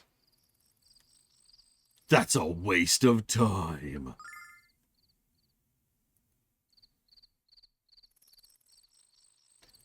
I mean, I've sung Finny Fun as Yoda before, so what the hell do I know? Ooh, there we go. Screwed it up for a second. Kill you, I will. Yes.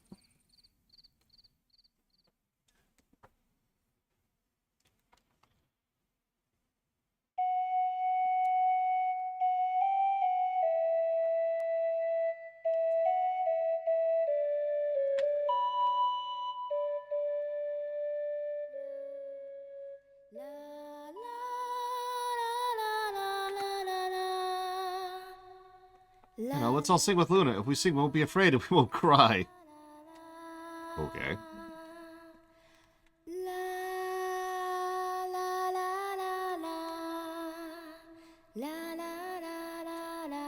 Obviously sci-fi area, by the way.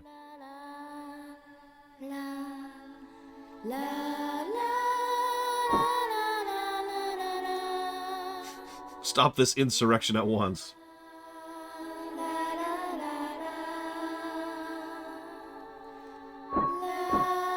A beautiful song, but it was such a pathetic attempt to control their fears. I almost pity them. Pity them? You should be in awe of them. Don't you feel the power of this song? Don't you feel it stirring your very soul? If this song doesn't warm your heart, Royce, it's because yours is already dead. Yes, Luna, yes! With each note you sing, and every breath you take, your awakening draws closer. And on that glorious day, your voice will mark the beginning of my eternal dominion.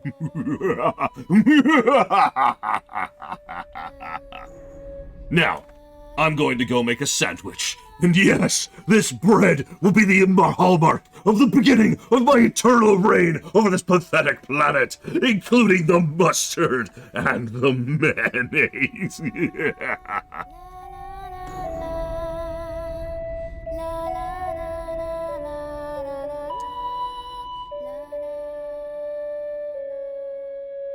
Yeah, no kidding, Scott Gabor. Alex, look! It's also probably the one wearing the most clothing. I'm sure you noticed that, right? All of them are super stripperific.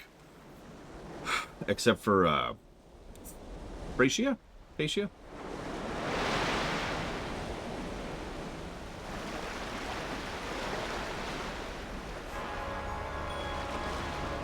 Yes, I mix mayonnaise and mustard because I am evil.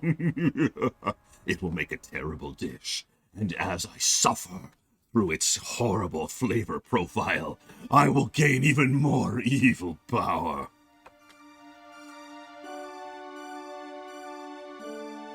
And then when I'm done, I will not wash my hands.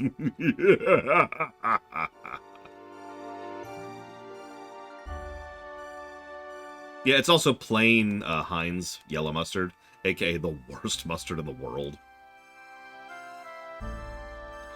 I only wish a certain handsome barbarian would realize I feel the same way about him.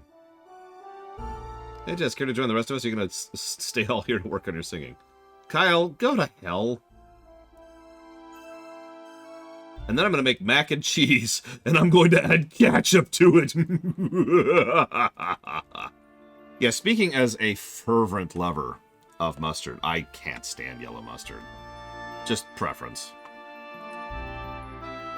I can't do it. Now, that being said, it does have a point and a purpose, and that is when you're grilling ribs.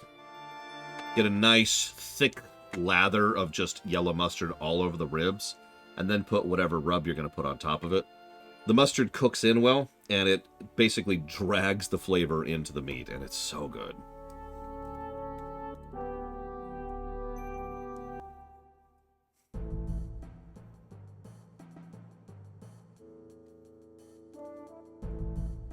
Has anyone seen a staircase? Oh, I've actually heard about this dungeon. Let me guess. Yep. Okay. Okay, so this is apparently a bit of a maze. Figure this out as we go.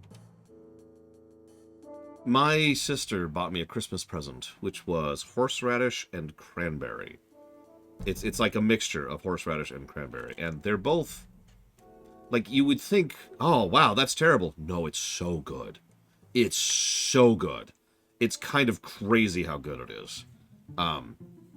It's a little spicy when you're initially tasting it, and it pulls flavor out of stuff. Like, I don't like Gouda, for example, but Gouda dipped in that stuff is really good. So it pulls the flavor out of whatever you're putting it to, and it's a little bit sweet, but then the spice kicks in and lingers, and oh. I'm going to have to buy more of that when I run out, and I assuredly will be running out.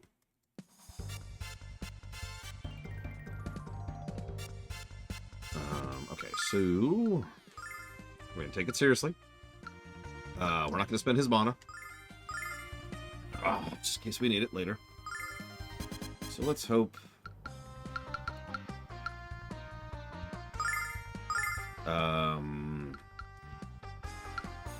I like Gouda with that dip. Evo, does that count? That counts, of course. Of course it does. Of course it does. Check this out. How could it not?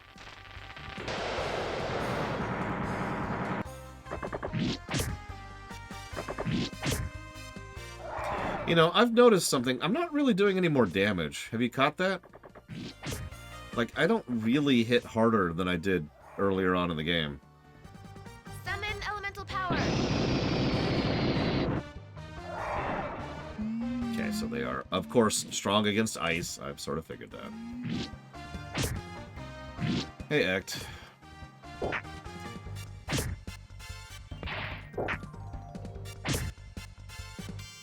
Kyle's dead. Jesus Christ.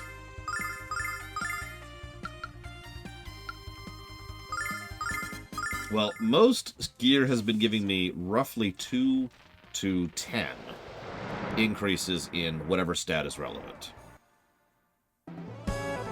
But, leveling up, well, ask me again in a minute.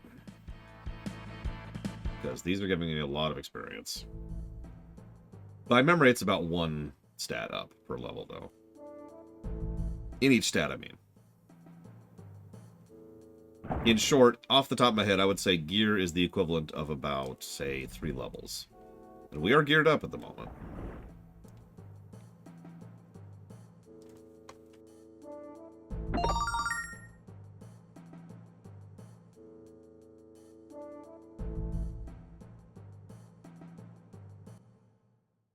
Oh, goody. If you pick the wrong thing, you get a random encounter.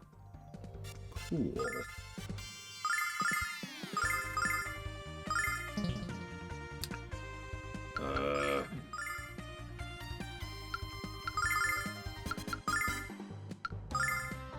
Check this out.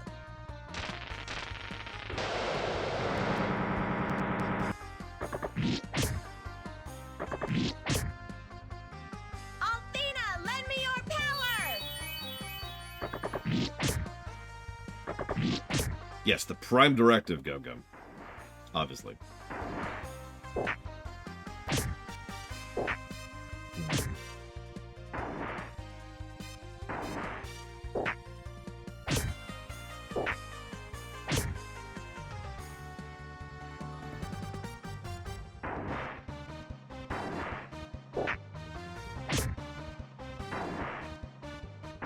They get a lot of attacks. Al's dead.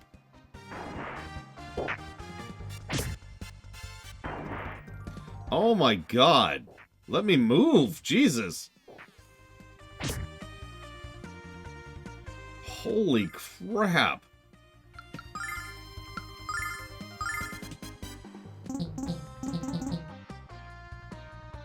Oh.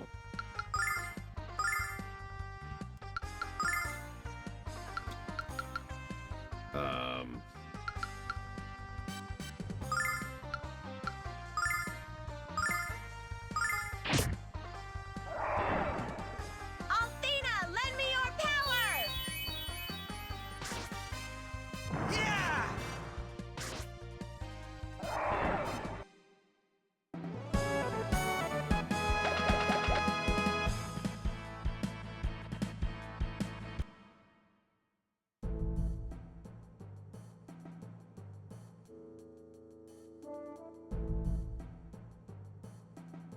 Excellent act. Good, good.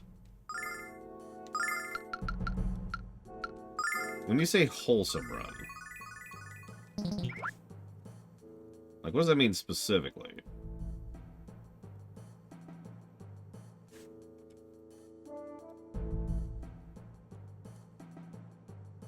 Like, did you horrifically conquer everyone by brutally murdering everybody? Because, you know.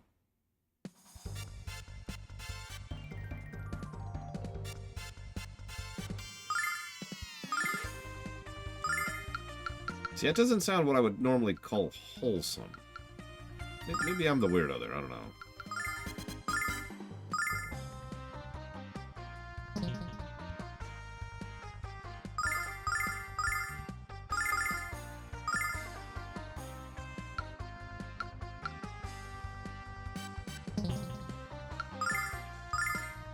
Check this out.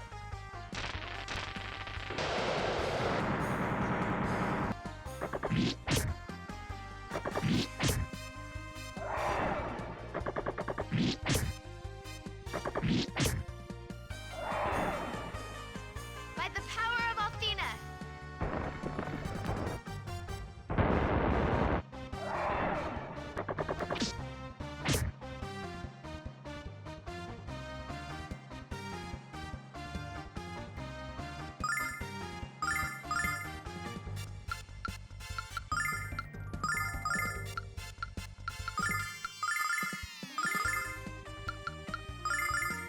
Check this out.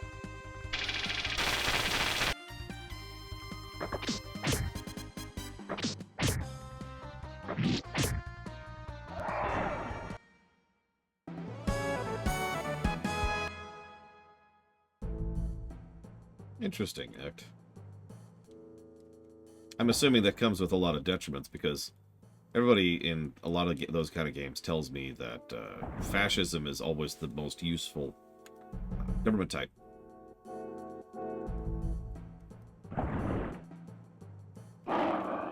Because, you know, video games. Okay.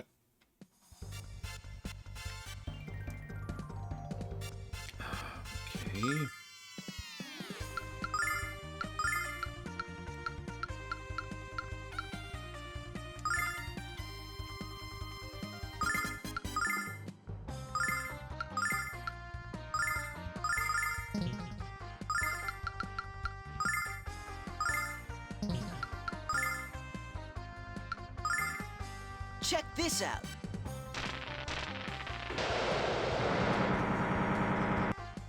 Althena, lend me your power! Yeah! I would say what? There's like Spain and Italy? And that might be it, Jalito? I'm not sure. I haven't actually played Kreiserreich. I'm just guessing.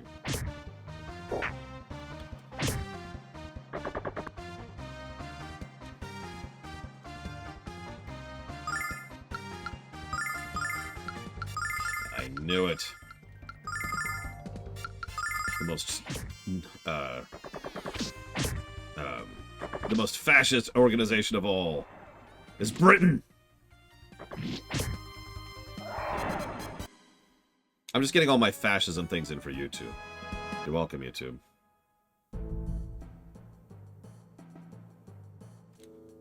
The what? Blue Fusion Vault? I'm gonna save for this because this dungeon is kicking my ass. Because I could do that without cheating.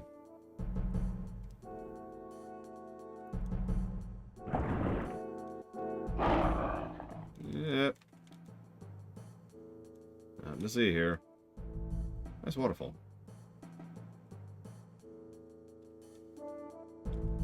Yeah, okay.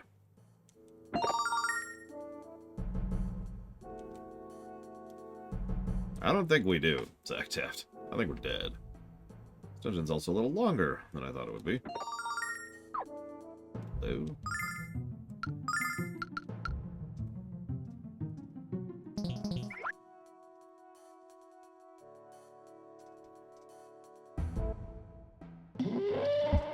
God dang it.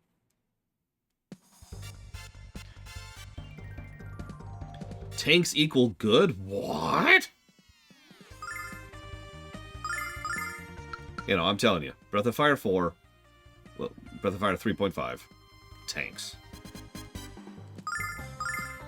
I'm dead serious. We need to make that a thing.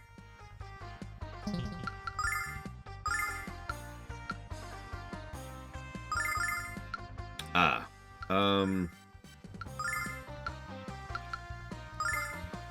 Check this out. It depends on what you're going for, Blue Fusion Volt. Are you trying to... If you're trying to lose weight, then pretty much anything cardio-related is decent. Yeah, exactly. But it's also worth noting that if you build up muscle, your muscle will eat up more protein and more resources, thus actually burning more calories natively.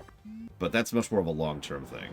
If you're just trying to increase your strength, then it depends on what kind of strength you're trying to increase. Mia's dead. If you're trying to increase your endurance, your stamina, that's a different thing too. Kyle's dead.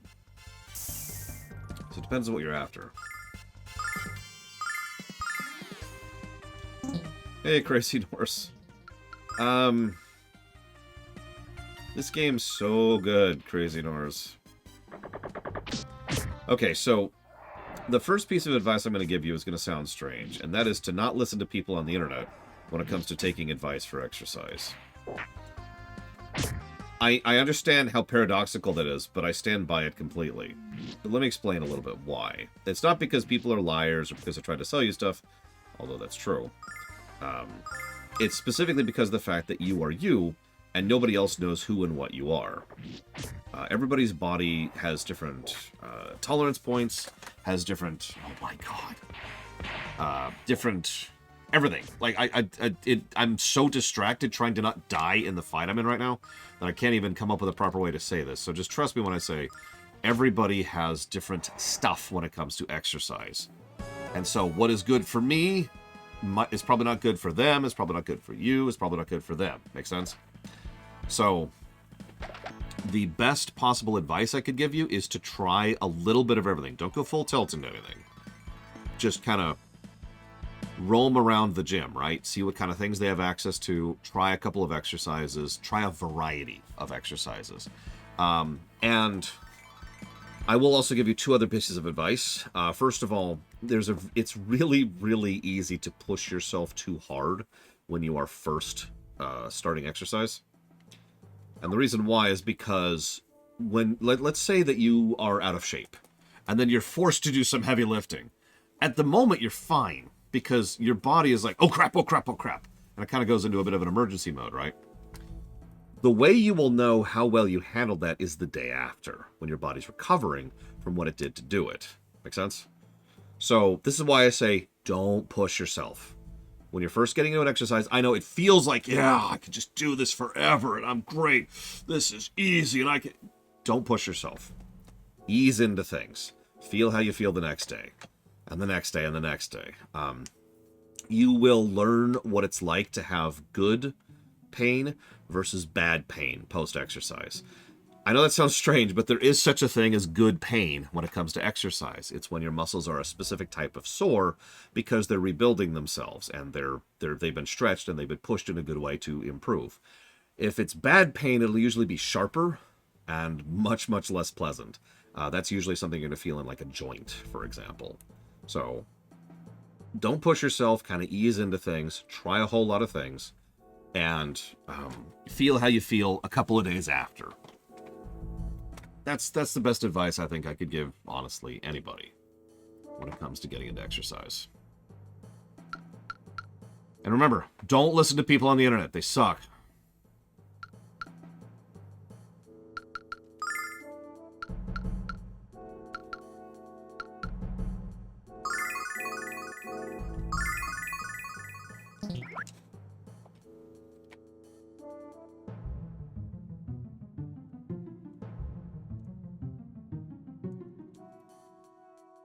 Give tips to how to approach a woman in the gym. So I never had to do that, but that's not really helpful to you.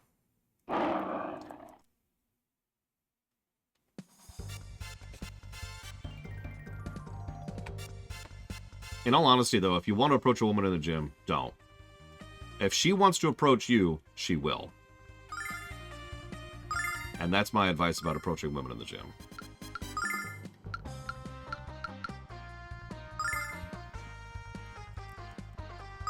I know that sounds like reverse sexist or whatever that is, but it's true. It actually applies regardless of gender, to be completely honest with you.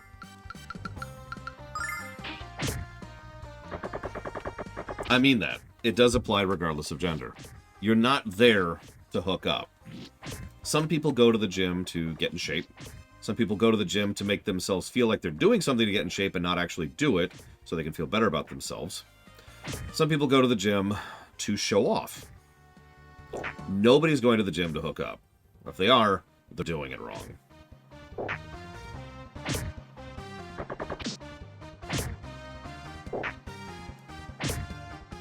Oh, they totally are, Crazy Horse.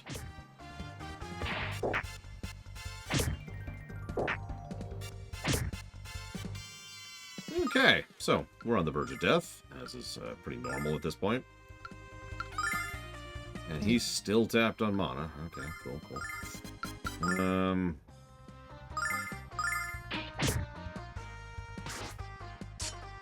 Yeah! By the power of Athena!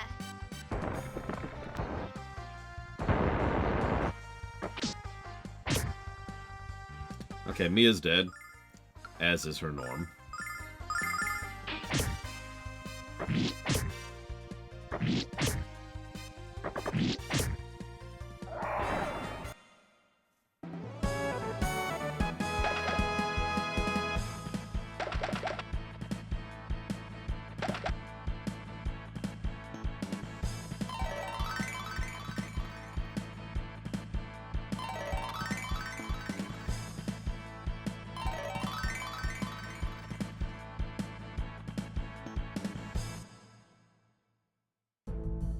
What'd you get, Eva?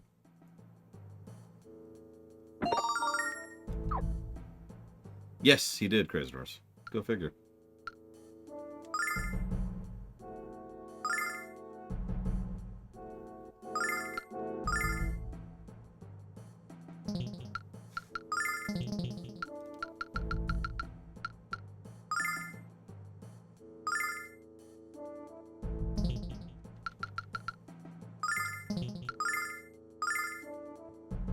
Good afternoon, Author Zim.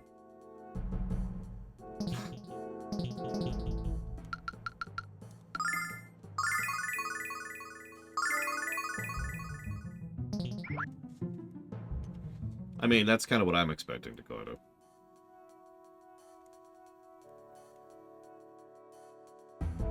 Depends on which timeline you're talking about, Triaxia.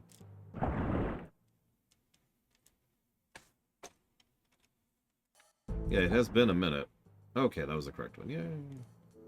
Oh, that's just back where we were. Oh my god. They can go both ways. I didn't realize they could go both ways. Alright, so let's reload. Okay. It's okay, you just had a lot of celery. I especially love how much protein you have in that meal, Eva. That's good.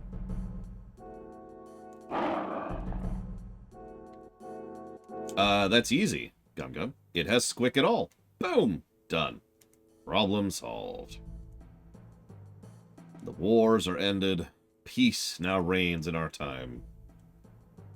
All of humanity has improved and now drives to better itself rather than seeking the accumulation of money as the sole driving force.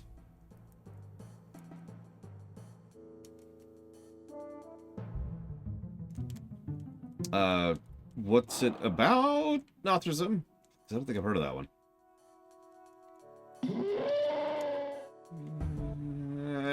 God damn it!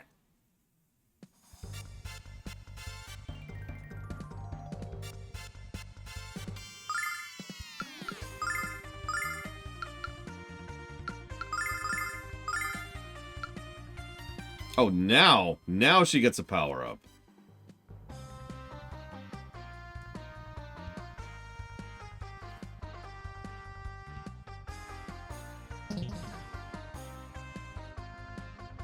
It's okay, Trihexia. You'll never manage it. I have been curious, Gavator.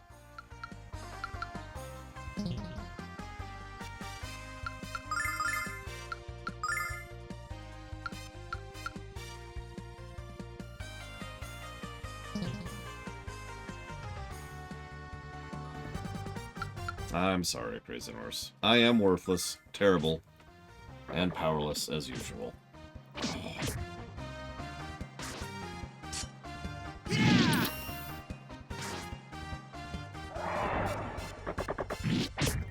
I should probably just put FF14 in the next document. I think I'll do that right now while this plays out.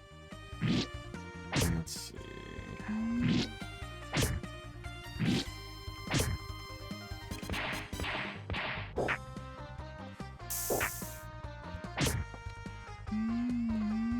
Yep.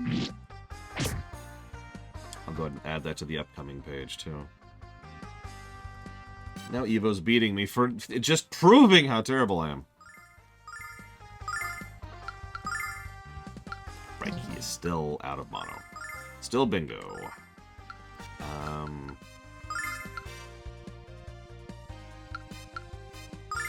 Someone asked me during Polemic Day why I tend to be anti-corporation.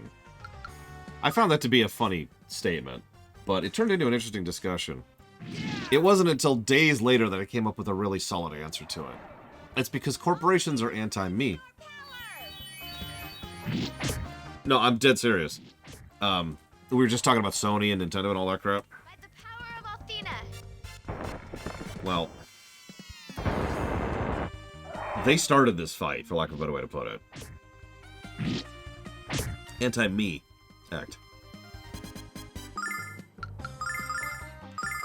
Like, again, pretty much every corporation out there is anti-customer, right? Every single one of them. It's to different extents and in different ways, but it's the standard.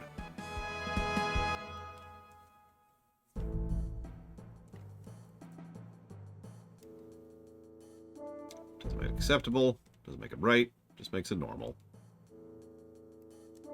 Yeah, I admit, I've always been bewildered when people come to the defense of a corporation, in general. Like, first of all, the corporation does not care that you're defending it. Second of all, you don't really get any benefit for doing that.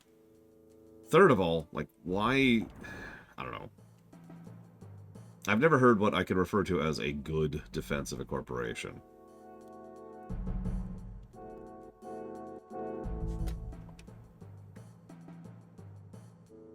I mean, that's actually true, von Falkenstein. Alright, anybody want to take a guess?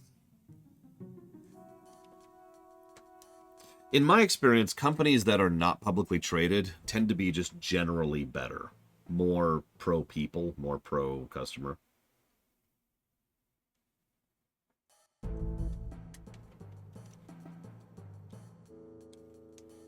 And I hate to narrow it down to one thing because it's a complicated thing, but honestly, that's probably the biggest single thing. If a company is publicly traded, if it's not crap now, it's going to be crap later.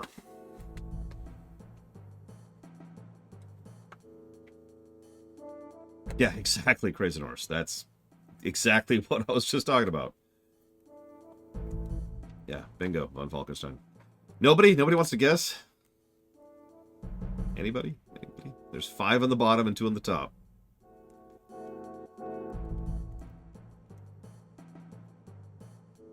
Second from the left. Okay. Here, let me save first.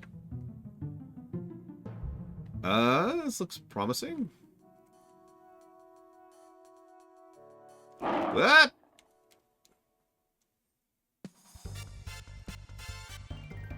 I also admit the older I get, the more pro-union I get. Which is its own kind of weird arc.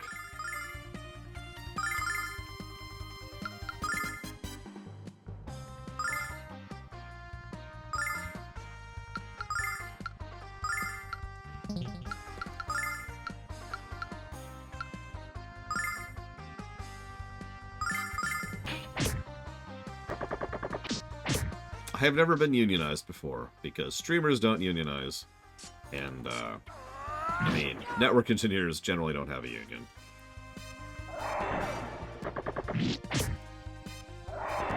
From what I have been able to put together, Evo... By the power of Athena! Yeah, I tend to be pretty pro-worker, so that's... From what I can understand, Evo... when they were localizing and changing and touching up this game for this exact version of the game, which is the PS1 version, they overdid it on several respects, and so that's why the trash in this game is just beating my face in constantly.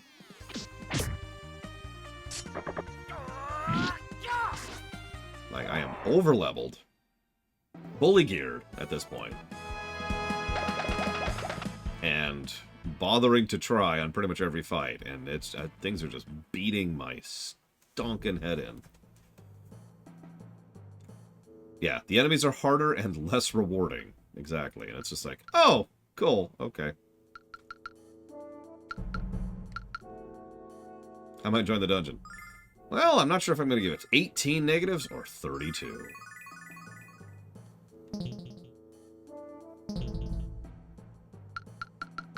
You know, that's a good question. So anybody familiar with the behind the scenes of this?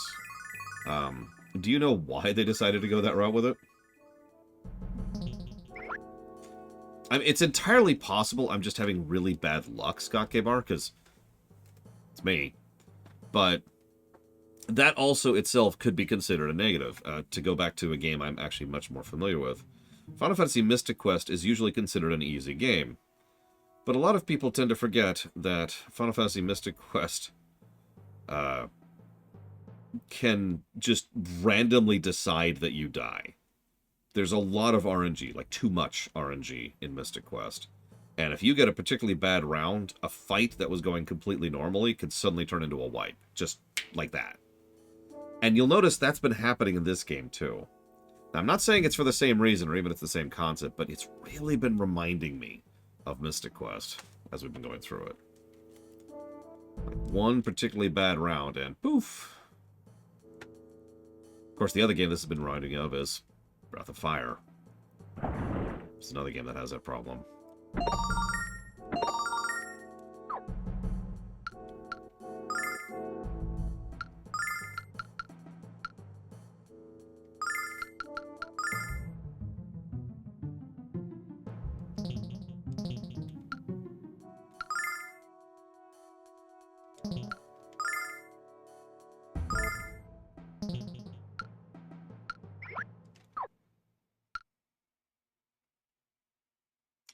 Yeah, so it says it raises agility. I'm assuming that that increases where they attack in the turn order. I'm not sure who to put that on. Yeah, the initiative, exactly.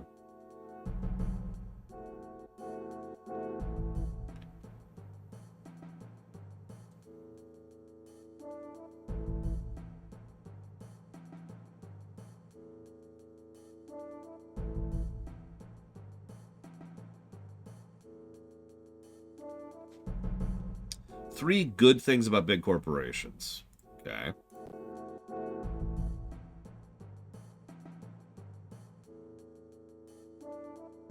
If you're one of the upper executives of a corporation, you're rich. And you pretty much have the perfect job, because even if you get fired, you make money from being fired.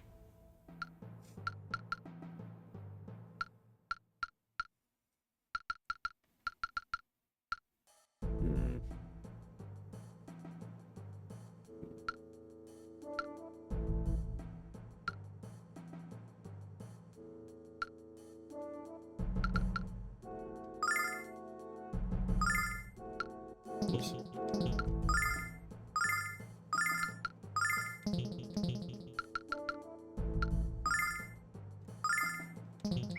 There we go. Second good thing. Well, no, see, everybody wants to be one of those big executives. You kidding me? That's why everyone tries to get into the club. To gain access to that esteemed kind of career. It's like, this is it. Alright, whatever. I don't want to fight that, whatever.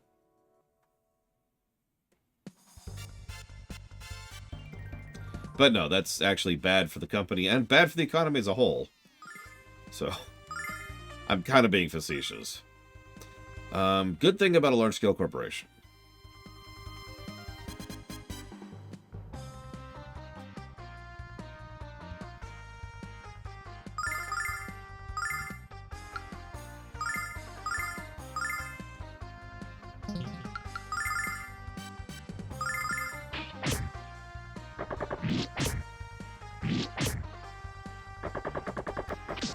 They do make for good antagonists.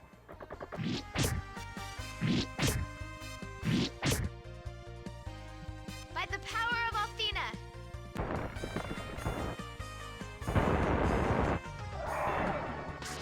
They don't really create lots of jobs, though.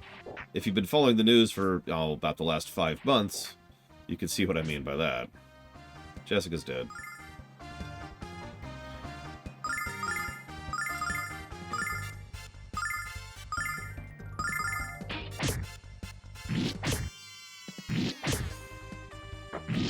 Yeah, when you're laying off people by the hundreds or thousands regularly, that's a normal thing, too. It's been bad this particular cycle because of what happened about 3 years ago, but that's a normal thing, to lay off tons and tons and tons of people at regular intervals to pull down expenses and pull up revenue or profits, at least on paper.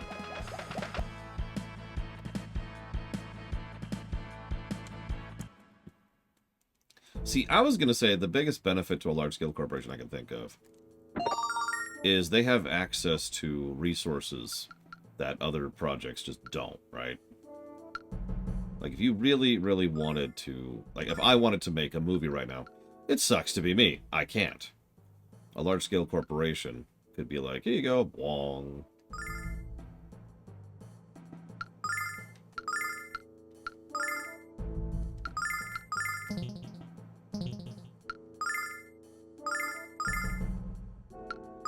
No, they don't.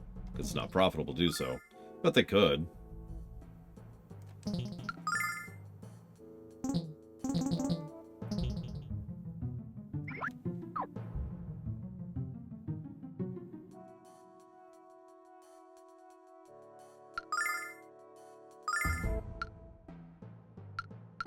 Apparently, the dragon bracelet is only for Mia. Silly me. Whatever. Not gonna argue. Not gonna question it. Oh my god. They do, Evo. Like, I can't even argue that they make better games and stuff, because they kind of don't. There's just too many examples at this point where AA or you know, indie studios have put out substantially higher quality than what large-scale corporations are even capable of doing. So, you know what? I give up. I am not capable of coming up with a sufficient, god damn it, number of positives and pros to corporations. And that's my answer. God damn it.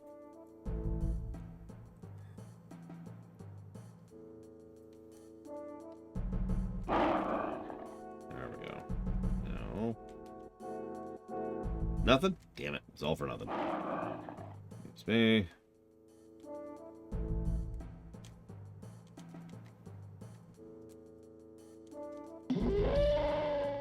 Ah! God damn it!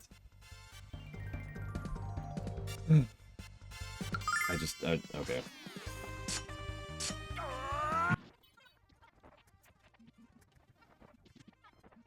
Okay, so we're dead. No, Act. My biological parents were assuming I would go into either the political space and eventually become a senator. That was the intended arc. Or go into the economic space and become an executive. Obviously, neither of those things happened. So, naturally, I am a disappointment to my parents, which, of course, is nothing new.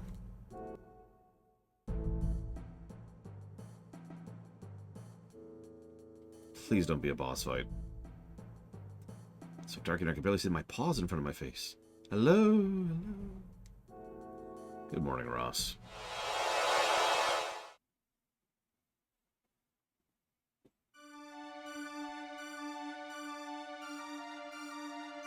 Wow, I guess that's a yes. The blue dragon's really pretty. I'm impressed.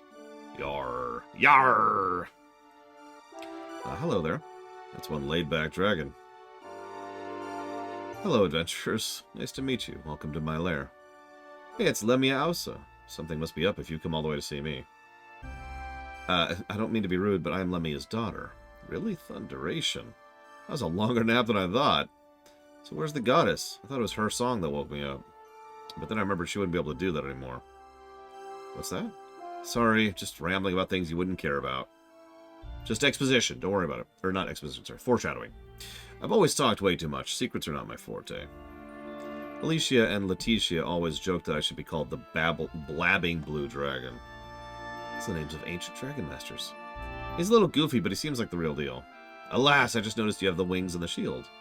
What do you think about my brothers? They're a little stodgy, if you ask me. And after telling you all this, I realize I haven't heard yet your name. Alex. And the white dragon has no sense of humor, I know. Don't you think it's ironic that the white dragon doesn't know how to lighten up? Anyway, just being here means you've already passed the trial. If you weren't qualified to be a dragon master, you couldn't have entered the shrine. So you can't be a dragon master with the blue dragon helmet, right? Hold on a sec. Here you go. We have terrible news for you. It's cold in here, I know. I never was able to convince the goddess to pop in for a couple of hot springs. Anyway, get out of here. Grab your reward. Okay. What's that? You don't know where to find Helm? I already went over this. I don't know how I can make it simpler. Walk into the room I opened up for you. I never meet someone who talked as much as you, Null. Yeah, but at least I'm not that obnoxious. Yeah, we get it. Null's a dragon. Dragon of evil. And fish. Actually, a pirate dragon sounds cool. Also, I'm sure you're familiar with the concept of you could put blank in front of monk, and it's cool, like Dragon Monk or Thunder Monk. How about a pirate monk?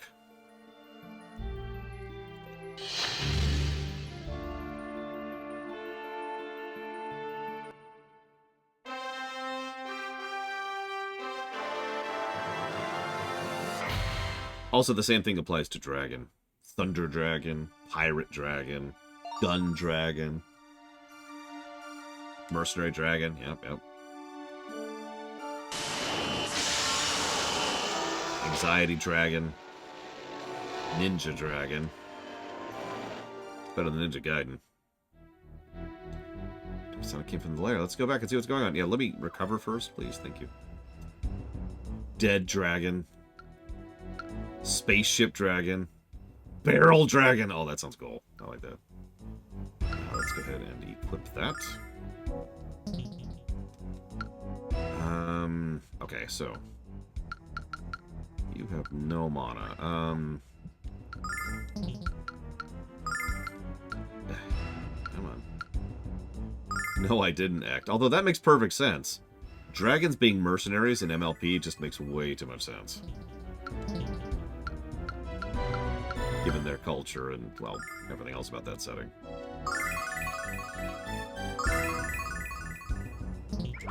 Okay, save. Let's do it.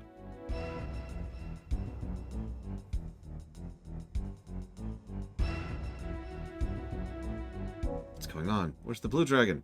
You're too late. He is already under our control. I should have expected to see you here, witch. After all, why should the Magic Emperor do his own dirty work? You're ready and willing to wallow in the mud for him. Give up now, Facia, and we won't have to hurt you. I don't understand why you're doing such a terrible thing. No, you wouldn't understand. You have no idea what it's been like for us to survive in the frontier. And you don't know what it will take to turn the dreams of my people into reality. The frontier. The place where the Vile tribe was banished by Althena 500 years ago? No, it's a new restaurant which sells Mexican food. It's really good. We have a right to the life that Althena has denied us. What does kidnapping Luna have to do with any of this? Why couldn't you just leave her alone? I'm sorry, but it was necessary for us to capture Luna and the other singers. I give you my word she is unharmed and will stay that way if you return home. Continue to interfere with the Emperor's plans, and you place her life in jeopardy. I was careless.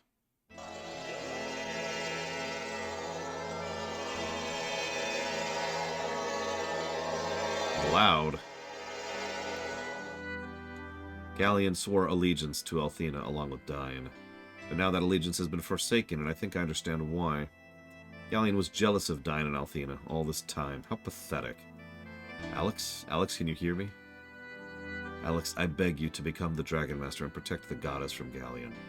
15 years ago, her power was lost. No. We can never forgive Galleon for what he's done. Never! The dragons can't fight the Magic Emperor and the Vile tribe. What are we supposed to? That's actually a really good question.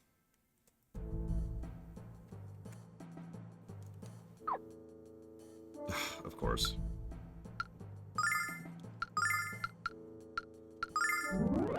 To the power of friendship. My friends have got my back.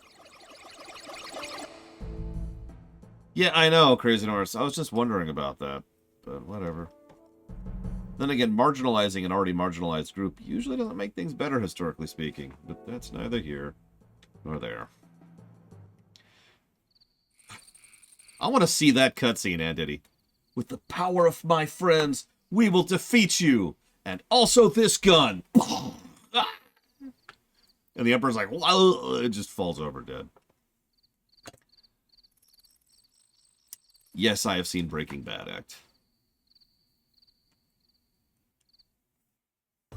Aw, but that's funny. It can't be a meme. Yeah, this is a good break time. Right after I hit the vendor. How was it? It was okay. Ups, downs, good acting. I mean, honestly, the main character, whose name I can't even remember, is the star of the show. Probably carried by Cranston, I think? The actor. Who just absolutely nails it. Wait, what?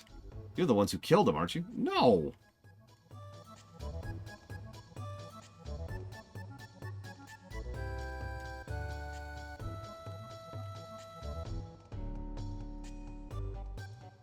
No, the actor.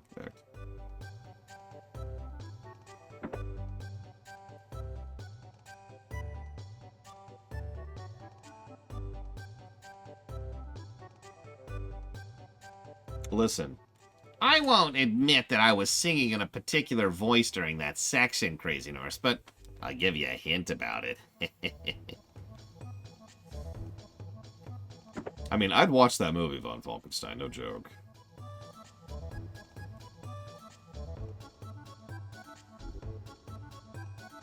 Like, imagine something in the style of Harry Potter. And they're like, okay, we've got to stop Professor Quirrell.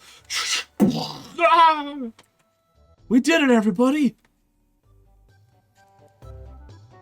And nobody, like, reacts to it, right? Nobody knows they have a gun. They just have a gun, and they just pop it out whenever they need to deal with a problem.